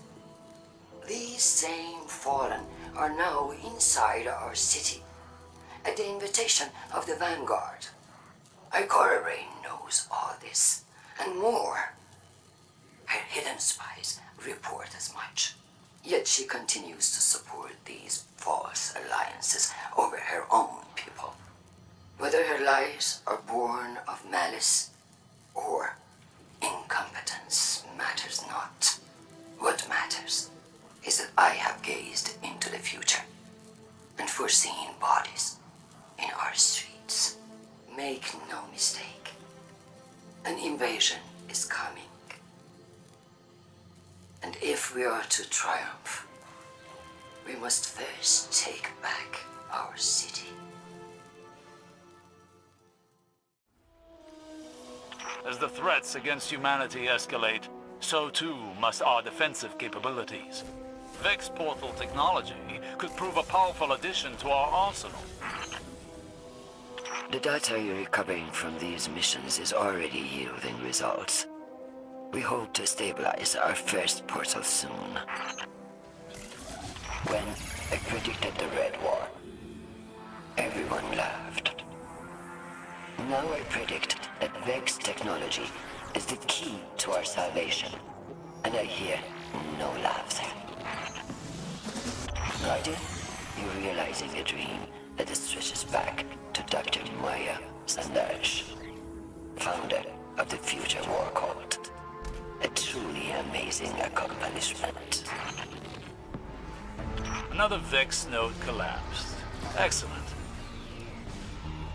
How does it feel, Mithrax? Working hand in hand with the enemy. I do not see Guardians as the enemy. We are all children of the great machine.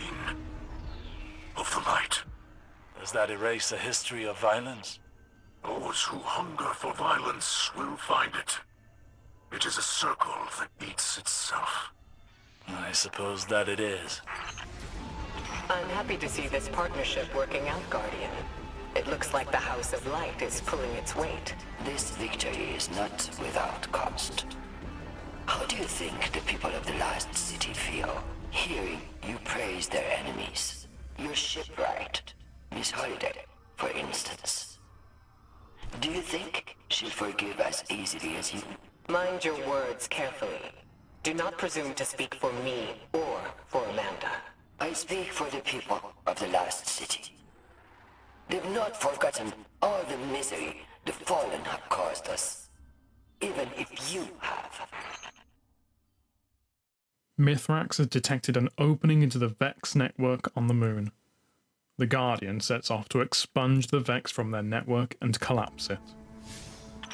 Do you feel that? The more you explore the Vex domain, the more I feel an all-seeing eye upon us. Ever watchful, ever seeking. We trespass in dimensions not meant for either of us. The Guardian enters the Styx domain. A layer of barriers defends this realm.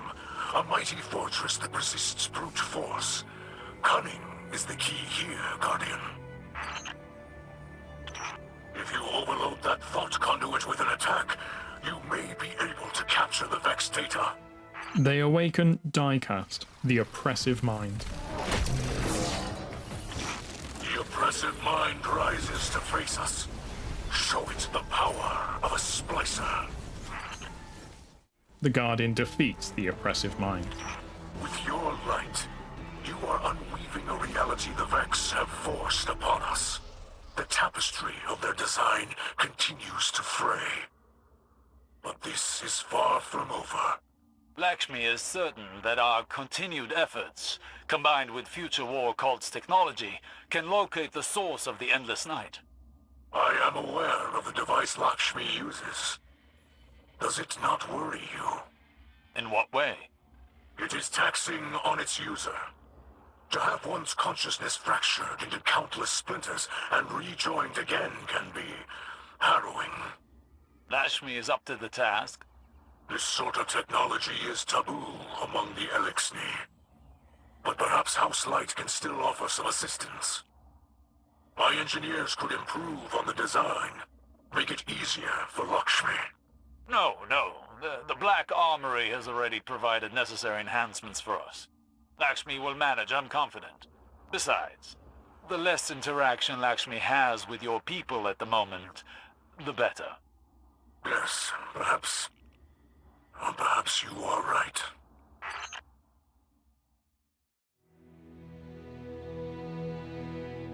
Beneath the Endless Night, Chapter 5, Sabotage. 24 humans, their faces mostly covered with makeshift masks, slunk into the Botza district under cover of darkness. Some were armed with weapons, though most carried workaday tools like crowbars and wrenches. They planned to infiltrate the Elixni Quarter and find evidence of aggression. If that failed, they would send a clear message that the House of Light was unwelcome in the last city.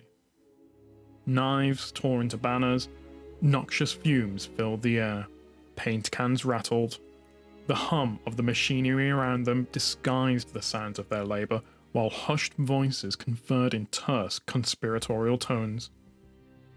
"I think this is their food," a young woman whispered to her male companion while warily looking over her shoulder.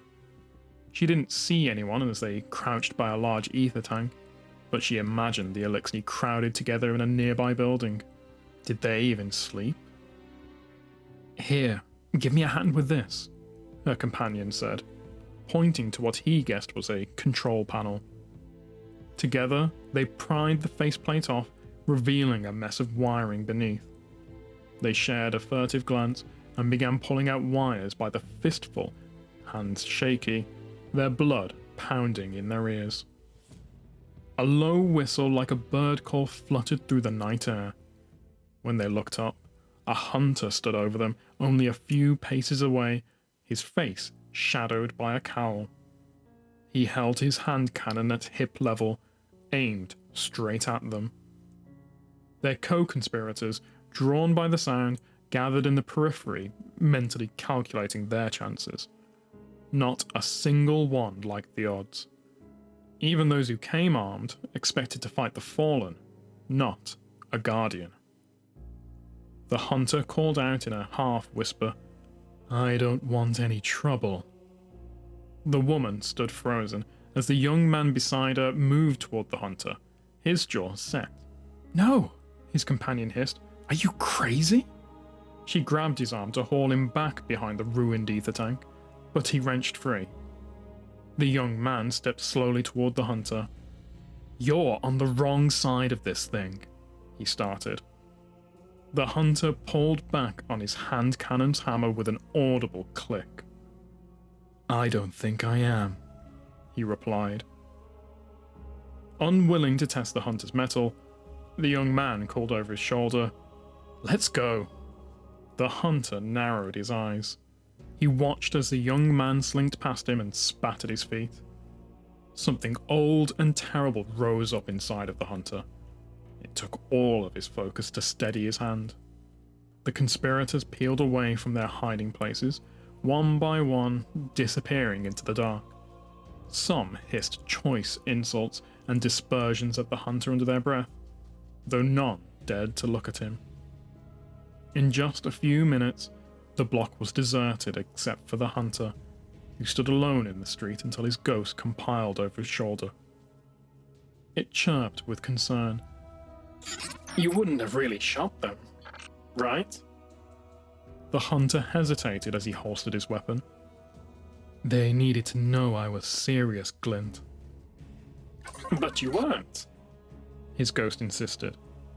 Wordlessly, the hunter began making his way through the destruction. Someone would sound the alarm soon. He didn't want to be there when they did. "Tell me you weren't serious," his ghost said again, lagging behind. "Were you?"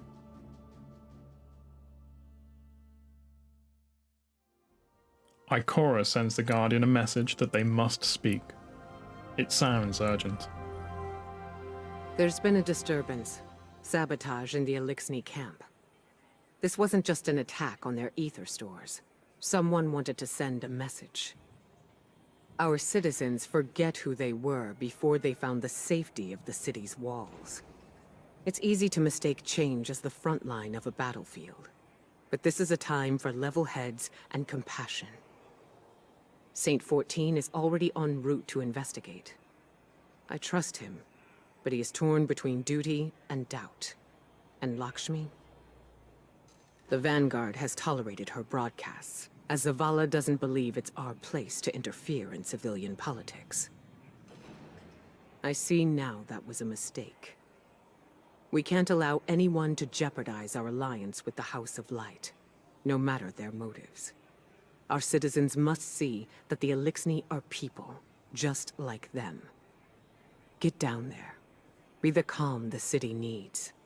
Hear out grievances and keep tensions low while I root out the perpetrators. It's time that Lakshmi and I had a little talk. The Guardian responds to Ikora's urgency by going to the Illuminus camp in the last city's Botsa district and witnessing Saint 14 and Lakshmi's interaction with Mithrax. You see what was done. Our ether tanks smashed. Our supplies stolen. Our home defaced. I cannot find any witnesses. This is not surprising. The locals have been under enormous pressure. You're lucky it was not worse.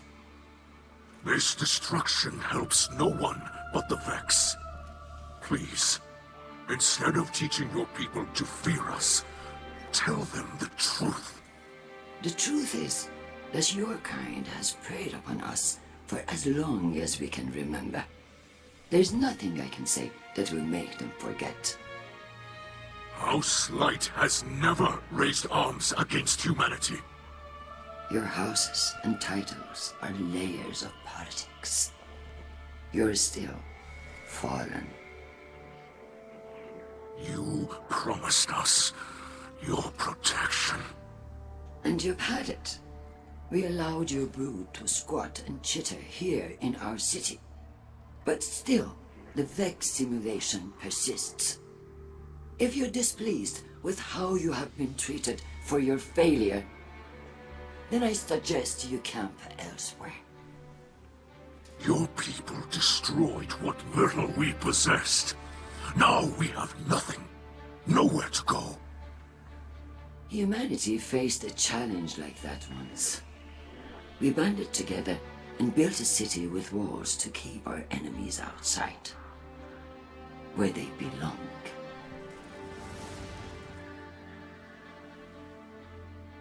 We hear her broadcasts, but more than that, we feel the energy of her words in the air, sharp as blades pointed at an enemy, at us. You cannot ask people to live alongside their monsters. Listen to me now, Saint. Let me tell you something about monsters. Once, in a city grander even than yours, we prospered. But it did not last. Our great machine abandoned us. And when we pursued it, you sent something back. A creature fueled by hatred. It tore through our great houses like they were nothing. And then it came for the rest of us. Nowhere was safe from its insatiable rage. In its eyes, even the most innocent of Elexni were still fallen. It could die, but it would not stay dead. It would shake off the rot and rise again. And if it caught you in its crushing embrace, impaled you on its ragged crest, dragged you screaming into its foul shell, none live to speak of these horrors. It called itself the Saint. My people must now see the creature every day. It sees us. If we wish to survive, we must all learn to live alongside our monsters.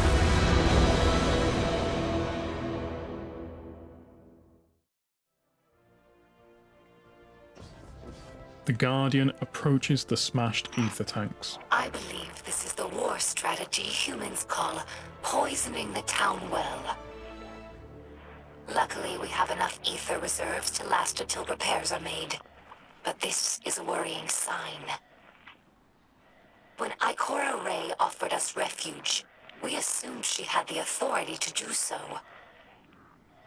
But the longer we stay here, the more we wonder if anyone is in charge of this city.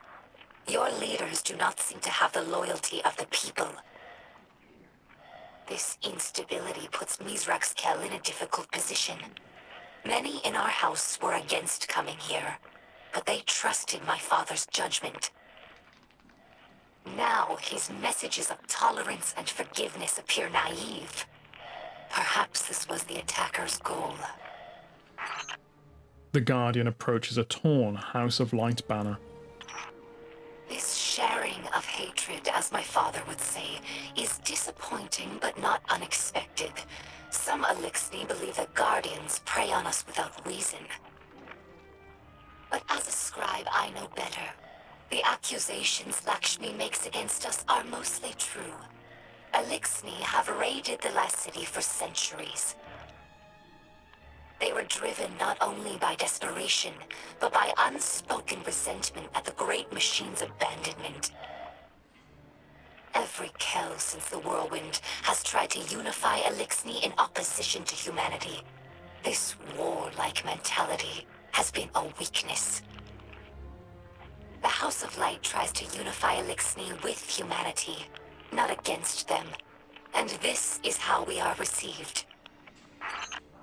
The Guardian approaches the destroyed shrine of the Traveler. I'm surprised humans would destroy a representation of the Great Machine. My research with the Awoken suggested that humans revered it as we do. However, my personal observations have not supported that conclusion. I understand the city used to have an official speaker, a sort of cleric who spoke to the Great Machine's will. However, human records state that role was abandoned after Dominus Gaul sacked the city. To leave the Great Machine without a representative among the people seems heretical. Many Elixni believe that humanity takes the Great Machine's blessings for granted, just as we once did. Perhaps they're right. Lakshmi II sends a secure message to the Guardian concerning the attack on the House of Light. Guardian, I regret you had to witness my outburst earlier with the fallen leader. I am not a diplomat, and sometimes I can be terse. I know terrible things have been done in the name of the city. In the name of the future war cult. In my name. You understand, though. The city is a living thing, and it is rejecting the fallen like a fever burning out an infection. I will speak to the fallen leader. Tell it that the future war cult will personally replenish their supplies when they are ready to move on. I do not wish them to think badly of us. I know they are your associates. What a city we would have if everyone's heart was as big as yours. Have you heard the song of the people echoing through the city? Rise up as one, march toward the sun. The words of people reaching for dawn in this endless night. People who have still not given up hope. Neither have I. And if you were wondering, this was not the conflict I have foreseen. No. That will come later. Unless I can stop it. Mithrax wishes to speak with the Guardian via the Splicer servitor. I have no words left to speak. Lakshmi II, the saint. I do not know if I reached them. In truth, I do not know if I even reach you. The darkness of this night weighs on me more than any other. Know this. I will not stop fighting for those in this city. Even those who did this. The light passes through us all. We focus it through the prism of our will. Those who attacked us were blinded by fear, poisoned by venomous words. They were focused badly, bent badly. But they are not truly our enemies. We will not seek vengeance. We are not the monsters some believe us to be. Walking the path of the light takes strength. That is what we will remember tonight as fear and hunger gnaw at us, as our hatchlings sleep in ashes.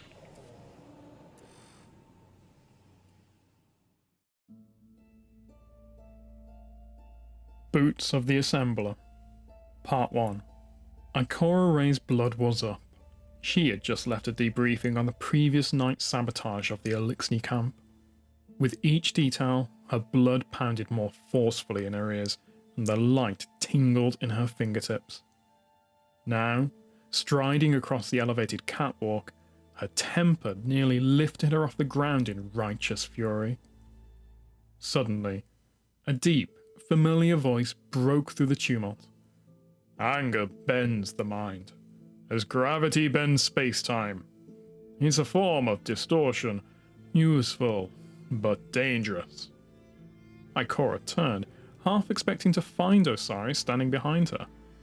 But she was still alone. Like gravity, once anger reaches a critical mass, it collapses in on itself. Not even the light can escape. Ikora smiled to herself. Even in absentia, her mentor always knew just what to say. Ikora Ray ducked into an alcove and sat with her back against the cool stone of the tower. She closed her eyes and listened to her breath, concentrated on slowing her heart rate, felt her muscles loosen.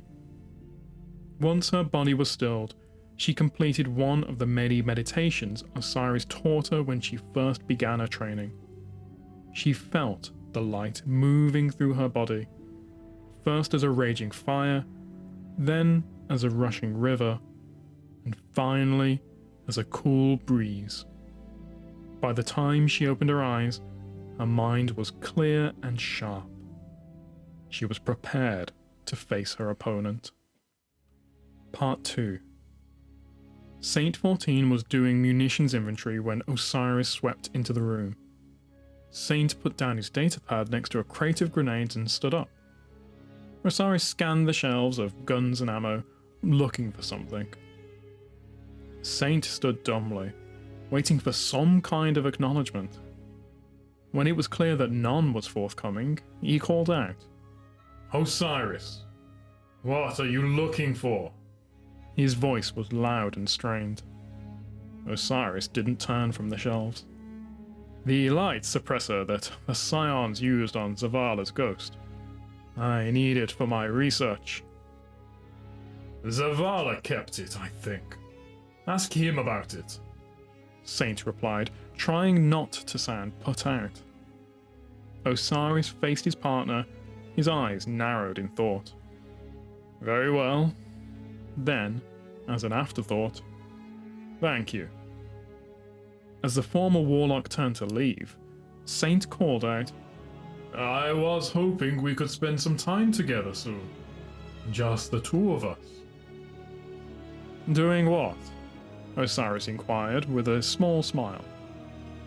"We could fly out to the Alps," Saint suggested, "or walk around the ruins of Prague, like we used to."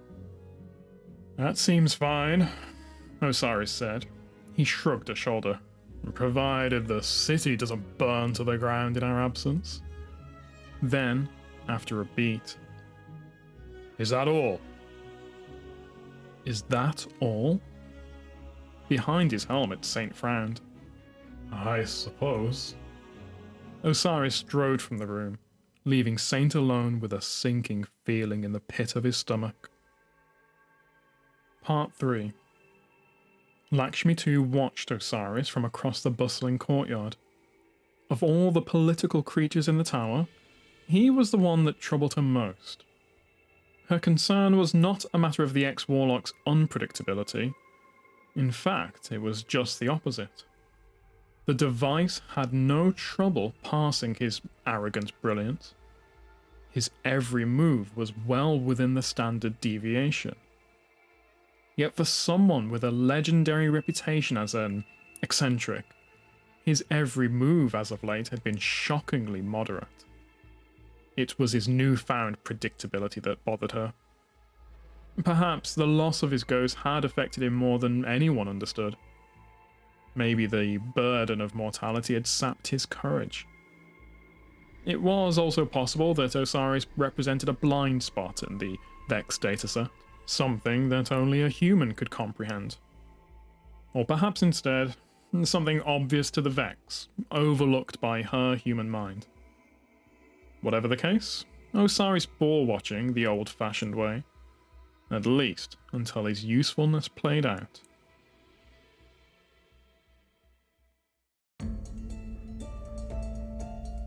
Beneath the Endless Night, Chapter 6, Understanding. Ikora Ray strode into the future War Cult's headquarters.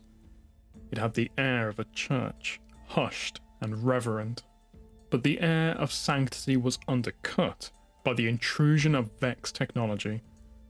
Wires climbed like vines across the ceiling, and the air was filled with the faint smell of ozone. In the middle of the room, reclining on a seat reminiscent of both throne and operating table, was Lakshmi II. Her face was obscured by a helmet that connected to the mess of wiring above. Studious cultists shuffled about with their heads bowed, glancing suspiciously at Ikora. As the warlock advanced, a cultist held up a single finger, commanding both silence and patience. Ikora's eyes narrowed. The cultist whispered something into a small microphone next to the device. Its sub-audible hum had been inconspicuous, but once it powered down, the quiet felt overwhelming to Ikora. Lakshmi sat in repose, presumably orienting herself in the current timeline. "Leave us," she said without opening her eyes. "We'll resume at 2:25. Her subordinates filtered from the room, looking past Ikora as if she were invisible. Lakshmi finally opened her eyes and fixed them on the warlock. "I assume you're here to bargain." "I'm not." Ikora's tone was calm and cold. "I'm here to issue a warning of my own." "Warn me?" Lakshmi laughed, her voice thin.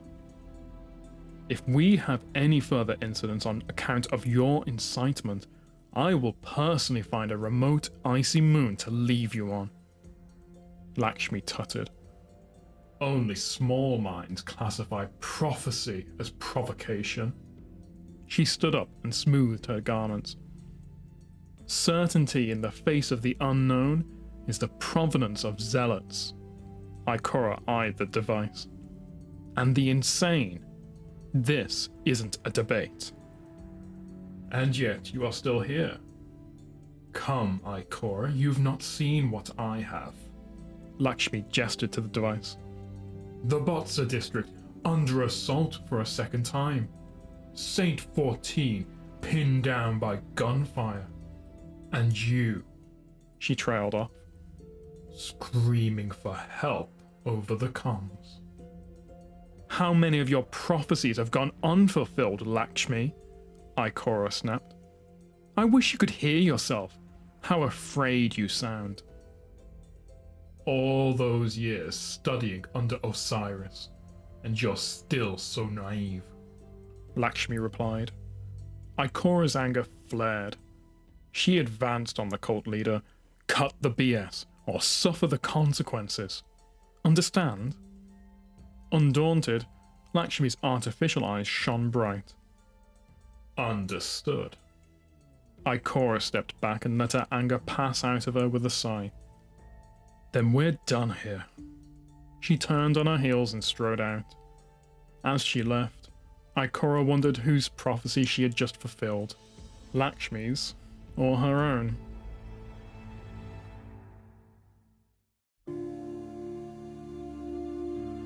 Lightkin Mark. VANnet. Civilian terminal. Encryption enabled. Transmission origin. Europa. Conversation log. Translation module active. User at Botsa guest.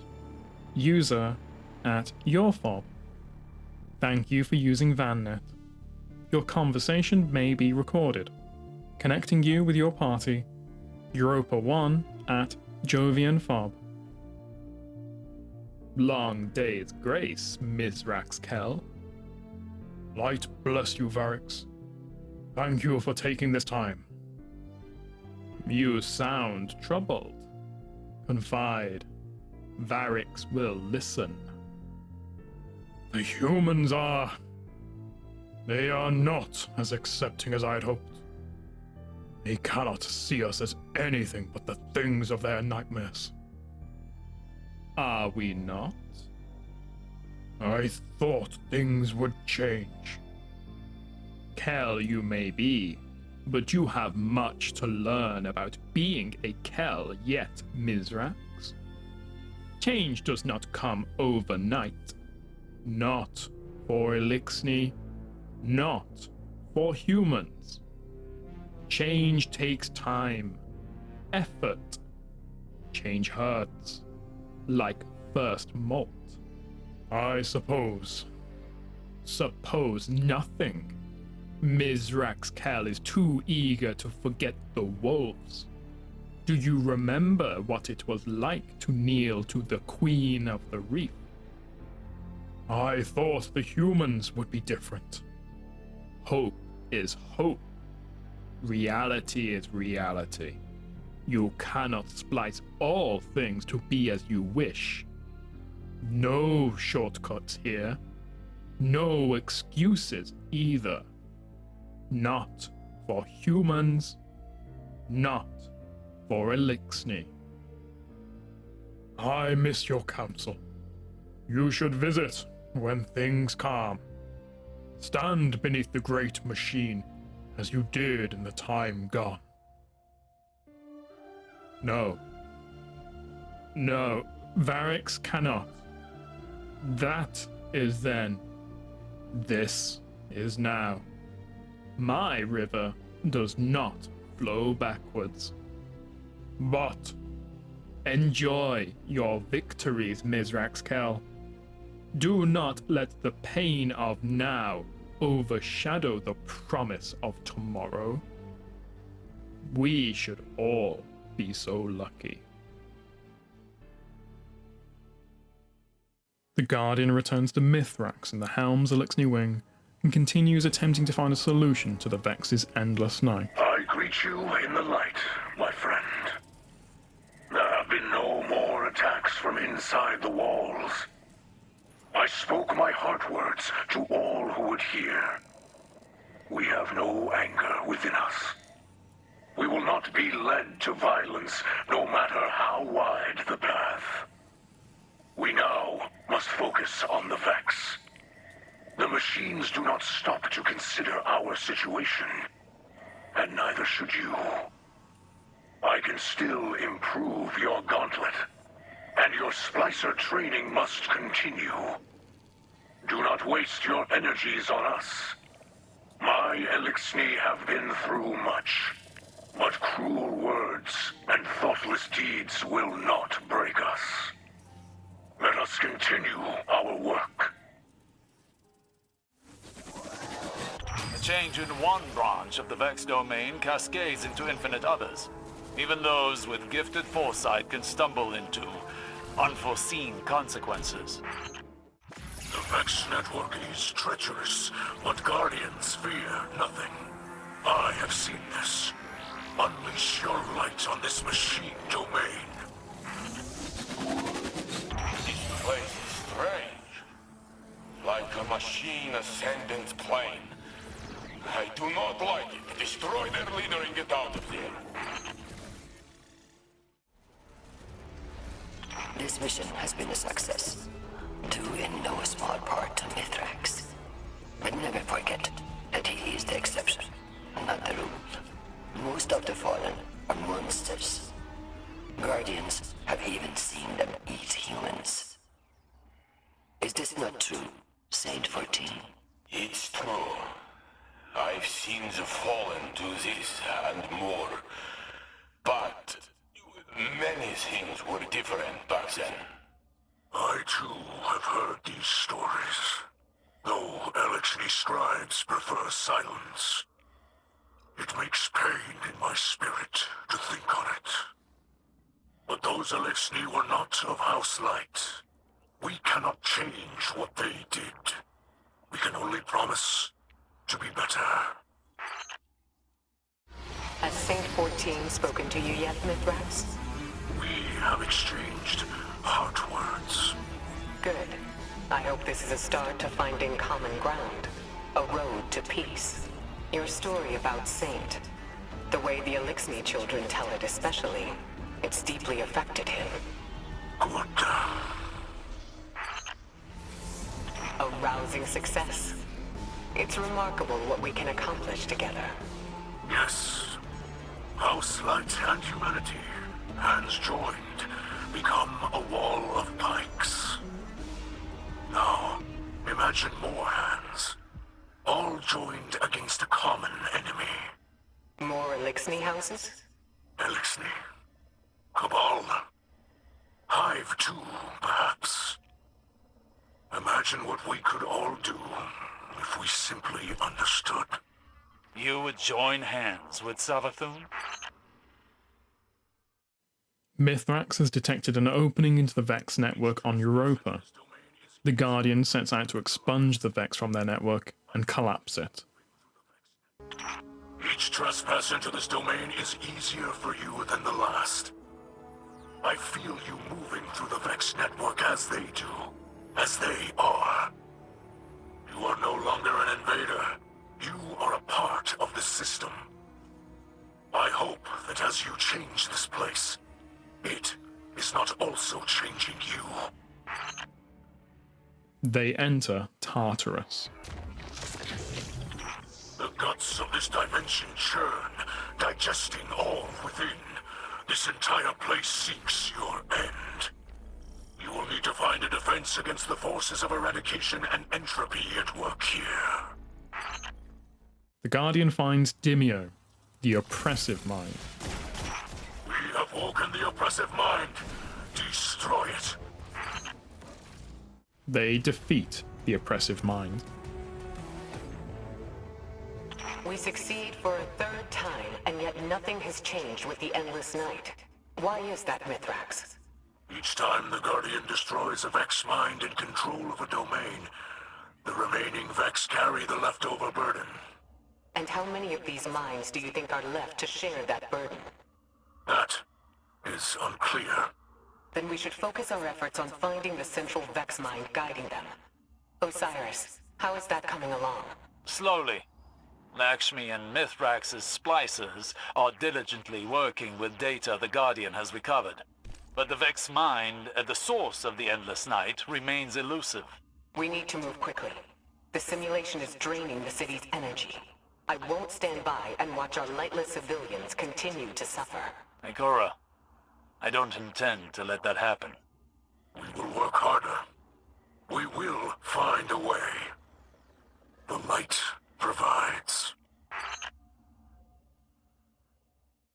Saint 14 wishes to speak with the Guardian about the Elixni. I have thought much on Mithrax's story. We do monstrous things to fight monsters. It seems simple then. When the city first formed, Titans were the walls. We did not think of our enemies when we fought. We thought only of protecting our people. Survival until the next day, no matter how. To be seen as a terror, a destroyer. To know children tremble in fear at my name and mourn what I have taken from them. This is not the Saint 14 I know.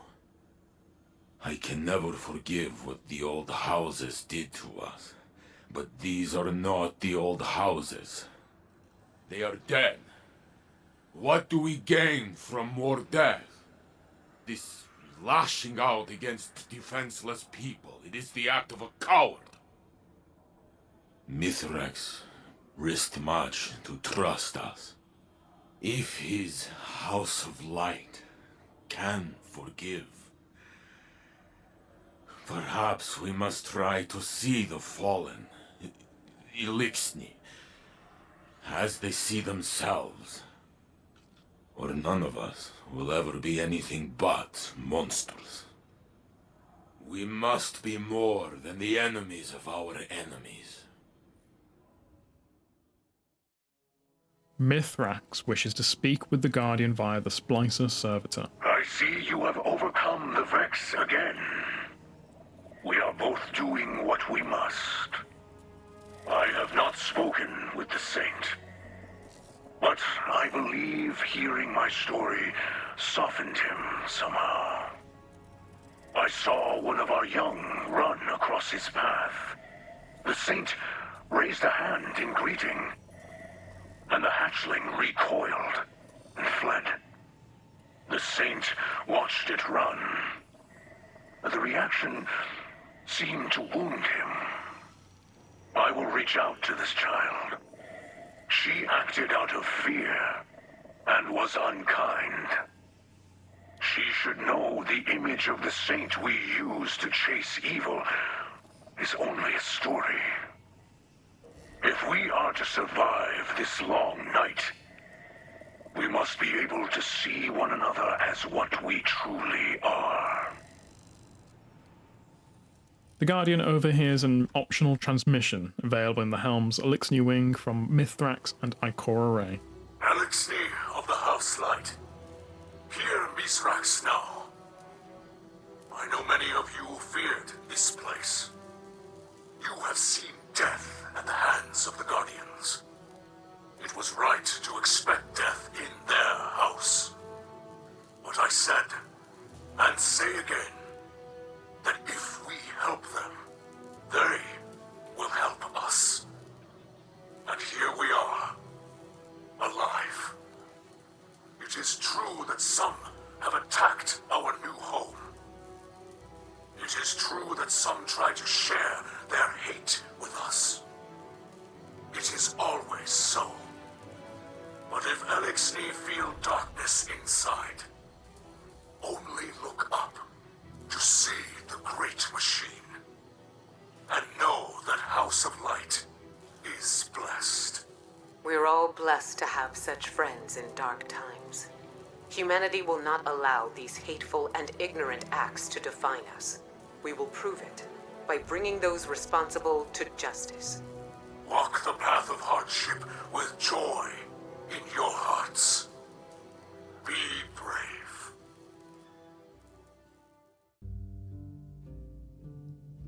Filigree of Light. Crows sat high on the walls, looking past the future war called Sentinels, to focus instead on the crowd of Illuminus below. He wished he could be on the ground, helping them acclimate. Though his stay with the spider had been traumatic, he had fond memories of the Illuminus who helped him adjust to life on the shore. He longed to return the goodwill. But Zavala had given him strict orders to stay out of sight.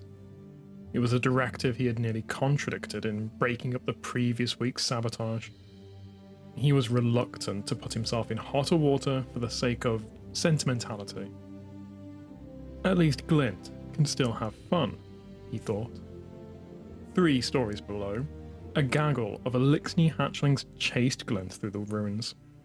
Crow had dispatched the ghost to do some reconnaissance and gauge the likelihood of another violent confrontation. But the instant attention of the hatchlings blew Glint's cover, and he seemed delighted in his demotion from spy to playmate. The ghost chirped in glee as the hatchling scrabbled around on all 6s, trying to catch him. He stayed just beyond reach, twisting and turning through rubble, doubling back so that the smaller ones at the back of the pack could have a go. Let them enjoy themselves, Crow thought. Things will get worse before they get better. They deserve every scrap of joy they can find.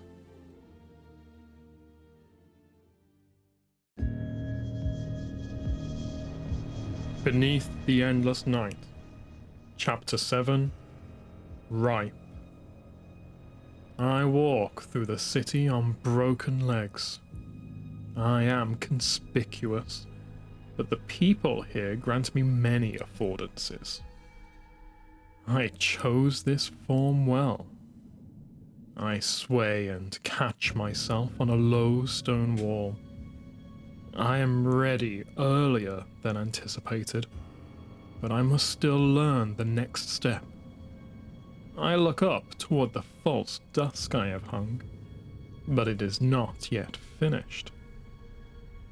I am afraid, but it is thrilling to engage in something new after all this time. Something unknown. I close my eyes tightly so they do not bulge. The feeling passes. I open my eyes and search the faces of the people around me for familiarity. I did not mean to. I twist inwardly with disgust. When they first reached for me, I reached back in acid mockery, and they opened themselves to me in stupid, naked innocence. I was giddy. My fingers raked their minds. I forced my will through them using only words, and met no resistance. Their naivety was beyond description, and I feasted until my eyes welled with black tears. Now, I reach as often as they do, and when they reach back, I am thankful. I speak with them. I seek their company, their companionship. This is not pity, for I know pity. What is this? I drop to both knees, clear my mouth, and vomit. The thin black fluid turns to vapor and disappears. I clench the gangling black mass that threatens to unspool recklessly from within this shell of flesh. My new arms are too thin, too weak. My new shell still bound with thick mucus. Not yet, I say. A moment of blackness. And then a man places his hands on me, on my shoulders, on my back. He asks if I am ill, and he sees my flat eyes, my teeth black with ripeness, and he prepares to scream. I let him keep his mind. I push breath up and through my ruined mouth, and speak a simple lie. He stops, smiles, laughs, shakes his head. He points a finger at me in mocking admonishment before walking away. I swallow the fatty morsel of his ignorance, and it gives me the strength to stand once more, cover my face, and resume my walk. I feel this form splitting beneath its wrappings, held together weakly by wet strands of sinew. And from deep inside, stirred by that latest scrap of deception, I hear the oily growl of the worm. Even here, basted in deception both ample and rich, the worm cries ravenously. It has grown grotesque, skin-taut, overfed, and still it howls for more. It commands me to keep it alive. I look up, beyond the flickering net of darkness, and see what rests just beyond, waiting for me. The worm roars.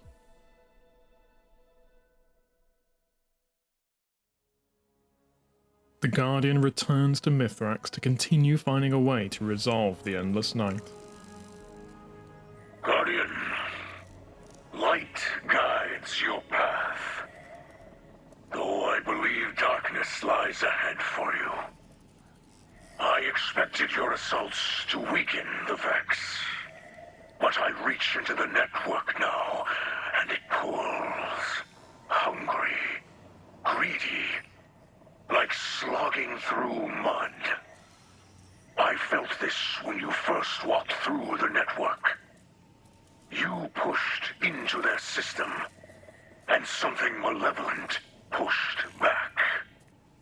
The sacred Splicer must know the Vex, must understand what can and cannot be bent, yes. They are like the seasons, or the great seas. They surge and flow like a primal force. They cannot be manipulated, and yet something is doing just that. I do not know what it is, or why it has targeted your city. But I see the great machine hanging above, and I worry. This endless night has greater purpose. Be cautious now, Guardian. Darkness is coming for you. Shine your light on the truth. Mithrax has detected an opening into the Vex network on the Tangled Shore. Proceed through the temporal breachway and infiltrate the Vex's subnetwork. Focus on the task at hand. Do not be distracted by your senses. I see you. Crawling around my domain like insects. This realm answers to only one master. You think you have power here? You are nothing. You know nothing of power. Thrashing around like a wounded animal. Unaware that you are already dead. Your failure is written in time. Your victories are hollow things. I have seen your grave. I see you. Rent asunder, broken, taken. We've detected Taken inside the domain. This isn't my first encounter with their infiltration of Vex networks. I've opted to take over for Mithrax, given my experience. To think the Vex are able to divide themselves between the material world and this place to engineer their plans. This is not unlike the Ascendant Plane, which raises many questions.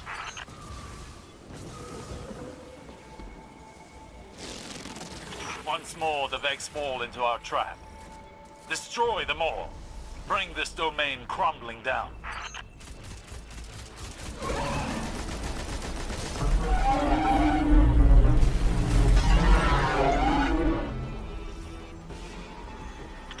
Can you feel that?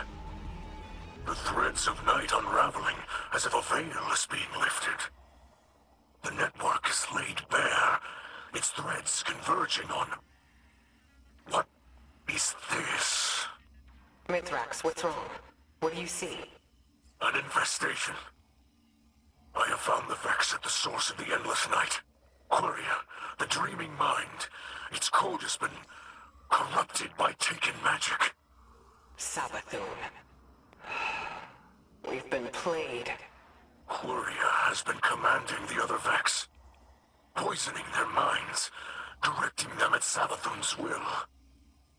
The endless night is of Savathun's design. It would seem the Witch Queen has outmaneuvered us.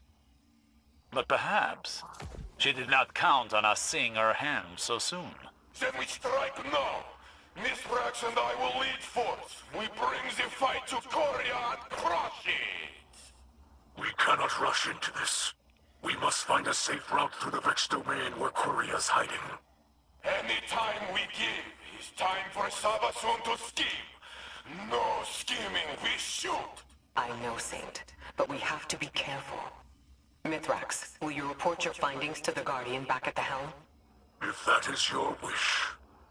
We will fight, and soon. But it will be on our terms, not hers. Mithrax has an urgent message for the Guardian. They head to the helm to speak to him through the Splicer servitor. I wish my news was not so grave. can confirm that it is the taken Vex Mind Quria at the center of the simulation that plagues this city. Quria serves the Witch Queen Savathun. It is she who is responsible for the endless night. Are you certain of your data? After all, Savathun is known for her deceptions. Osiris, I did not know you had access to this channel. I wish to confer with you and the Guardian privately. The Splicers feel Quiria's spirit. Hollow, calculating, taken. It lurks between realities as a blade between carapace plates. There is no mistake. How did you miss this? In the same way it went unseen by the mighty Osiris.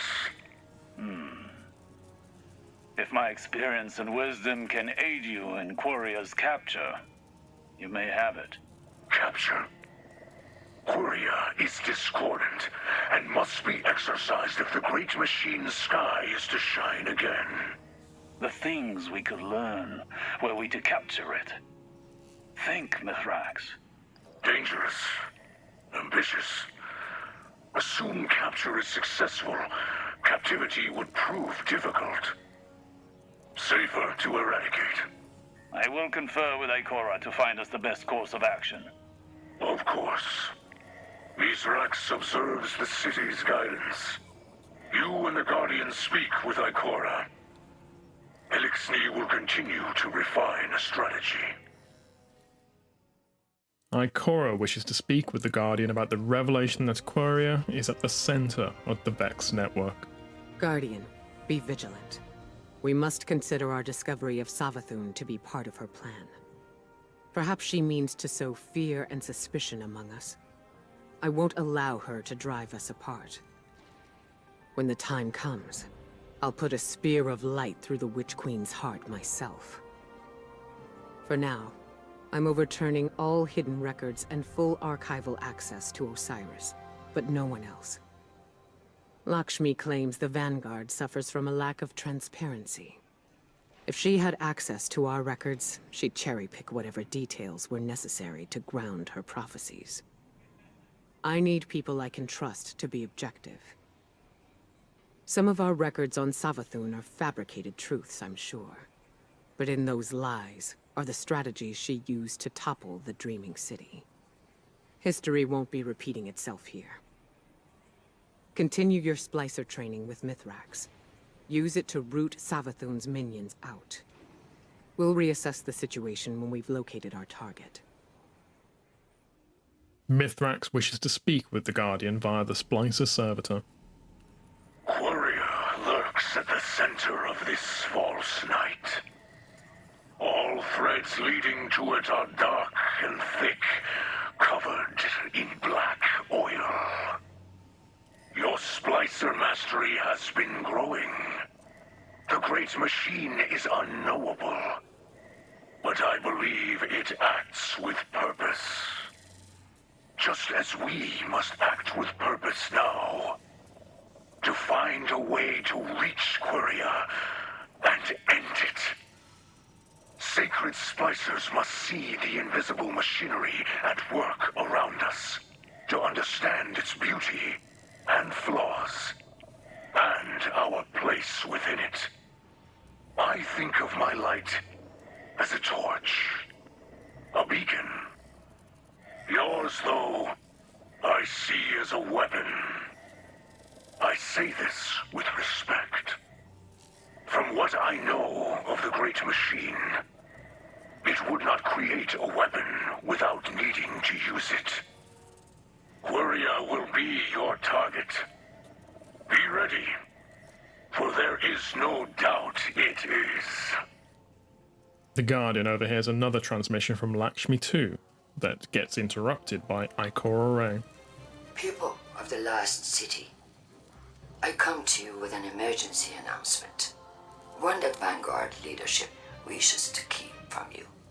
Future War Court has learned from Guardian sources that the endless night is the work of the hive god of deceit, Savathun. This is a grave development, but we cannot give in to despair. Instead, let it propel us to action. We must demand accountability from Vanguard leadership. We cannot allow Zavala and Ikora Ray to sell our city to the Fallen. Why? Enough! This is Ikora Ray. I will not stand by while this hateful rhetoric goes unchallenged. I understand it's hard to put the violence of the past behind us. But the Vanguard's responsibility is to preserve a just peace. Not for some, but for all. Lakshmi would have you live in fear. Fear of the Elixni. Fear of the future. But I propose something much stronger. Faith. Faith that bravery is not just a human quality. Faith that we are stronger together. Faith that the Vanguard and our Elixni allies will break the Vex hold on our city.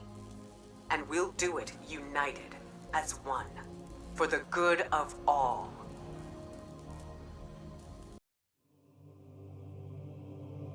Beneath the Endless Night, Chapter 8, Gilded Knives. They say the promenade of the core district never sleeps. In times of celebration, it was a parade ground meant to extol the virtues of the Guardians and show the people of the city the faces of their often distant defenders. To see it empty was almost unheard of since the Red War. Executor Hideo of New Monarchy walked alongside Lakshmi II of Future War Cult, observing vendor stalls decorated in neon lights that flickered intermittently as they passed. But there were no vendors, no proprietors. Hideo glanced over his shoulder at the 4 Future War Cult security officers that followed behind them at a respectful distance. "Do you remember the last time this street was empty?" he asked. "Yes," Lakshmi said with a heavy heart. "They called me a fool then as well." She did nothing to hide the contempt in her voice. "We made mistakes in circles, Hideo, walking in a loop of our own self-made despair."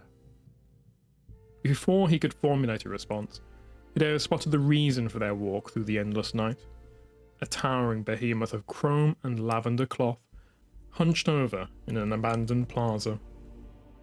Saint 14 focused on the birds underfoot, scattering a handmade mix of seeds on the ground while he cooed contentedly at the pigeons. "You have chosen poor night for walk," he observed as Hideo and Lakshmi approached. "Do you need escort back to tower?" Hideo shook his head. "No, Saint.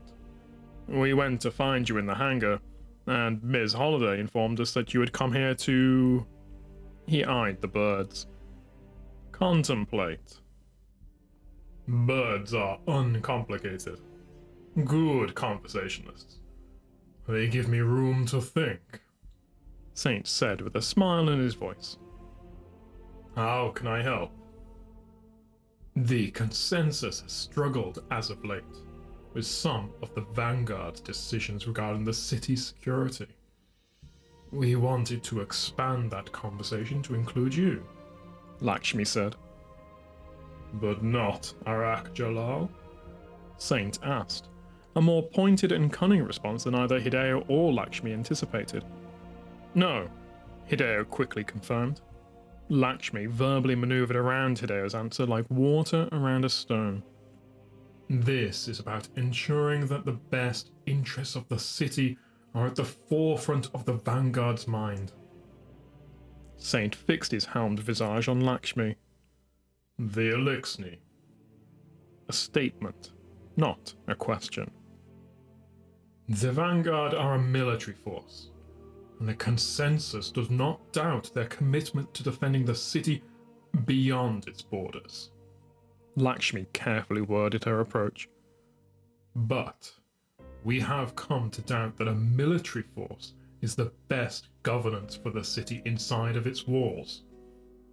Saint squared his shoulders as if presented a challenge, and looked between Hideo and Lakshmi. His stoicism twisted Hideo's stomach into knots.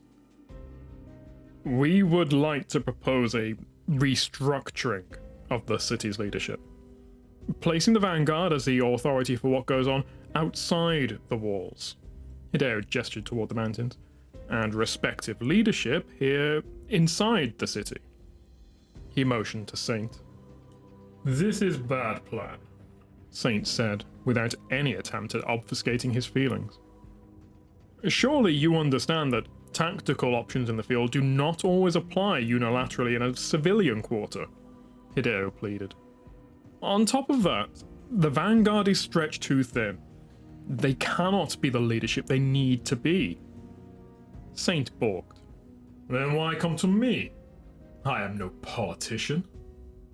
But you are a leader, Lakshmi countered as she placed a hand over her chest. A hero. A symbol to the people. Saint drew in a steady breath and grew silent. It may not feel like the right choice because of your personal feelings toward Commanders Zavala and Ikora. Change can sometimes feel distasteful, but I know you aren't one to ignore your sense of duty. Saint looked down at his feet, at the birds, and the seed. I must speak with Osiris, he asserted. Lakshmi briefly regarded Hideo and nodded. Give your partner our regards. I will, Saint said stiffly, scattering the last of the seed in his hands to the birds before departing the plaza. Hideo and Lakshmi waited under the watchful eye of the traveller until Saint was gone. If he tells Zavala or Ikora, Hideo said through clenched teeth, Osiris will stop him from doing anything so stupid, Lakshmi said, the softness in her voice gone. And if he is so short-sighted as to refuse us as Saladin did? Hideo's stomach twisted again.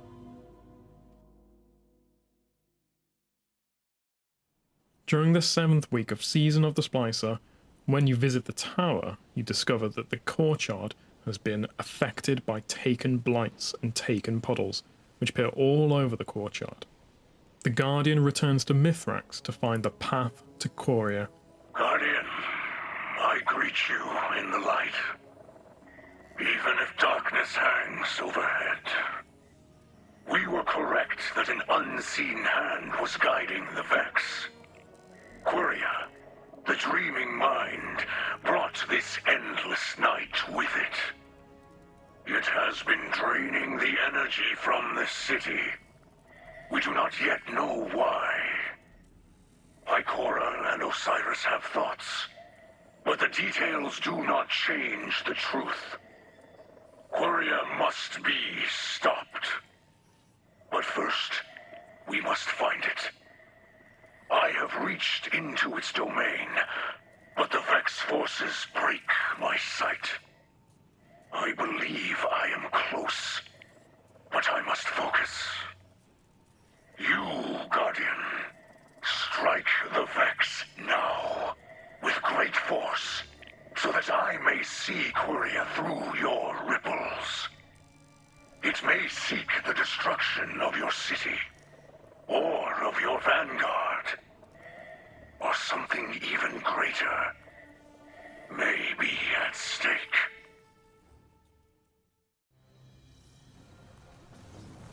Coria's presence in the network proves that Savathun's plan is deeper than we imagined. Her endgame is inconceivable even to the Vex. The Fallen may help us gain access to the Vex network, but that doesn't make them our allies.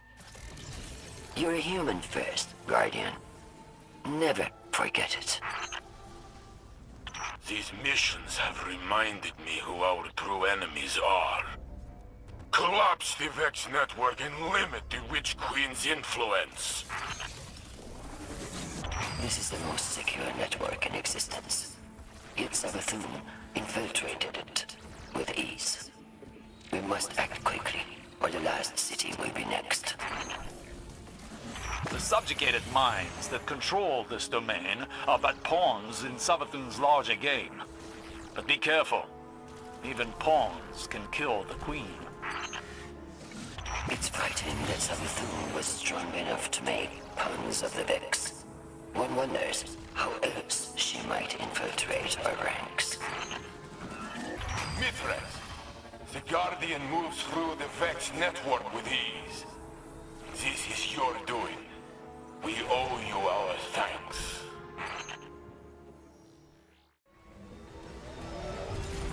Impressive work, Guardian. But beware the influence of Savathun. Those who wield the darkness are no doubt more susceptible to her machinations. Darkness in hand and darkness in heart are not the same. True valor cannot be turned. You worship the trouble, but condone the use of darkness. How very convenient. Great houses destroyed. Made refugees in a foreign land. Nothing is convenient for Elixni. Now that we know Sabaton is behind the attack on the city, our missions are even more important. The Witch Queen threatens all. Together is the only way forward. I could not have said it better, my four-armed friend. The Vex are staggered. I can sense their confusion. Only a few more incursions to go. To your credit, Mithrax, I was wrong to doubt you. Save your doubt for the Witch Queen. It is one of her only weaknesses. The endless night was Savathun's work all along. I can't believe we missed it. Yes. It would seem the Witch Queen was rather careful in her manipulations to fool the Vex. You almost sound like you admire her. Shouldn't I?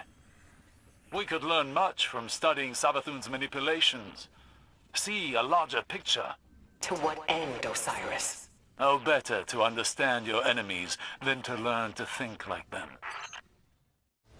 Enjoy your victory, but remain vigilant. The Vex are but a part of Savathun's final plan.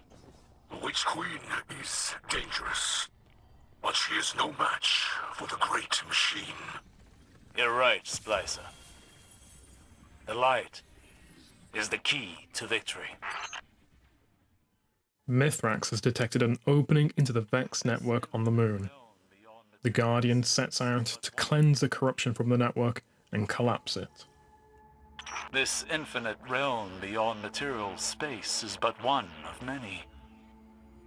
The universe holds so many dark and fascinating secrets. If only our eyes were open enough to see them. They enter the corrupted Styx domain. I do wonder if the Vex security here is so lacking because they never imagined you could reach this place. Because they can't simulate the... Fascinating. They find Diecast reborn. Another oppressive mind. Show it the fate of its predecessors. They destroy the oppressive mind. With this victory, the threads of night are further unraveled, and the weaver of this dark tapestry can no longer elude us. I have found a route to Quiria's hiding place. It is concealed behind numerous layers of defenses compiled by the Vex. But now we have a target. Something we can hit! I would caution you against underestimating Quria. Agreed. We must strike carefully, mitigate Quiria's ability to rally defenses. Then, punch through the network like a white-hot sword of praxic fire. We can do this. Together. Together. Saint 14 requests that the Guardian and Osiris meet him in the helm. Osiris, there is something I must discuss with you. Lakshmi, she came to me with a proposal. You taking over as Titan Vanguard? She discussed it with me as well. Lakshmi has radical ideas, but they are only words. No cause for alarm. Good, good. Only words, of course. She wants what is best for the people of the city. And in truth, you would make an excellent leader. I do not seek authority. Zavala may have a beautiful desk, but he is chained to it. We could use less bureaucracy, maybe. More proactive strategies, where we reclaim ground taken from humanity. An open council in the city to speak with the citizens. Ah! I have imagined a new vanguard, led by us. Led by you? I would stay back and advise. I lack the temperament for leadership. Ah, a fantasy only. I told Lakshmi I would think about it so she would go away. The words, tasted like treason in my mouth. Let her believe you are considering it. If you refuse, I imagine she might approach Lord Saladin next. And after what happened with Keitel... I understand. Later we will speak more of this. It appears Lakshmi is speaking a bit too freely. I will report her behavior to Ikora, though I imagine she already knows. You should continue working with Lakshmi. Don't mention what you've heard. We must keep this as quiet as we can. With the endless night and the Elixni here, our city has become a powder keg. One errant spark, and it could be the end of the Vanguard.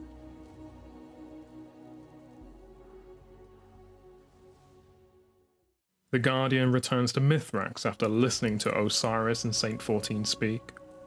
I feel Quiria's vile presence pulsing in the heart of their network. I feel a strong hand pull against the threads tied to everyone living in this city. This has gone on too long, Guardian.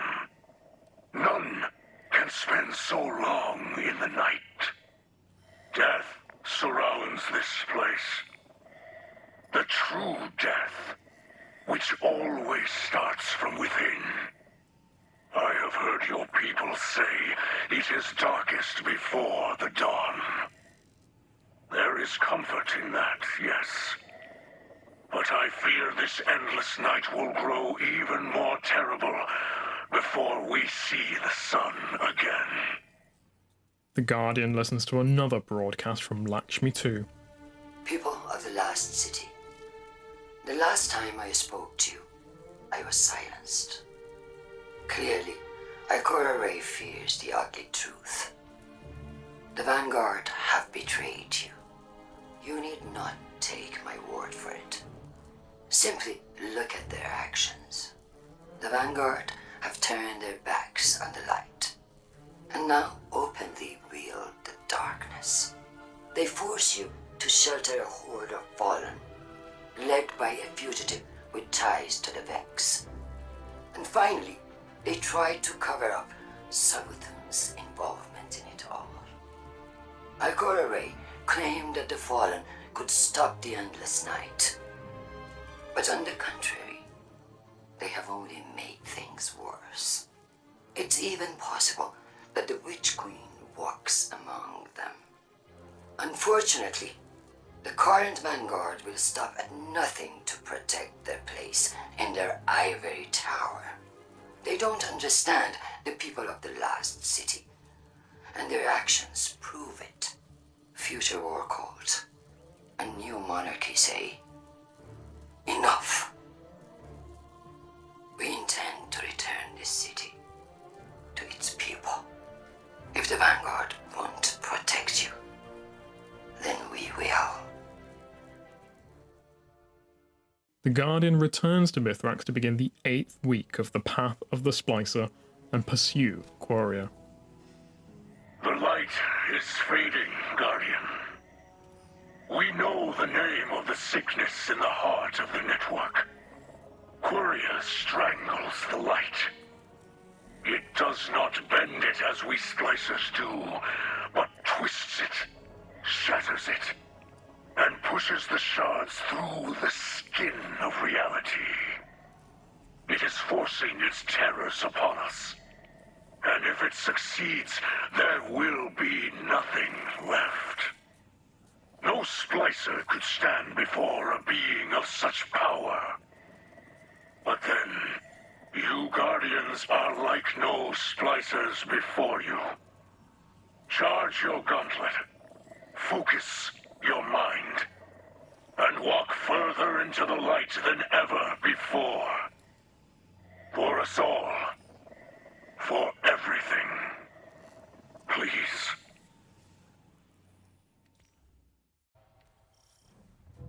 I can't believe that Light had the power to unlock the Vex network.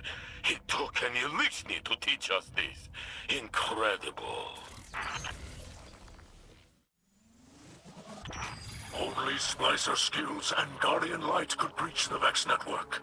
The House of Light honors you. This place reminds me too much of the Infinite Forest. I prefer to forget my time there. The Vex network becomes more fragile with each incursion. I was wrong to doubt you, Mithrax. We could not have succeeded without your help.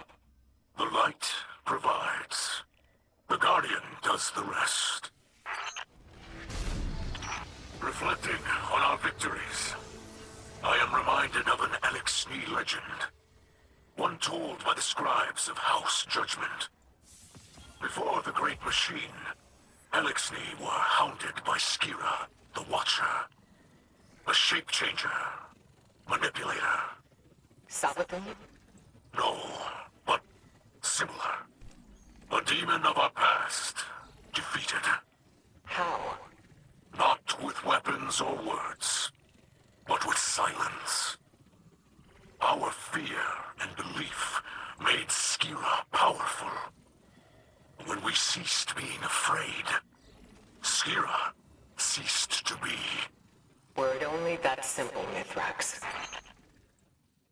The Guardian returns to the Vex domain to eliminate the last oppressive mind and reveal Queria's hiding spot.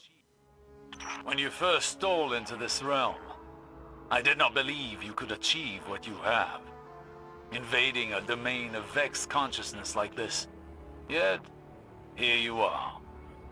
Embodiment of the impossible. Somehow, in spite of everything you've accomplished, I managed to underestimate you. I won't make that mistake again. The oppressive mind attempts to trap the Guardian. Once more, the Vex fall into our snare. The domain's master is yours. Destroy it. The Guardian defeats the oppressive mind. The end is here. The path to Queria opens. A night end is in sight. Destroy Queria, and the Witch Queen will be forced into retreat. The Vex lose guidance. This network becomes unmanaged. Ikora has taught how Guardians cornered the Undying Mind not long ago. With her wisdom and Elixni Splicers, we have plan devised. Drag Queria from hiding. May its last thought be of fear. Of you. Mithrax has located Queria deep in the Vex domain. The Guardian sets off to enter its sanctum and collapse the network around it. This is it, Guardian. Payback for the Dreaming City. For our city. For everyone. Queria has shielded itself in multiple layers of the domain. It hides a festering rot deep within the core of this network. Sabathun's eye is upon us now. I can feel her. It is as if this moment was unavoidable. Fated. But you have shown me there is only the destiny we make for ourselves. Nothing more. Go, Guardian. Walk in the light. They enter the corrupted labyrinth. Queria has retreated within layers of security, mirroring domains you have previously collapsed. The challenges you face here are the very ones you faced as you honed your Splicer powers. You are ready for this. Our hopes rest on you.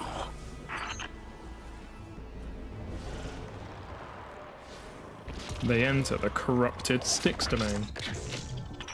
Queria rages against your presence, I can feel the sickening rot of the Taken's power shuddering through this domain.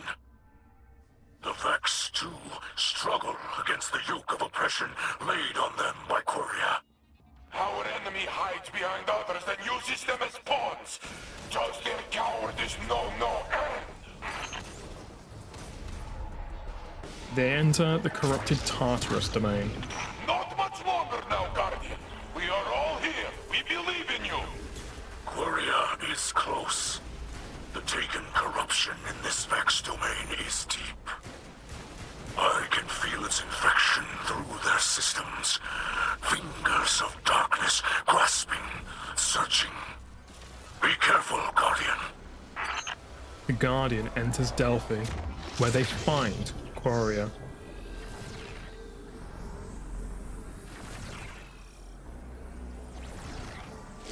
That power. Quria, blade transform. The dreaming mind. Guardian, this is it. Fight with everything you have. Light guide you.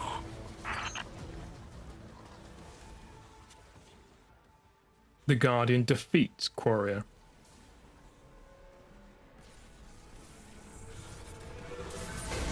Unbelievable. Quria is gone. A great evil vanquished. A deed of legends. I knew it! I knew we could do this! Congratulations, Guardian! This victory, it is monumental! Let's not uncork every bottle of champagne in the city just yet. Osiris is right. This is a monumental victory for humanity and Illuxni. But it's a battle, not the war. Even so, victories should be cherished. Yes, Mithrax is correct. We will have a party, a celebration. A small one, but respectful, very classy. I will wear a suit. The Guardian reports to Ikora in the tower. Finding Quria at the center of the endless night confirms our worst suspicions. It was the arm Savathun used to strangle our city. With it docked, to borrow an Illuxni term. We purged Savathun from the Vex domain. I only hope we stopped her in time. The Dreaming Mind's defeat, as with so many things Vex, is a process. It will take time for Mithrax and his splicers to finish untangling our reality from the Vex network. In the meantime, Osiris is focused on collecting all the data we have on Savathun, separating small truths from the many layers of lies.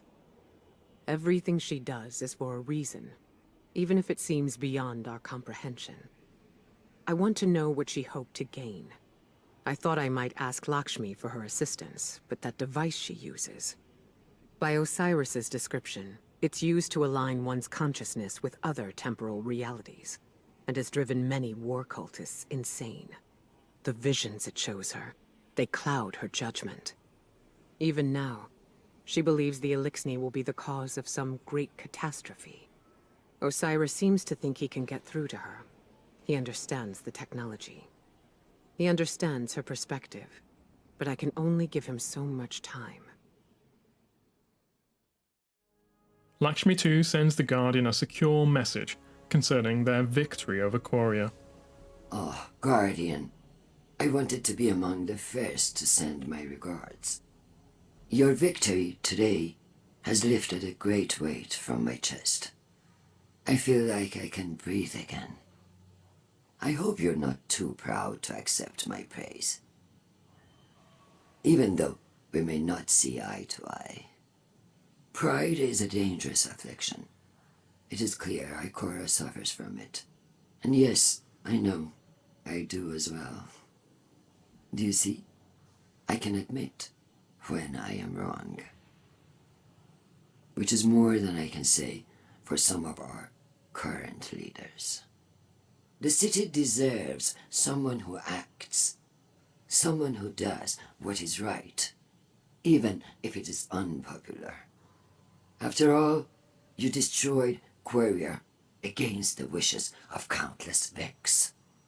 You did what had to be done to protect your city. You acted bravely.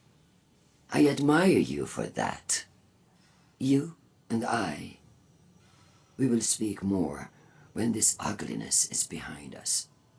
After the Fallen have returned to space, and this endless night is a memory. Our city could use more heroes. Mithrax wishes to speak with the Guardian via the Splicer servitor.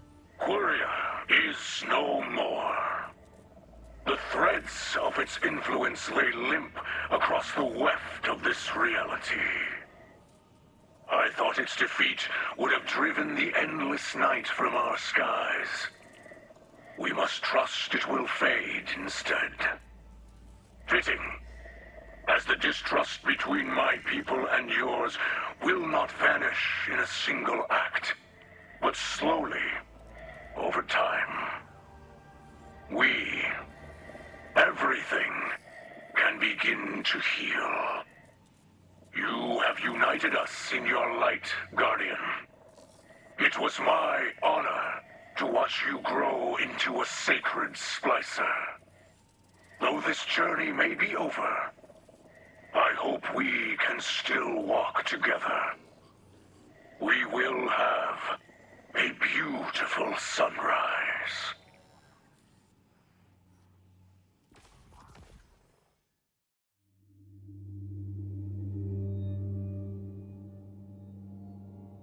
Part 4. Lakshmi II. Prophet. Saviour. The Guardians have triumphed over Quarry in the Endless Night, but the season is not over. So let's finally finish the book Beneath the Endless Night and head into the endgame for the Beyond Light seasons.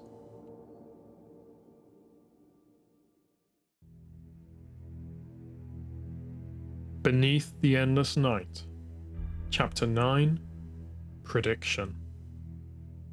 In the days that followed Quarry's defeat, the sky lightened, and so did the city's mood, as the endless night began to slowly lift.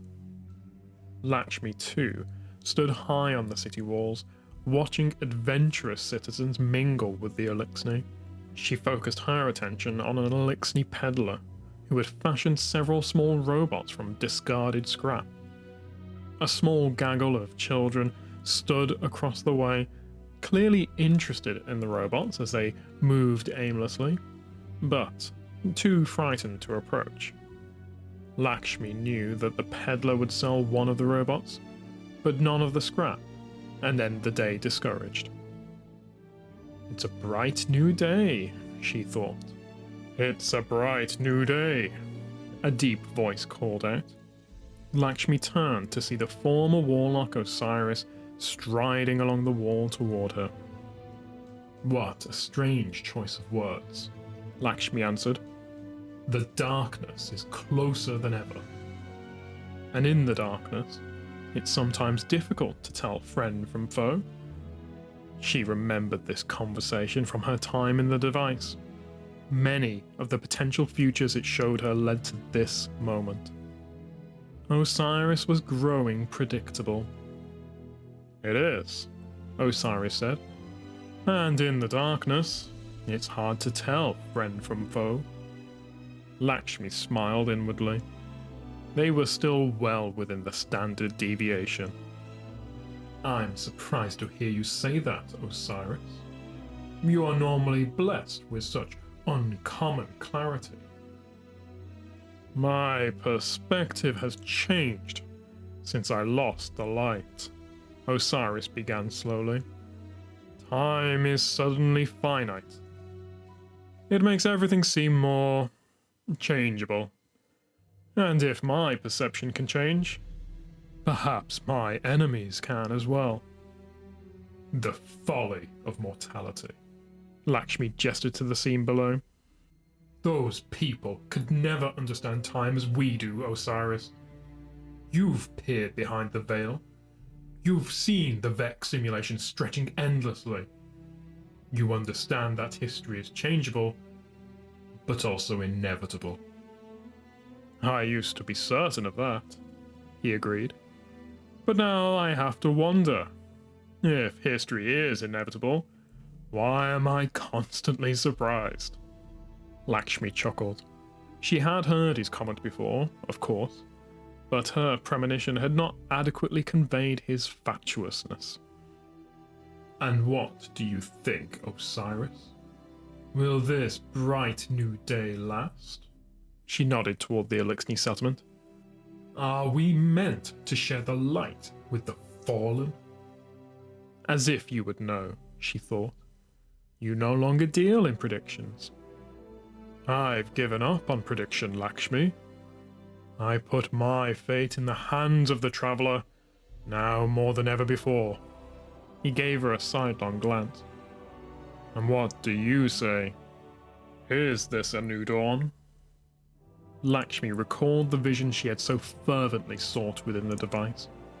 The realization of her righteous victory over the Illuminus, historical and preordained all at once.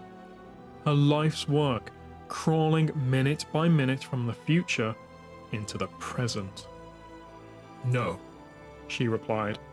This is just a flash of lightning before the coming storm. After the endless night is lifted from the last city, and the solstice of heroes returns, the Guardian listens to a broadcast from Ikora and Mithrax in the helm's Illuminus wing. Illuminus of House Light. After the fall of Reese, we have had many homes. And in every new home, culture evolves. We hang new banners. We follow new Kells. We weave new traditions. And here, under the Great Machine, is a new custom called Solstice of Heroes. The solstice is a reminder that our victories belong not only to us, but to those who gave their lives along the way. Asher, Sloan, Cade, Sagira, even Brother Vance. And for the first time, we'll share solstice traditions with our Illuminus allies, who risked their lives to free us from the endless night. Misraaks likes this tradition. Illuminus, too, have many heroes. Without them, House of Light would die on Europa, far from the Great Machine. Now is the time for all to join in the solstice, so past heroes can bring peace to the living.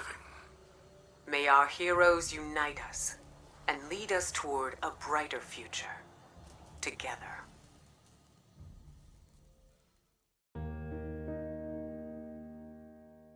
Sunstead Mark. Today, I witnessed a human ritual that I long thought a myth, or at least over-researched relative to its cultural impact. That is, the ingestion of ethanol to induce euphoria and knowingly hinder judgment. When I first learned of this practice in the Techion's data archives, it seemed preposterous. Why would a predominantly aqueous creature willingly ingest a substance that causes its body to purge liquid? What was the goal? Today, I discovered the answer. Partying. Based on my observations, near community ethanol distribution centers, partying is a distinctly human form of enjoyment. It is similar to many Illuminus celebrations, a social gathering meant to foster group cohesion. But the human version involves collective self-poisoning, for which there is no parallel in Illuminus society. Apparently, partying involves a loose constellation of behaviors. Speaking much more loudly than normal, making an increased amount of bodily contact, the purging of partially digested food, walking in eccentric patterns, expressions of fondness, increased laughter, public displays of sorrow, and coordinated yelling to previously recorded sounds. Having witnessed the prevalence of ethanol consumption in the last city, I can safely conclude that, if anything, this behavior is under-researched. Humans' fondness for poisoning themselves is prolific. It's a wonder their species has lasted this long. I admit to curiosity as to the perceived effects of ethanol consumption, because it cannot feel as terrible as it looks. However, I am reluctant to engage in human partying because I'm not sure an Elixni could survive it.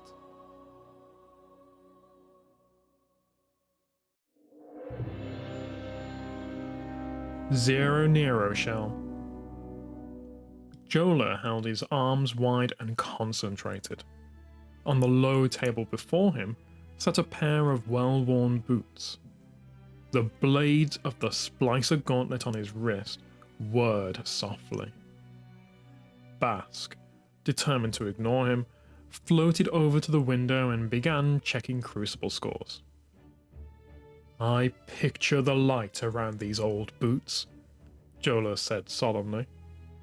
I picture... You don't have to actually say it, Bask said, pulling his shell down over his eye in a decent approximation of a scowl. I picture the light bending, Jola said, louder.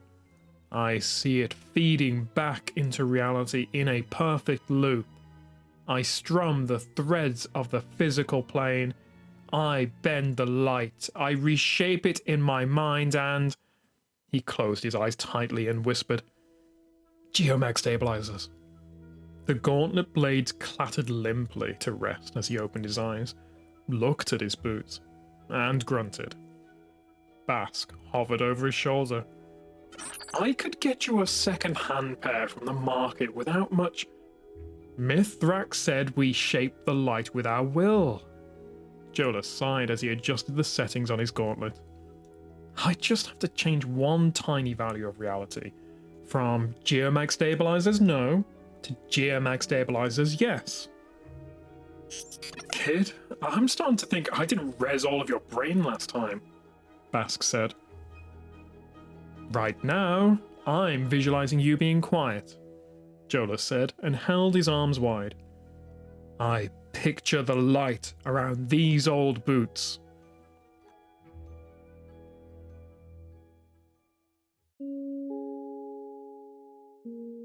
Sunstead grieves. Today, another misunderstanding resulted in joy. Cliffix, a young engineer, watched a human struggle with a large machine. No matter what she did, it continued to billow a thick, oily smoke. Curious, Cliffix waited until the human gave up in frustration. After the streets were dark, Cliffix examined the machine himself. Determined to earn the human's trust, Cliffix stole the machine and took it back to House Light. He worked through the night to repair it, using our scrap as a gesture of goodwill. When morning came, Cliffix returned the machine and watched from afar, eager to see the woman's excitement. She turned it on and watched in astonishment as it rolled smoothly down the road. It still emitted traces of smoke, but at least it moved.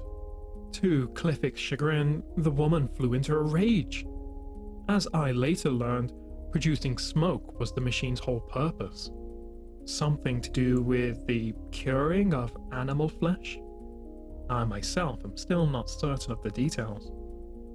Although the machine no longer produces smoke in the appropriate manner, it now travels upwards of 20 kilometers per hour on very little fuel.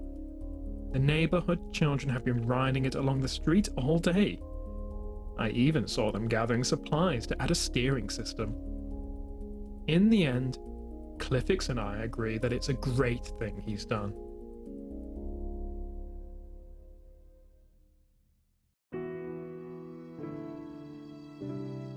Reese Racer. Amanda Holliday sat cross-legged on the floor of the hangar, hands propped on her knees and elbows bent as she leaned forward. Showering sparks rained down on her clothes and bare arms, mutedly reflected in her welding goggles. The prickling sensation of the sparks on her skin was comforting. Familiar. So too was the half-finished Sparrow refit her new assistant was working on. But the assistant... That was taking some getting used to. I don't know why this is so surprising, Amanda said as she looked over at the Elixni Vandal working a pair of arc welders held in 4 hands. She laughed to herself, rubbing her cheek as a spark bounced off it. Always wondered how y'all built stuff so fast. The Elixni engineer, Neek, winked 3 eyes in Amanda's direction before returning her attention to the welding work. Easier see, too. No eye shields, Neek explained with a smile. Elixni eyes quick, better than human. Then, quieter, not as much as before home, but... What do you mean? Amanda wondered. Neek stopped welding, set her tools down, and reclined back with 2 hands on the concrete floor and 2 folded in her lap. She looked up at the ceiling and sighed a faint ether mist. Story lives greater than now true selves, Neek explained, then looked sidelong at Amanda. We all lost purpose after... Neek carefully considered the proper human words. Our golden age? It was Amanda's turn to sigh, more so in regret than Neek's sigh of patience. You ever ridden a sparrow before? She asked in an attempt to change the tone of the conversation. She hadn't considered the question before asking it. Neek shook her head and focused her attention on the half-finished machine in front of her. Too small, she said with a shrug of her upper shoulders. Pike's stronger, but quick run. Amanda couldn't help but laugh at that. Darling, she said through the laughter, ain't no pike faster than my sparrow. Neek's eyes lit up, and she sat forward at the perceived challenge. Amanda remembered the last radio conversation she had with Crow, an Elixni phrase he used. A friendly challenge. Her pronunciation was not quite right, but the intention was. Neek delighted at the interaction. Your boasts are hollow hull, Nick said with a growl of laughter and clambered up onto one knee. Amanda's eyes widened for just a moment when it looked like Neek was going to pounce on her. As if she had somehow said the wrong phrase or challenged the Vandal to a duel. No weapons were drawn, however. Instead, Neek offered 2 hands to help Amanda up from the floor. She pulled her up with ease. Are we gonna... race? She asked with a nervous flutter of laughter and crooked smile. Neek nodded enthusiastically. Yes, race.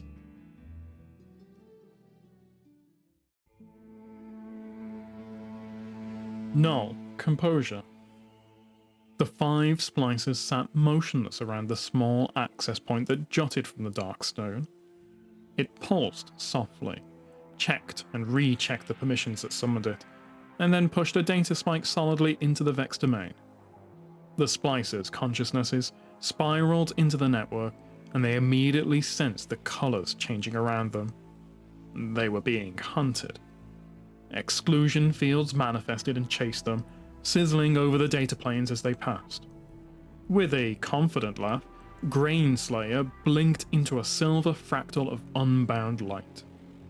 The field shattered and split to follow him.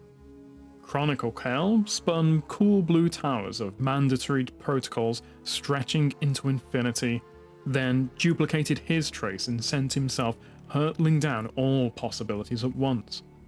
The domain chugged and hitched as he moved. Anomaly focused his light and caught a bucking ripple of the domain, pushed and pried a crack into the deep cipher beneath.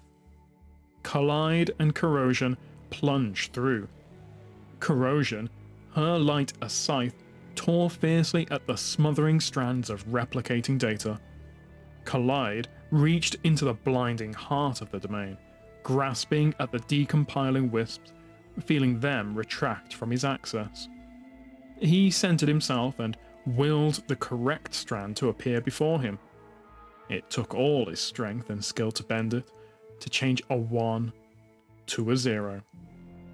And as he thought it happened. The access point dissipated, leaving the 5 splicers back in the dark stone room. They turned to Collide, and when he nodded, They collapsed into joyful, relieved laughter. They had erased the Vex's knowledge of Misraaks' daughter, Ido. Collide caught his breath and shrugged with false modesty. Provoke the eminendum, he began. perish as the residuum. Corrosion finished for him, before she fell into a fit of laughter once more.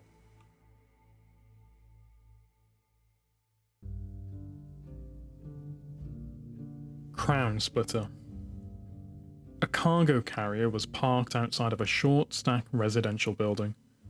Refracted light from the aura of the traveller scattered shadows on the street in unusual ways. But no one was paying attention to the shadows today. Neighbours across the street in brownstones watched movers carry furniture out of the building. The whir-clack of 2 decommissioned Generation 1 Redjacks carrying an antique chaise lounge echoed down the street. The machine noise was met with the laughter of children pursuing them in amused delight. These Redjacks no longer wore the Vanguard insignia. Instead, they displayed a serial number and the logo for a long-term storage company. "Come on, kids, stay out of the way," warned a tall, broad-shouldered woman in a worker's jumpsuit. She wore the same logo as the Redjacks, the name Sonia embroidered on one sleeve. "How are we doing in there?" she called into the foyer. "2 more chairs, the armoire, and then we gotta call the forces of the city about all the munitions," answered another mover inside the building. Sonia sighed, fixed the 2 children with a warning look, and walked up the stairs into the foyer of the building. Inside, she found her co-worker, Maron, cataloguing items in a datapad while 2 more decommissioned Gen 1 Redjacks idled nearby. The munitions Maron had mentioned were significant. Boxes of ammunition piled chest-high, ferroplastic cases, stacks of loose body armor, and 1 large sword, partly wrapped in sturdy cloth bound in buckled straps. This was all in her apartment? Sonia asked in disbelief. Maron just shook his head in response. "Wild, isn't it? Like an armory in there." Our next of kin picking this up? Sonia wondered. "She didn't have any," was Maron's somber response. He handed over his datapad to her, and she reviewed the checklist. "So what's happening to all this? Why is it moving?" Sonia asked as she scanned the list. Maron sighed with a shrug. "Building owner needs the apartment vacated. There's people moving away from the neighborhoods around the, Elixni quarter, and he wants to clean the unit up for sale. People like stuff like that. Historic." Maron made a sweeping gesture with one hand as if motioning to a marquee overhead. "A guardian lived here." Sodyan looked up from the datapad with a crease in her brow. "A literal war hero dies fighting for us, and some landlord wants to monetize her space?" "The hell are you yelling at me for?" Maron complained as he turned to the Redjacks, giving them instructions on what to carry next. "If she lived up in the tower, I'm sure they'd have turned it into a shrine. But she didn't, and they won't." He didn't wait for a response, and followed the Redjacks as they carried an armoire out onto the street. Sonia, left with her thoughts, looked down at the datapad again. She brushed her thumb over an item, swiped left, and then down. Delete item? Sonia clicked the green checkmark. She knew where at least one item belonged, and it wasn't in a storage locker. They could fire her later, or maybe she'd just quit. Sloane would have liked that. There is an urgent message at the Splicer servitor in the Elixni wing of the helm. The servitor flashes urgently. Words scroll across its view screen. Emergency radio broadcast in progress. People of the Lost City, we have endured many great tragedies thanks to our strength and a steadfast commitment to humanity. The Traveler chose us. It abandoned the Fallen because they are unfit, unworthy of the light. They would take it from us if they could. The Vanguard have lost their way. They embrace the darkness. Welcome Aramis's followers into our midst with open arms. Force us to celebrate our lost heroes alongside those who murdered them. Yes, the endless night is over. But now, Mithrax and his house will use this opportunity to do what the Fallen have always done. Covet, cheat, steal, kill. I have seen the future with my own eyes, and it has not changed. Doom still builds on our horizon like a terrible storm. But there is hope. Right now, loyalists to the future war cult and new monarchy have rounded up the Fallen in our city.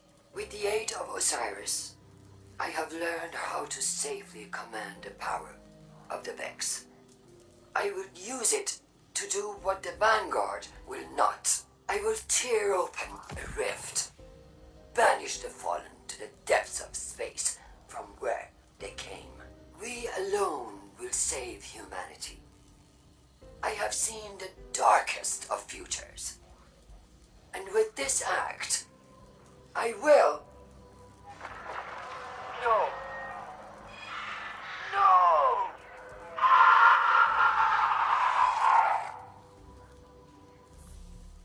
The Guardian rushes to the Botza district to assist House Light. The Vex are invading the last city. Lakshmi's body can be seen as you enter the activity. Lakshmi II has opened a Vex portal in the Elixni Quarter. All fire teams, find and close that incursion point. Mithrax, what's your status? We are overrun. Please, we cannot hold them off for much longer. Do not worry, Mithrax. I am on my way. No, you must protect your people. You are my people. The Guardian pushes back against the incursion. Taken are among the invaders. Vex, inside the walls of the last city. How could this happen?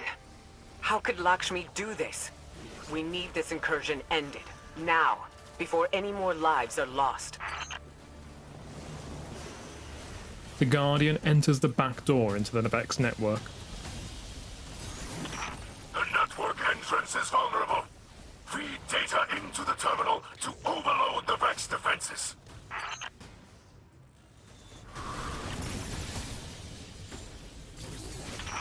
The Vex attempt to lock out the terminal. Destroy countermeasures to keep it operating.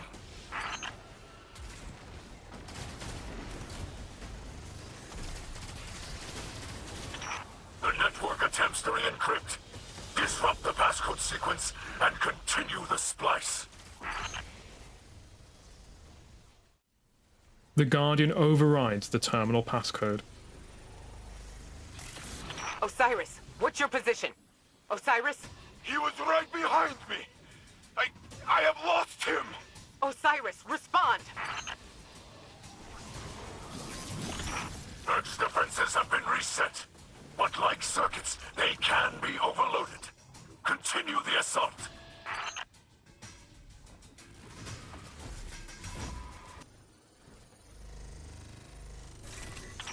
The splice is complete. Enter quickly. The Guardian enters the vortex.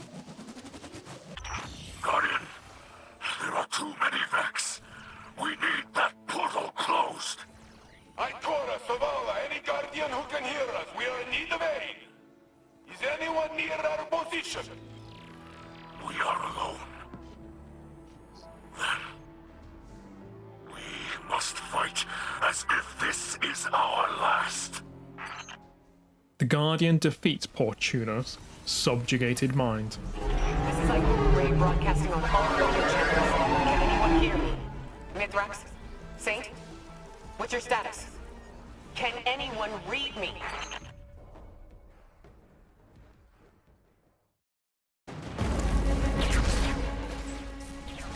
Mithrax and Saint 14 fight to protect fleeing Elixni in the Botza district.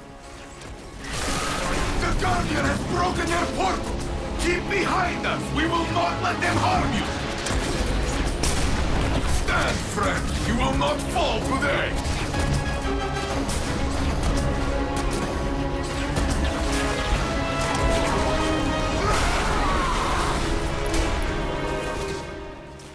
The figure of Osiris watches impassively from a building overlooking the conflict.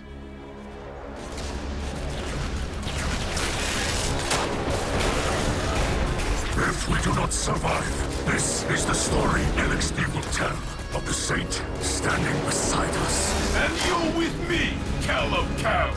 Together, we are enough! A Nova Bomb is hurled at the approaching Vex as Ikora comes to their aid.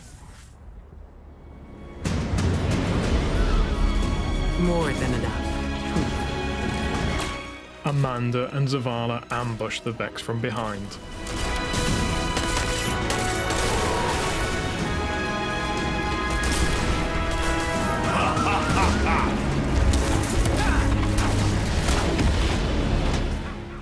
As the tide of battle turns, Osiris walks away.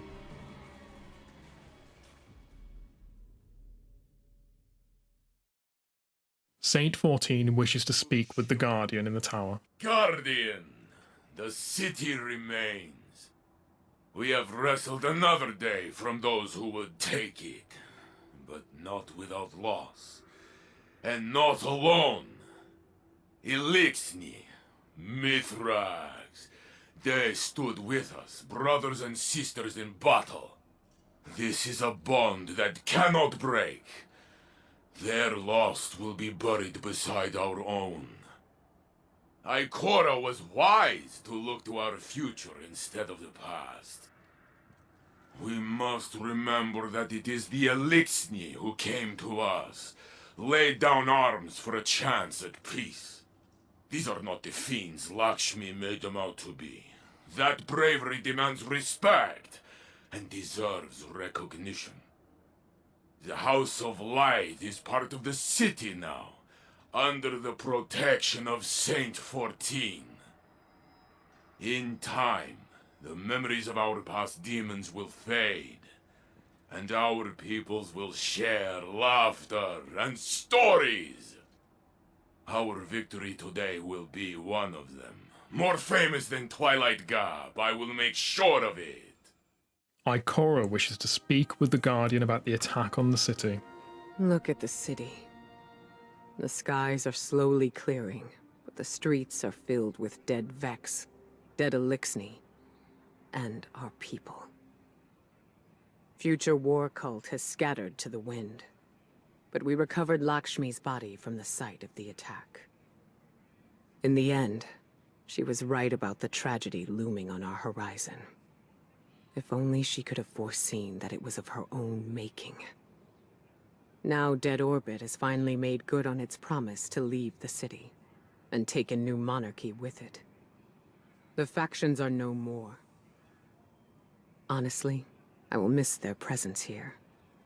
After all, Lakshmi did not speak for the future war cult. Some of her own people warned me she was becoming unstable, and I feel I let her slip away. I haven't told Saint yet, but I've been unable to locate Osiris.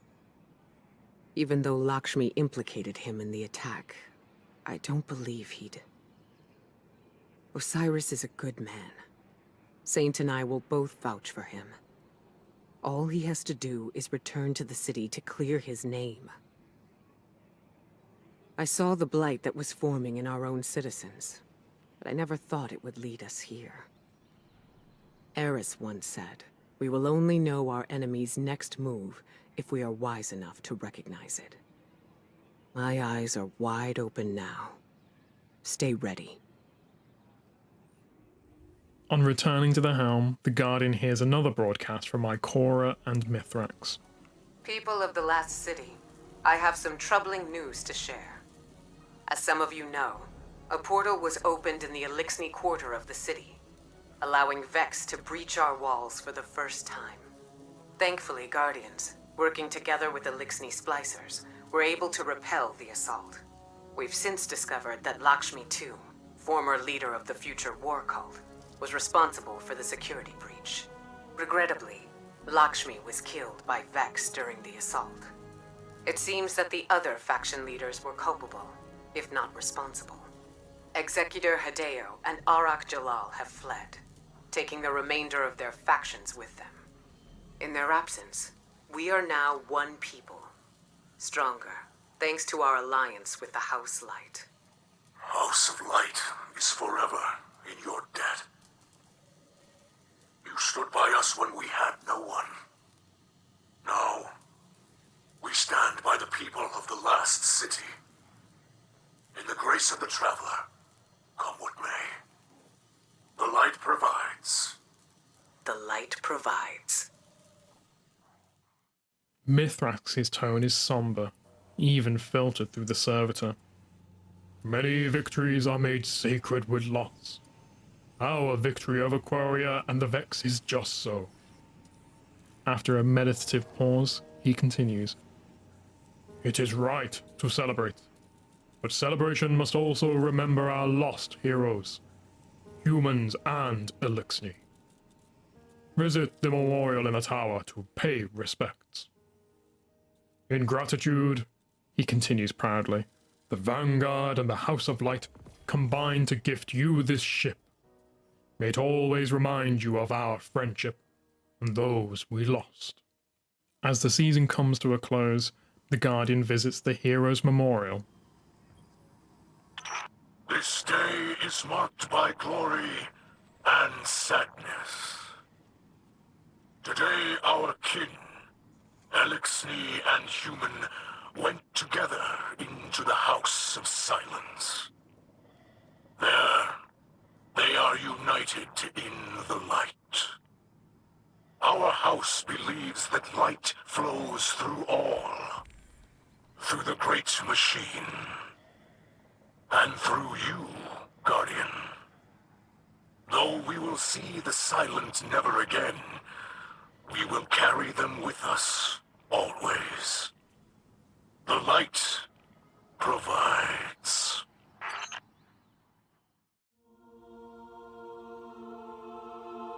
Beneath the Endless Night, Chapter 10, Memorial. The air up on the wall was thin. Lakshmi was right about that. Mithrax stood in silent observation of the memorial above the main concourse. He leaned against an iron railing, watching guardians and citizens alike moving below, Elixni with them. A dreg approached the memorial and led his child to stand among the mourners. Urged forward by a gentle nudge, the child gingerly placed a gilded eggshell at the memorial's base. Gold soldering had sealed a myriad of fractures, making a once broken egg whole again. Mithrax's throat tightened at the sight. It was a memorial for a child, lost. The walkway behind Mithrax groaned as Saint 14 cut a large silhouette against the clear sky. Shoulder to shoulder, they stood. Neither spoke. They watched as Ikora and Zavala conversed with departing mourners. The dreg and his son approached, and with a bittersweet smile, Ikora made certain to introduce them to Zavala. Big, stern, stoic Zavala took to one knee and spoke to the child eye to eye. I never thought I'd see the day, Saint finally said, unable to look away. Mithrax responded, not with words, but with a fluttering purr-like rumble, and mirrored Saint's posture. Do you think this will hold? An alliance fragile like glass, held in a fist? Saint asked. Only the great machine knows what will come from over the horizon. We must be content with our own limited perspectives. Mithrax said with conviction. Saint nodded. Down below, Amanda Holliday drew their attention as she knelt before the memorial to light a candle. She stood and stepped back, lingering. Mithrax and Saint watched in silence as she rose up on her toes and began scanning through the crowd, as if she were looking for someone. She gently pushed through the throng of people and reached out to another mourner in a white cloak. Both recoiled in surprise, Amanda seemingly apologizing to the cloaked woman at some misunderstanding. They exchanged brief words, awkward laughs, sympathies. When Amanda caught sight of Lord Saladin, however, she took her leave and disappeared into the crowd. Mourners parted around the Iron Lord, respectful of his space and reputation as he laid a handful of spent shell casings at the memorial with reverence. The offering's meaning was lost on Mithrax. When Saladin rose from the memorial, he turned and looked up at the pair on the Overwatch, his face cast in shades of doubt, remorse, and uncertainty as he quietly departed. I do not know that one, Mithrax said with a look to Saint. He seems unhappy. Saint slowly shook his head. Lord Saladin, he clarified. He has lost many. Lost his heart, his hope. Lost so many he believes he stands alone, even when surrounded by others. I understand his pain. I see. Saint thinks on how Osiris would describe it. His cautionary tale. Mithrax heard the ache in Saint's voice. And how are you? Saint tensed at the question. The railing in his hand creaked as his grip tightened and bent the metal. I am fine, he lied. Indeed, Mithrax said with his best affectation of sarcasm, then placed a hand on Saint's shoulder. It is not above a warrior's station to feel pain. Not above a warrior's station to express spirit wounds. Mithrax's grip firmed on Saint's shoulder, reassuring, stabilizing. Not above a warrior's station to break. Saint nodded in half-hearted agreement. I should go, he said in a tone Mithrax didn't quite understand. Thank you, Kell of Kells. You are a true friend. Go well, Saint, Mithrax said with concern. Find your lost phoenix.